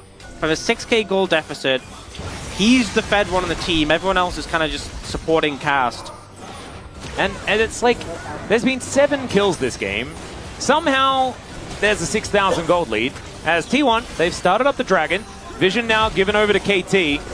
As teleport to come in. Let's see what can happen here as the dragon does fly by, but it's just a little bit of damage onto Ona. They get the edge.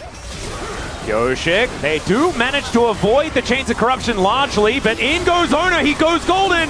Can they find the sleeps they're looking for? The flash out from BDD, but he's still gonna get taken down. And this is like what you were talking about, Orcs. Unfortunately, sometimes the little dragon just goes pop, and T1, they are just crushing KT with their wallets now. It's a little bit anticlimactic, but that is the way T1 are going to do it as they look to try and bring us to the next game with match point in hand. That's going to be the clean ace.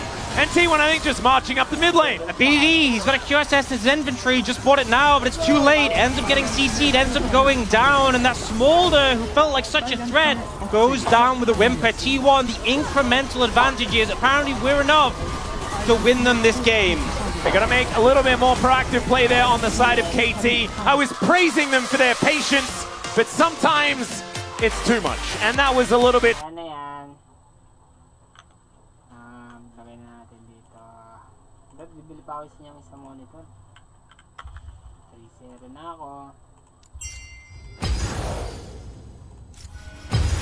Okay, 3-0.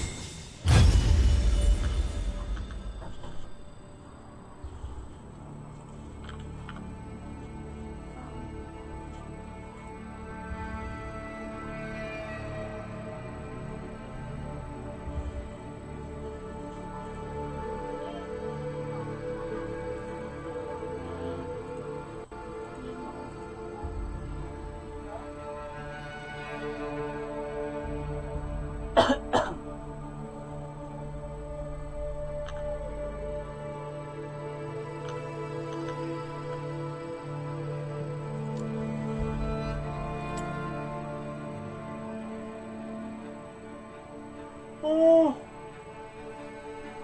Oh.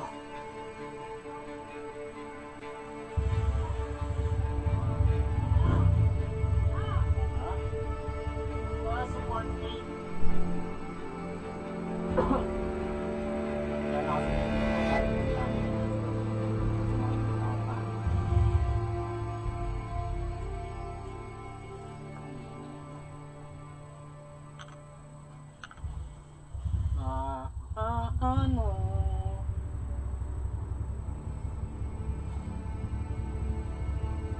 Parang gusto ko mag-tam super ako. Nakapag-top speed yung kasama ko.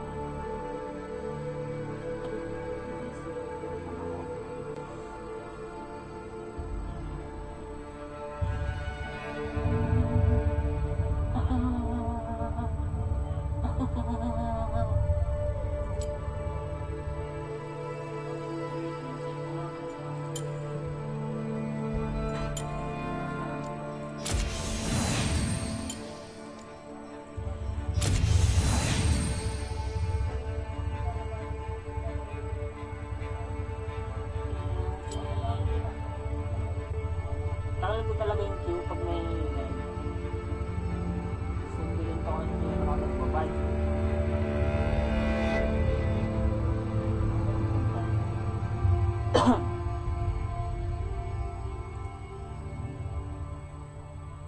Tagal lang queue.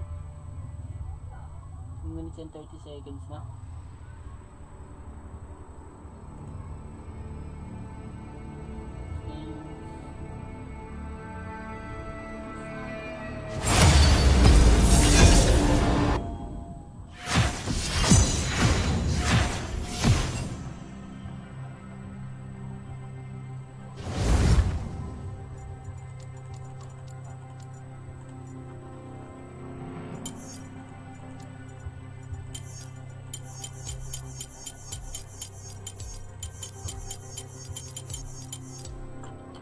Sobrang ano yun.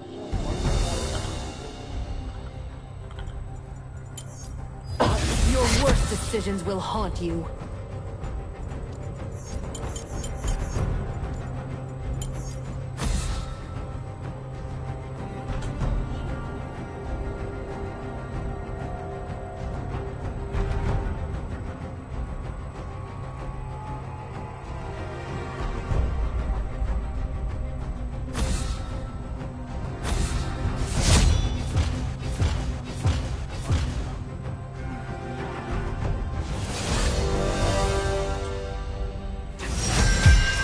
Naku yung thumb.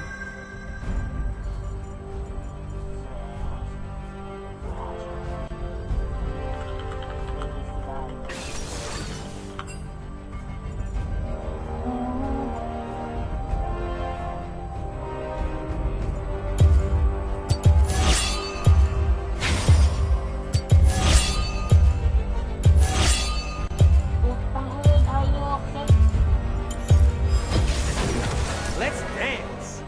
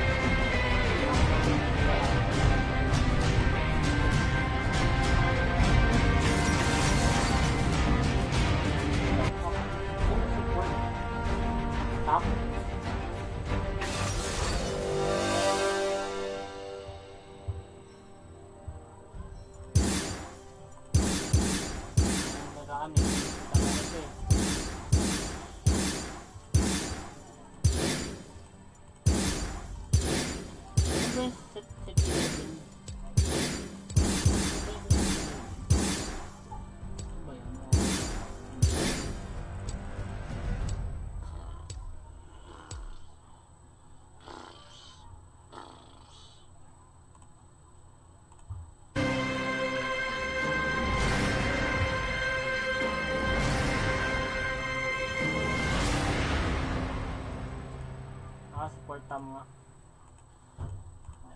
Okay, fine.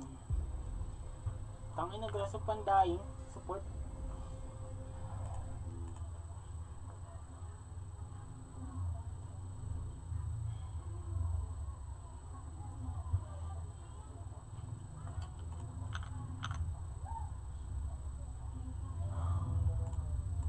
Ay, 23.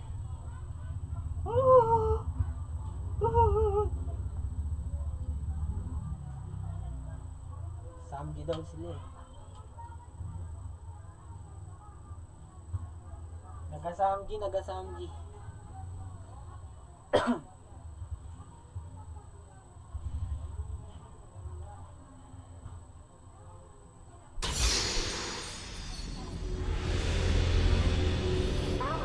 Baba ng Facebook.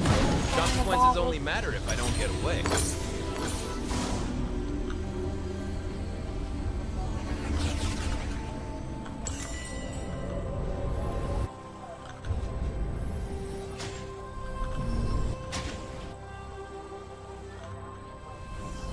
Welcome to Summoner's Rift. Dali.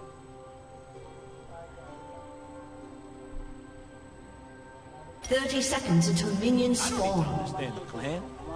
I trust my love.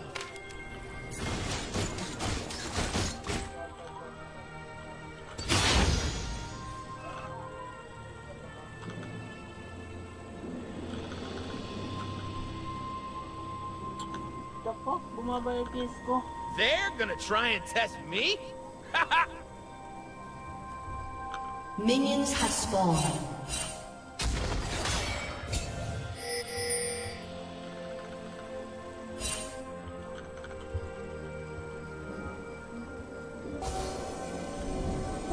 I'm here! We can get it done!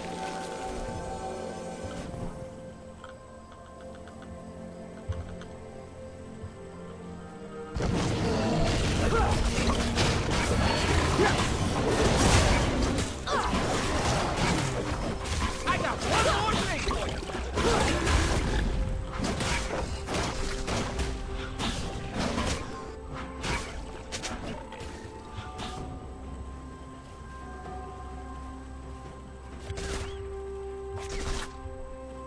It's a revolution.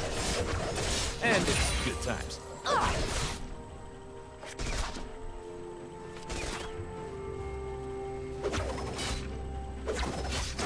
Better duck.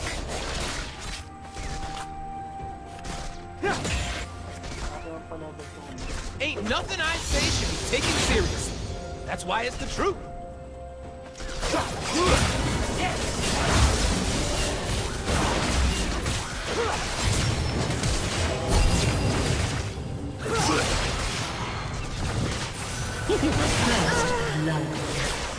Magic.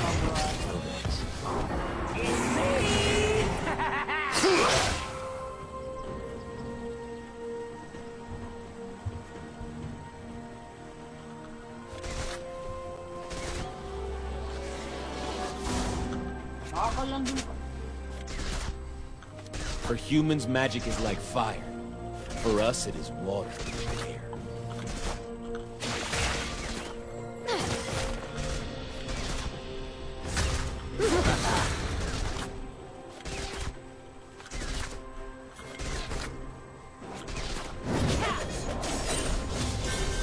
Zaya! Hey! I hate it when she moves.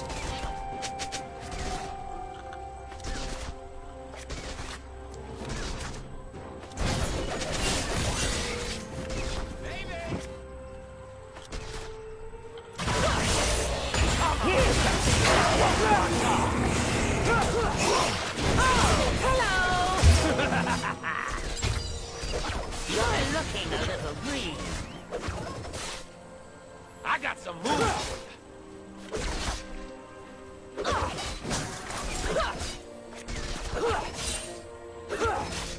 Heads up.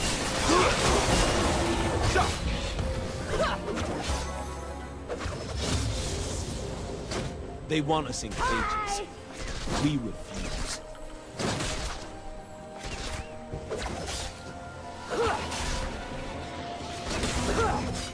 Better duck.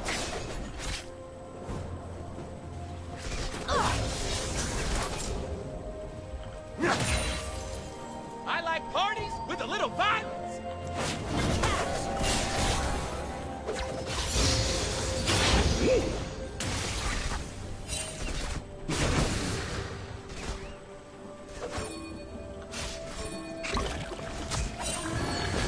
I will walk in.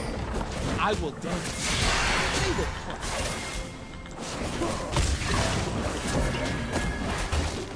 An enemy has been slain.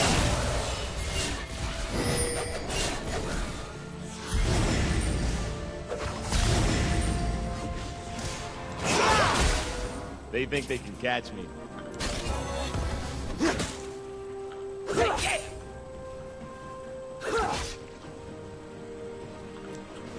baba na yung Facebook putang na.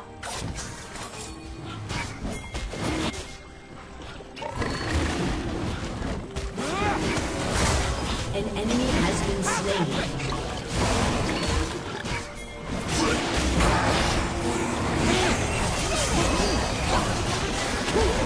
An enemy has been slain.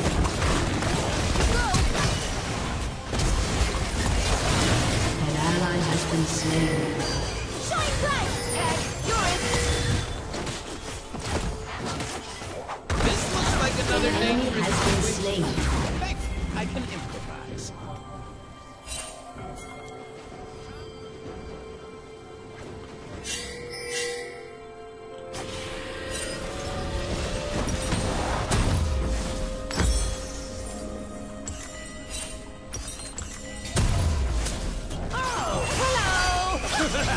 Fun. I need some fun. An ally has been slain. Bumaba yung PS ko putang na. Ayun o. Stuck sa 45. Nagalo-lo. Window shift. Window shift. Don't leave nothing. Bring it all. Fuck.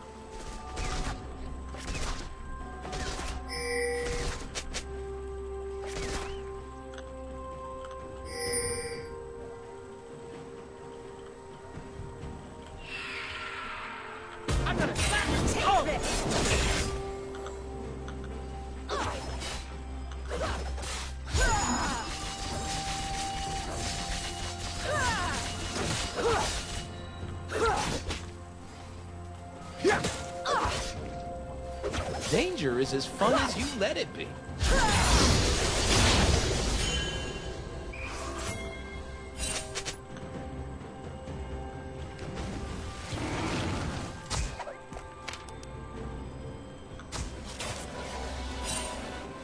Name one genius that ain't crazy.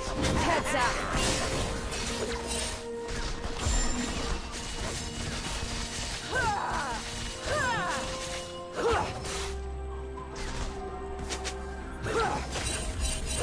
Better duck. It's magic that's wild. I'm just here for the party.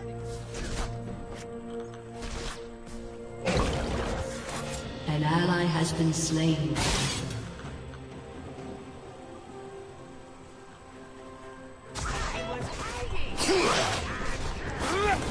I don't want a world that's safe.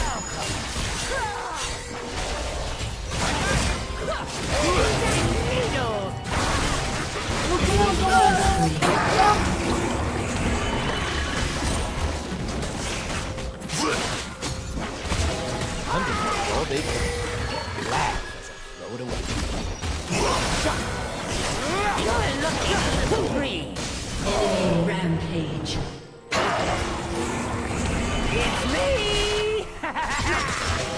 Ah! Enemy double kill.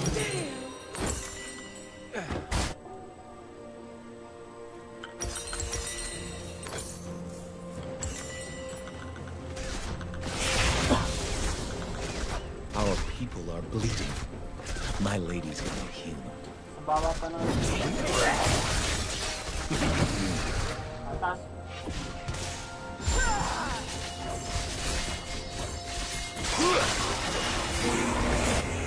Heads up.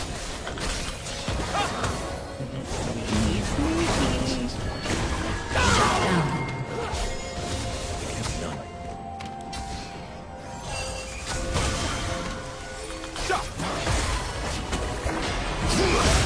An enemy has been slain.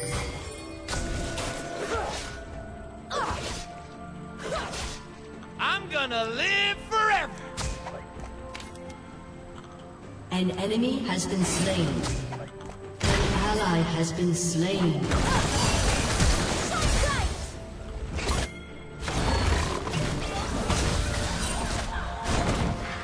They ain't ready for what I'm bringing. Killing spree.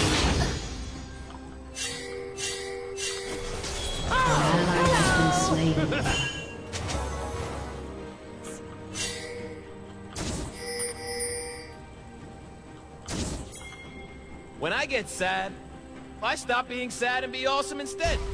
True story.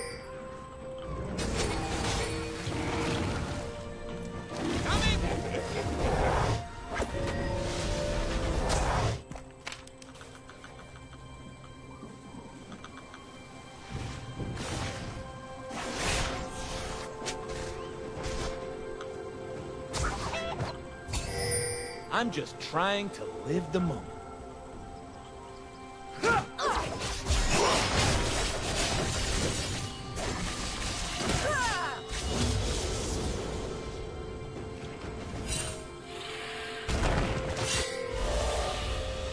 Humans talk about their treaties.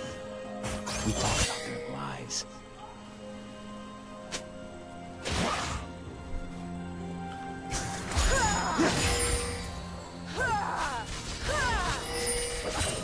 Heads up.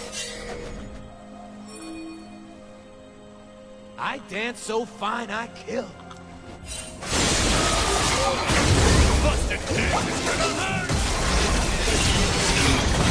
Enemy has been slain. Rampage. Double kill. Magic isn't supposed to be safe.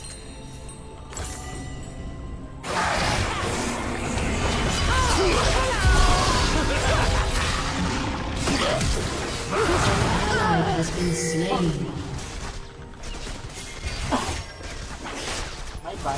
Why is it taking so long to get back to the action? You're looking a little green.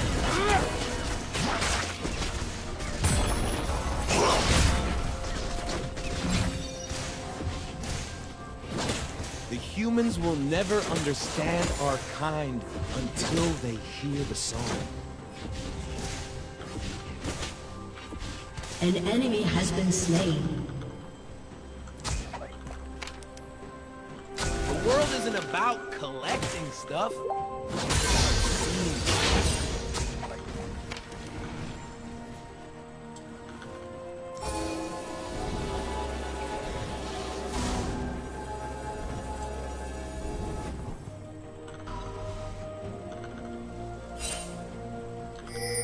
There's wildness in the bees and the flowers.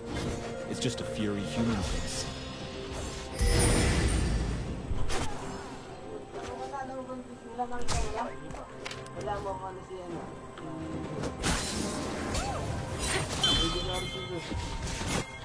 Your team has destroyed the turret.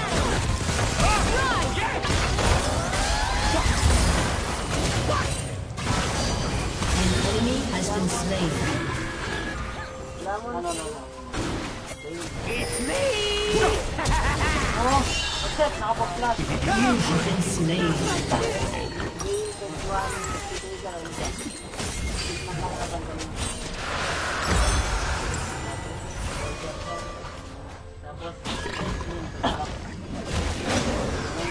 Ano yung jungle nila?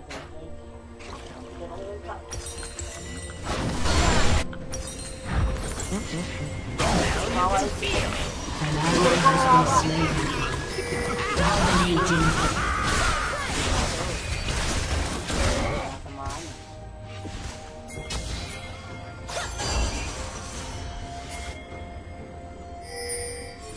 I was hiding! Enemy killing spree. I need the world to be scary. I don't apologize for it. I feel good!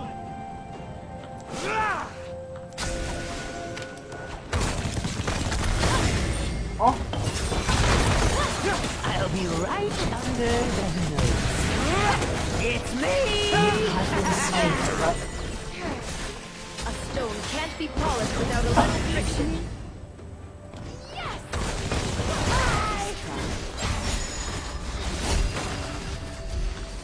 Enemy rampage.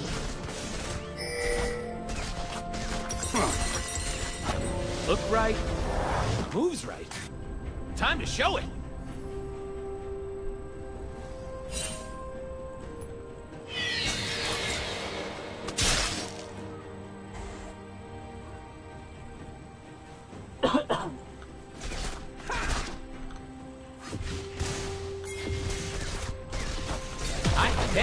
Cause I'm free.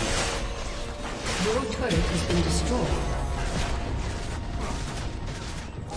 You're welcome. You gonna take that from me?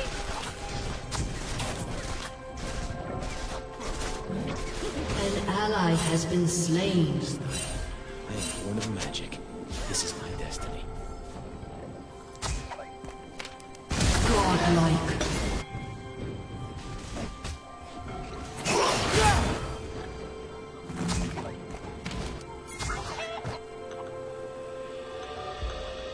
An ally has been slain. Then they will know magic's joy and its fury.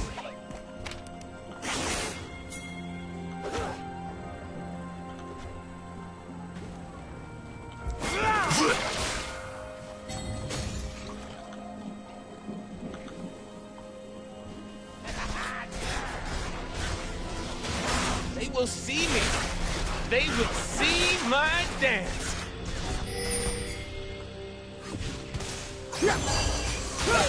I'm gonna want that back. Shine bright! Banish the shadows! Should I? Yeah, I should Your probably. turret has been destroyed. An enemy has been slain.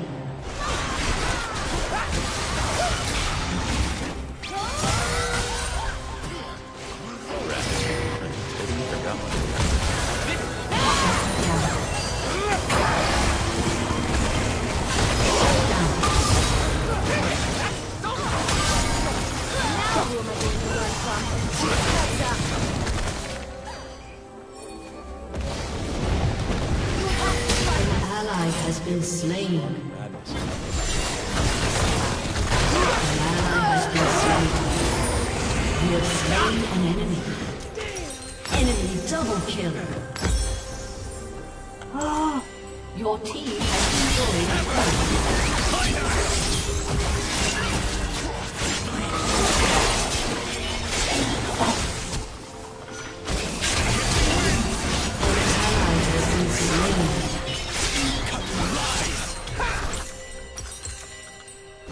I will make them dance. I will make them hear. Si Ate Ashley Villaverde, napagod sa PE class, pero looking fresh and radiant pa rin. Flash. And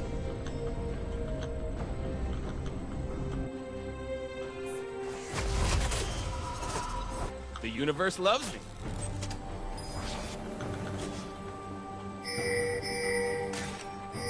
I totally forgot why I'm here.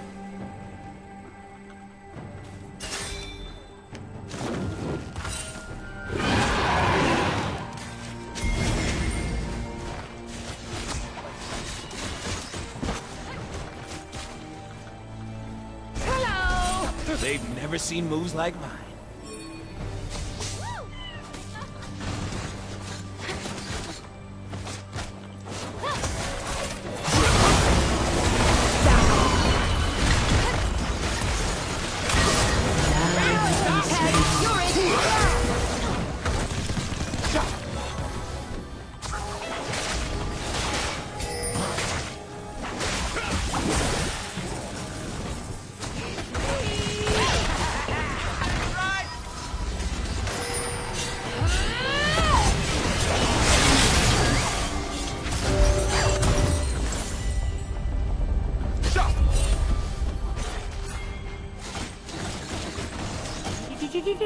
I am definitely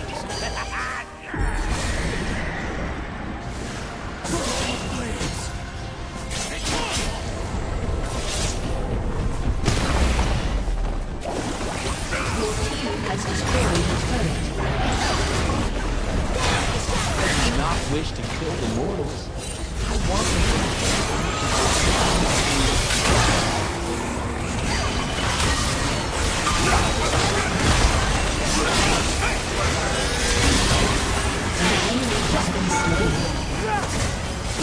Unacceptable. Shine bright! If it don't get out of control, it ain't a party.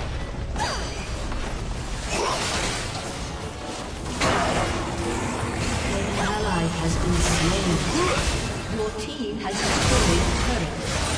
Enemy double kill. I can't die looking this good. Your turret has been destroyed. Baby! Baby! Baby!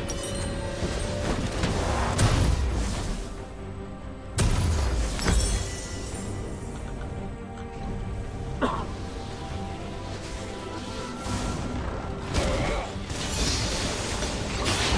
look around these forests and I see freedom. I hear the music. Your turret has been destroyed. Get some!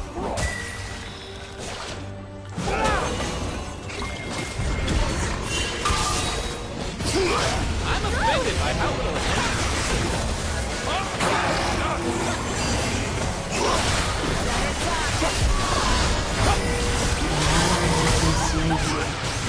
Enemy killing spree. An enemy has been slain.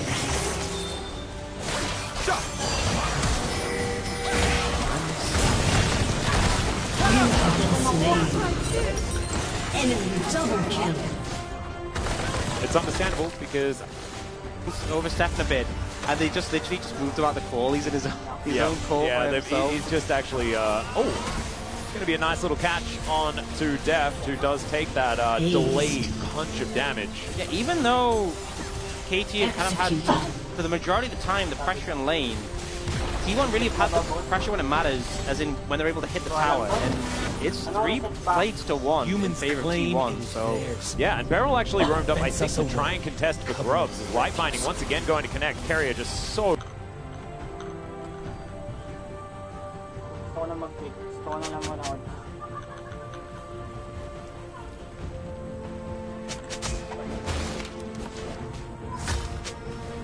Gotta get myself hyped. Okay. 1, 2, 1, 2. Woo! All right!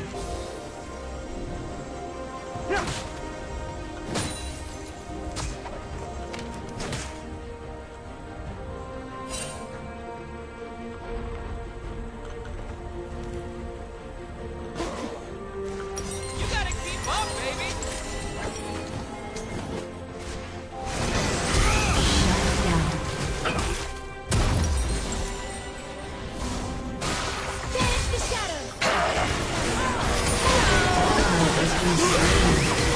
Enemy double kill.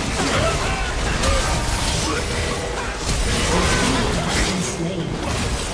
An ally has been slain.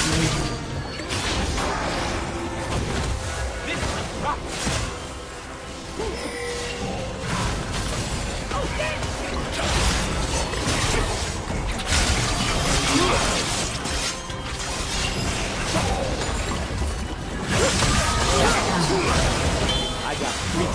I got a living. I got the cause. Enemy rampage. Ay! Bakit mo na? Enemy rampage.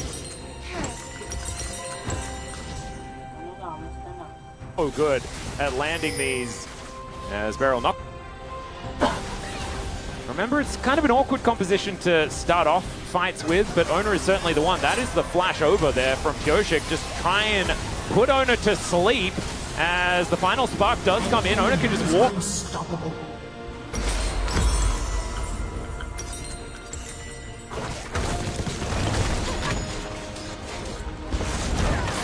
An enemy has been slain. I don't do safe.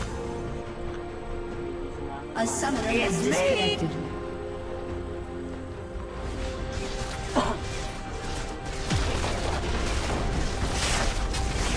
Your turret has been destroyed.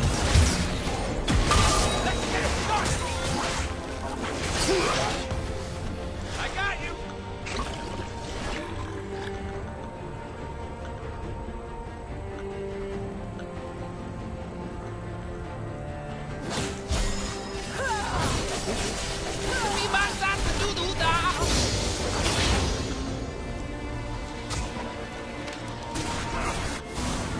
Start ako busy.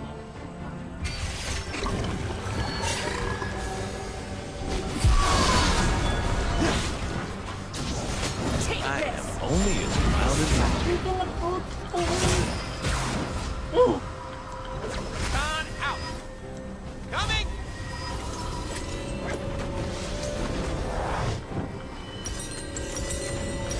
A summoner has reconnected.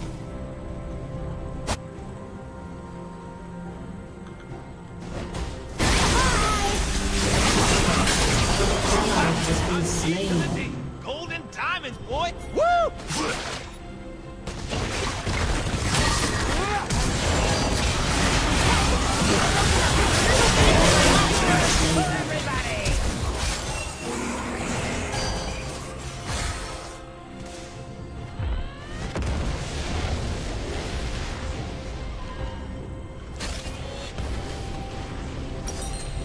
Your turret has been destroyed. I don't need anything. But no right now.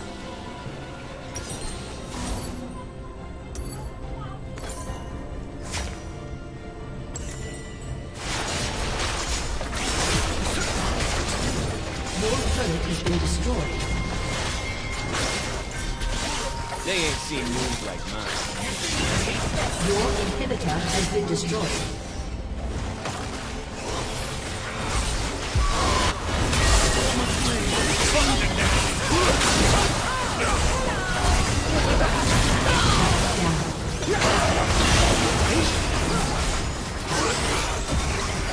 Shut down.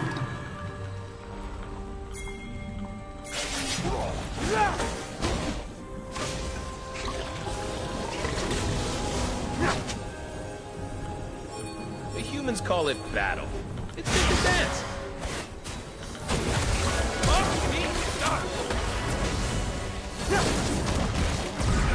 Shut down.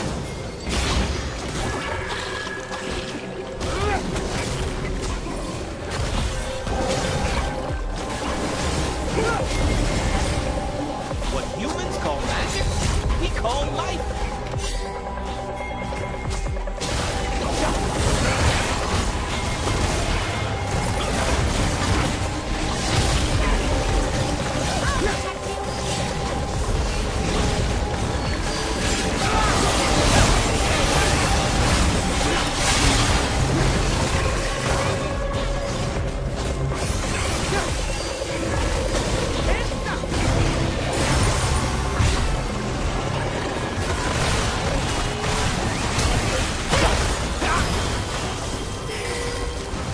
You have been slain. Enemy double kill. An ally has been slain. Your team has destroyed a turret.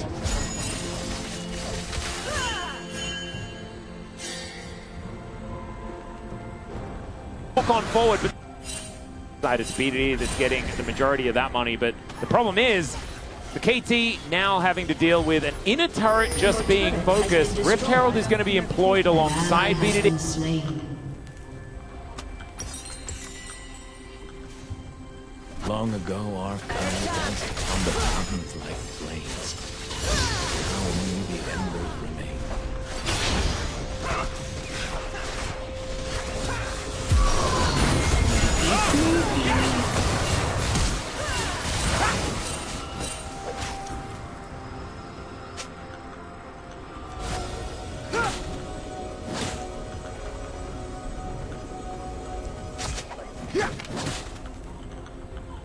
Woo! I am so into this.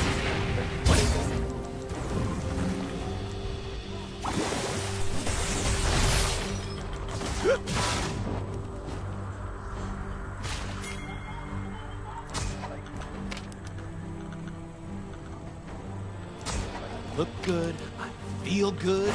Let's kick some ass.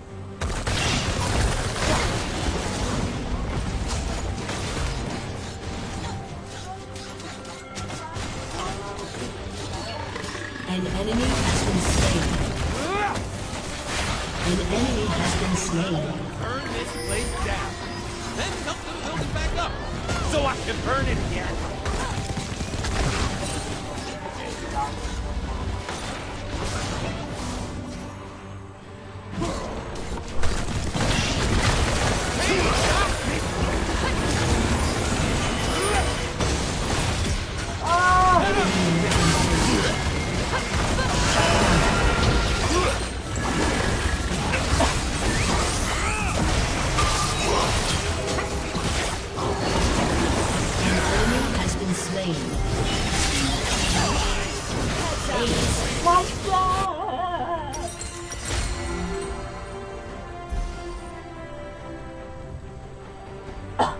D.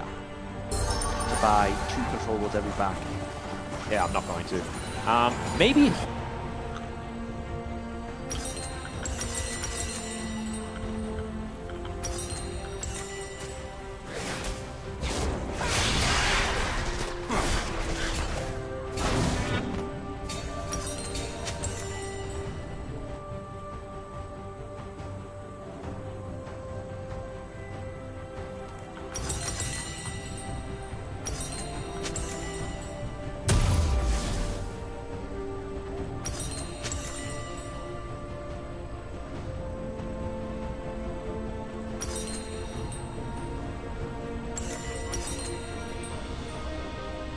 I am a chronic line stepper.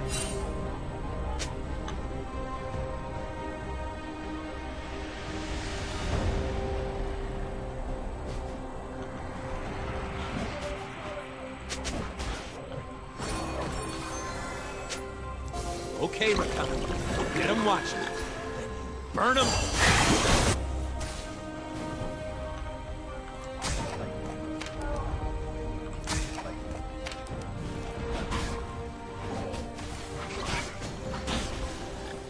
You like that? Heads up. Ally has been slain. An enemy has been slain.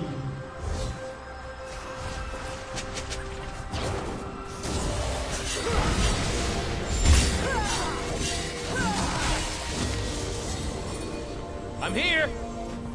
I'm gone. I am so gone.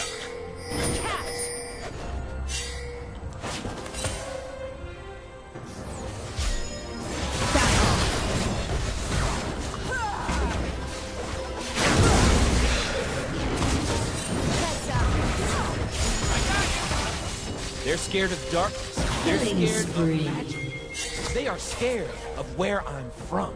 Better hurry up.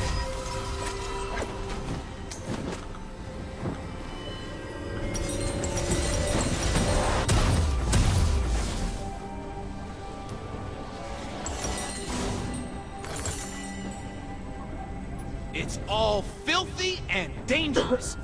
And that's why I love it.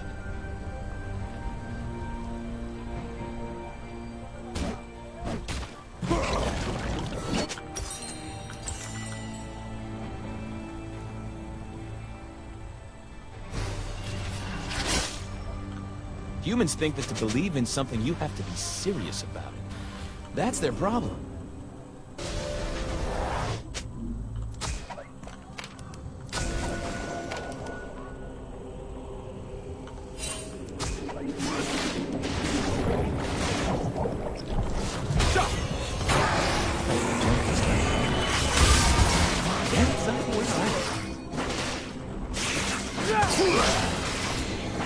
Shut down.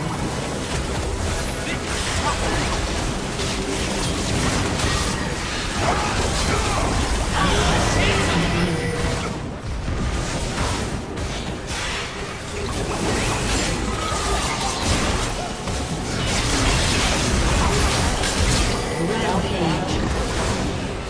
Double kill. An ally has been slain. Shut down. An enemy has been slain. Enemy double kill. Woohoo!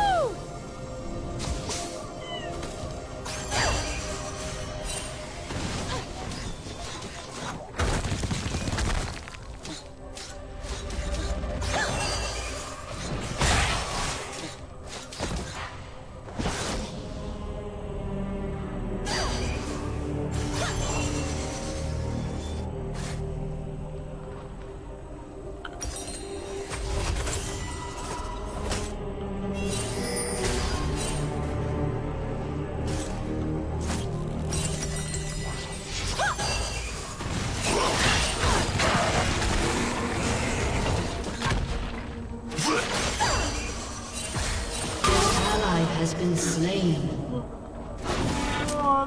Is my cloak right? Yes, it is. I was worried there for a second.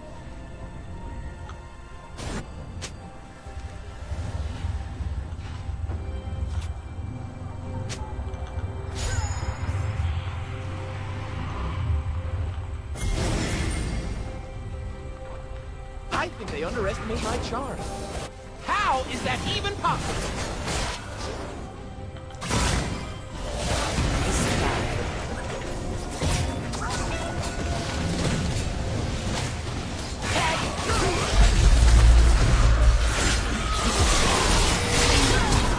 They will remember my name.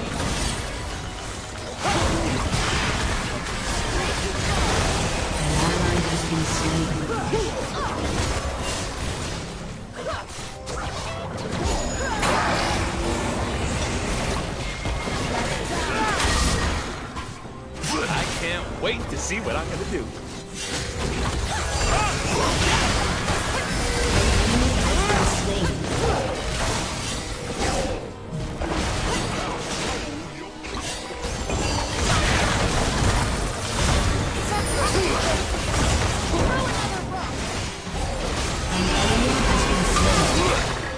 It is a song you cannot resist.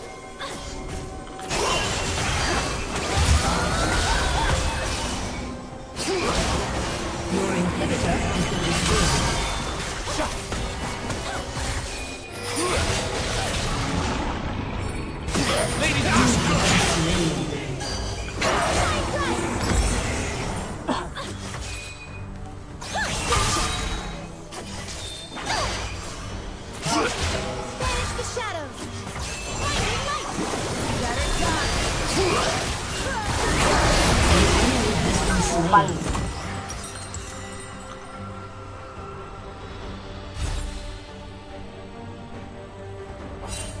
Because of course T1 have so much control of this map right now, and 24 minutes, it's about time, almost too late for T1 to be going for a Baron, as that's a nice fadeaway there, as Mikhails is going to be employed nicely just to try and mitigate that CC, but the final spark comes down. Deft has to flash to get himself out of the way, also using his barrier.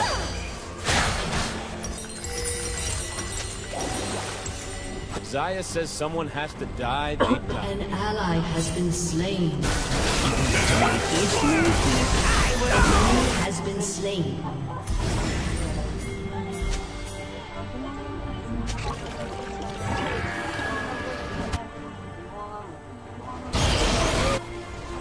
The only way to understand magic is to plunge into it.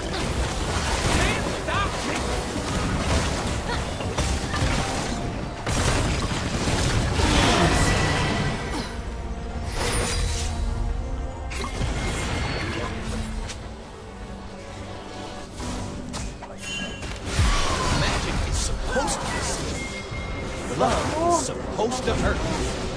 Ecstasy means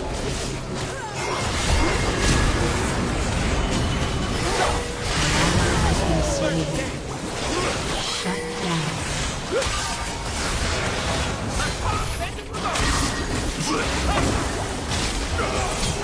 I damn you will not agree.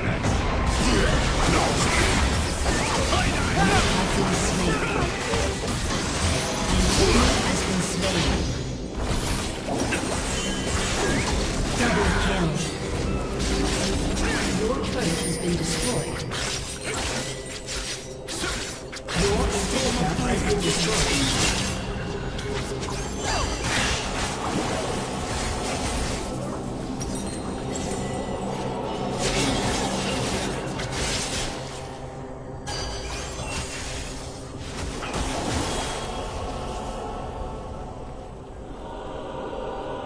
Really have an exit plan for that one, and now KT can pick up this dragon, so not really gonna get the value you'd maybe hoped out of securing Baron, but you didn't all die, I think is the takeaway on this one.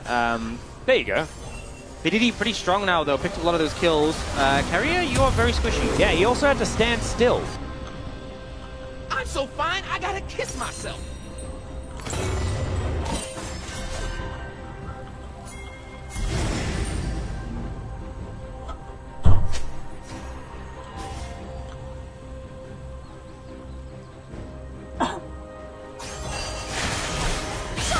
You weren't a little frightened? You've been alive.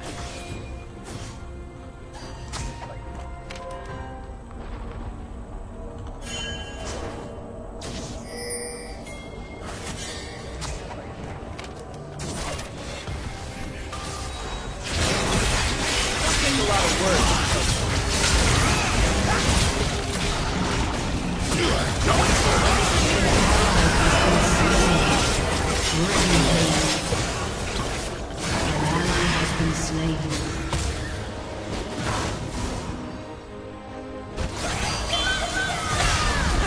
An ally has been slain. I'll be right under. Turret has been destroyed. Stay in alive! A summoner has destroyed. Okay na, nanood na tayo. To put out that final spark, which meant that BDD was able. Ano talaga manood? Flashes onto a like 50 HP Lux, and that's all we got. That's all we got. Yeah. Hey, they got the inner turret as well. They got the inner turret, you know. They got a benefit from it. But yeah, this was scrappy Baron, and they're all squishy. They're taking a lot of poke. This is the point where KT is still powerful. Perfect did flash in here and execute Guma, but then Fake is still so much of a threat here with the burn. You can see Pioshik has to back away. He gets low depth, misses that Mystic shot, and ends up going down. And it's so close to BDD dying as well. You can see slivers away. Yeah. In. But here, Perfect dodges the Q, tanks the Arctic Assault, and does his job. Gorgeous. Did his job in the last fight as well, was the one that helped set things up. Honestly, front runner for POG. Oh, If KT... just for the mental fortitude alone, 100%. That's when you definitely choose the tilt-proof option. Oh yeah, 4 tilt-proofs after this game. Oh, 100%. 100%. And you still feel guilty. Yeah. You know, it's not enough to mitigate it. As you can see here, there was a little bit of a dip when that Baron did go down, but KT have actually done a decent job at just trying to stand their ground. Honestly, it's been the aim of the game for KT this series is standing your ground. And they're going to continue to try and do so as best they can. And PDD is very strong right now. I mean, he has similar items to Faker. Faker's also strong. I mean, there's a lot of strong people in the game. Yeah. I think that's what I'm trying to hit on. But PDD, not far from the IE. And the thing is, like, Zeus good at baiting through bulkier targets. Faker can do a good job against bulkier targets as well with the 2 damage burn. I mean, he's good against squishies too, but BDD just chunks these squishies. Like, if he gets a big one plus empowered auto onto a squishier target here, he will just nuke them. Well, Pioshik with that stacked up passive, actually able to ward brushes and face check things. It's kind of cool, the way that they're utilizing it. Also does now have the singular tank. The spell shield. You know, I can't remember the last time I've seen him, like, proc his permafrost. Yeah. I mean, you just don't, I don't think. Not in this composition. It's the most anti-permafrost comp that T1 have ever come up with. And they've come up with the most of them. Yeah, you're just an old bot and a beefcake. Those are the 2 things you do. And I think that because of that, like, we were looking at Def not picking Cleanse, and we're like, that's a little bit silly. But if you have Mikhails, what else is there to cleanse outside of, like, light bindings that we see right here that don't necessarily last as long as a Glacial Prison that really does feel like your avenue into a fight? And that can be used on anyone. So Beryl just says, all right, well, whoever gets hit by it, I'll just cleanse you, and it's okay. Yeah, yeah. You know, a little bit of an oopsie there. I think we've hammered on a lot about it, but I really want to draw your attention to the item differential in the top lane. I can see it, man. It's so... It just... Everyone can see it, man. It's very obvious, but the more you look at it, the more... It's pretty grim. It is. It's very grim. I mean, yeah. Oh, no, he finished one. Okay. There we go. That's grim. He's got Asterix. He's got a gauge. He can now gauge just how incredibly far behind he is. If only he could engage. Yeah. That's what he's... I mean, and I don't want... We're not throwing shade at Perfect here. Because this is an impossible matchup for him to play out. This was cursed. It's just the fact that Zeus is so extraordinarily strong. How KT are going to deal with it is just a really difficult question. Just more Renekton, you know? Yeah. Renekton. But now they're trying to posture mid and get some poke down. The worst thing would be if KT wins this game and they're like, ah, yes, the blind pick Renekton, that's going to wait. Yes, Sleep is going to come on through. True Shot Barrage is going to connect as Zeus gets himself out of there, but he's now extraordinarily low. Another flash as Carrier gets himself out of there. And T1 kind of on the ropes. I mean, you could just fish with the bowling balls, and basically anyone but Owner it hits is an immediate threat when it comes to this Sleep potential. Now they're going to start onto the Baron, but T1 are there responding. Owner's healing up with the Warmogs. Yeah. Kind of low on mana. Banana Brush control. BDD kind of out of the fight right now, though, as there is the engage from Owner. Perfect, just dashing his way out. Doesn't have the dominance. Oh, my God. Okay, that's a Trinity Force proc. However, I've seen one there from BDD. Oh, they can just start the Baron, though, if you back up Perfect. Yeah, he's in trouble, but isn't going to get snared. T1, they have all of the traps down. The bowling ball's going to be avoided this time as BDD Valkyries his way in. Somehow Pioshik's little hooves do not connect onto the traps. Beryl not going to be so lucky. Baron down to 6,000. These rockets still coming in. True Shot Barrage doing a fair bit of work. It's a flash in from Pioshik, and he steals away the Baron. He might just die though, and there he goes. Zeus now thinks that it's his time as KT just trying to vacate the area. Perfect trying to be bouncer now to keep his team alive. Beryl, can you press Mantra and Inspire? That's the question. As Faker trying to flap his way out. Oh, they're just bombing. Oh my god, the damage. And Gumayusi going to be able to take down the Crocodile once again. Ace in the hole is going to lock down Beryl. And Death, the last Baron standing. And T1, they're looking to break open the base. I just feel to end the series here. 20 seconds of Pioshik. He has ult. Beryl doesn't have ult. Sorry, Death doesn't have ult. He needs to try and clear the wave. I don't think he's going to have a chance. Needs to land a few more of these Qs. Try and bring that one down as much as possible. I mean, it's taking a while because the Baron buff is going to be there. True Shot Barrage now just aimed at the minions. Nexus turret #1 is going to be taken down, though. They're trying to tank this one up as best they can. As Ona going down exceptionally low. There is the kill under the Sejuani, and Pioshik is back up, but they're just killing the Nexus. They're just going to round 2, and KT, they're not out of the race for playoffs yet, but they out of the race for Worlds yet, but they are out of playoffs. And they're going to have to face off against B&K and run all the way up the gauntlet if they want to go to Worlds. T1, they will move forward. T1 leading to what they do best. Win lane, win game. You know, Zeus with a counter pick, the Vayne into the Renekton. We have the bot lane, the Kate Lux, a pairing that Guma and Kerry are known for.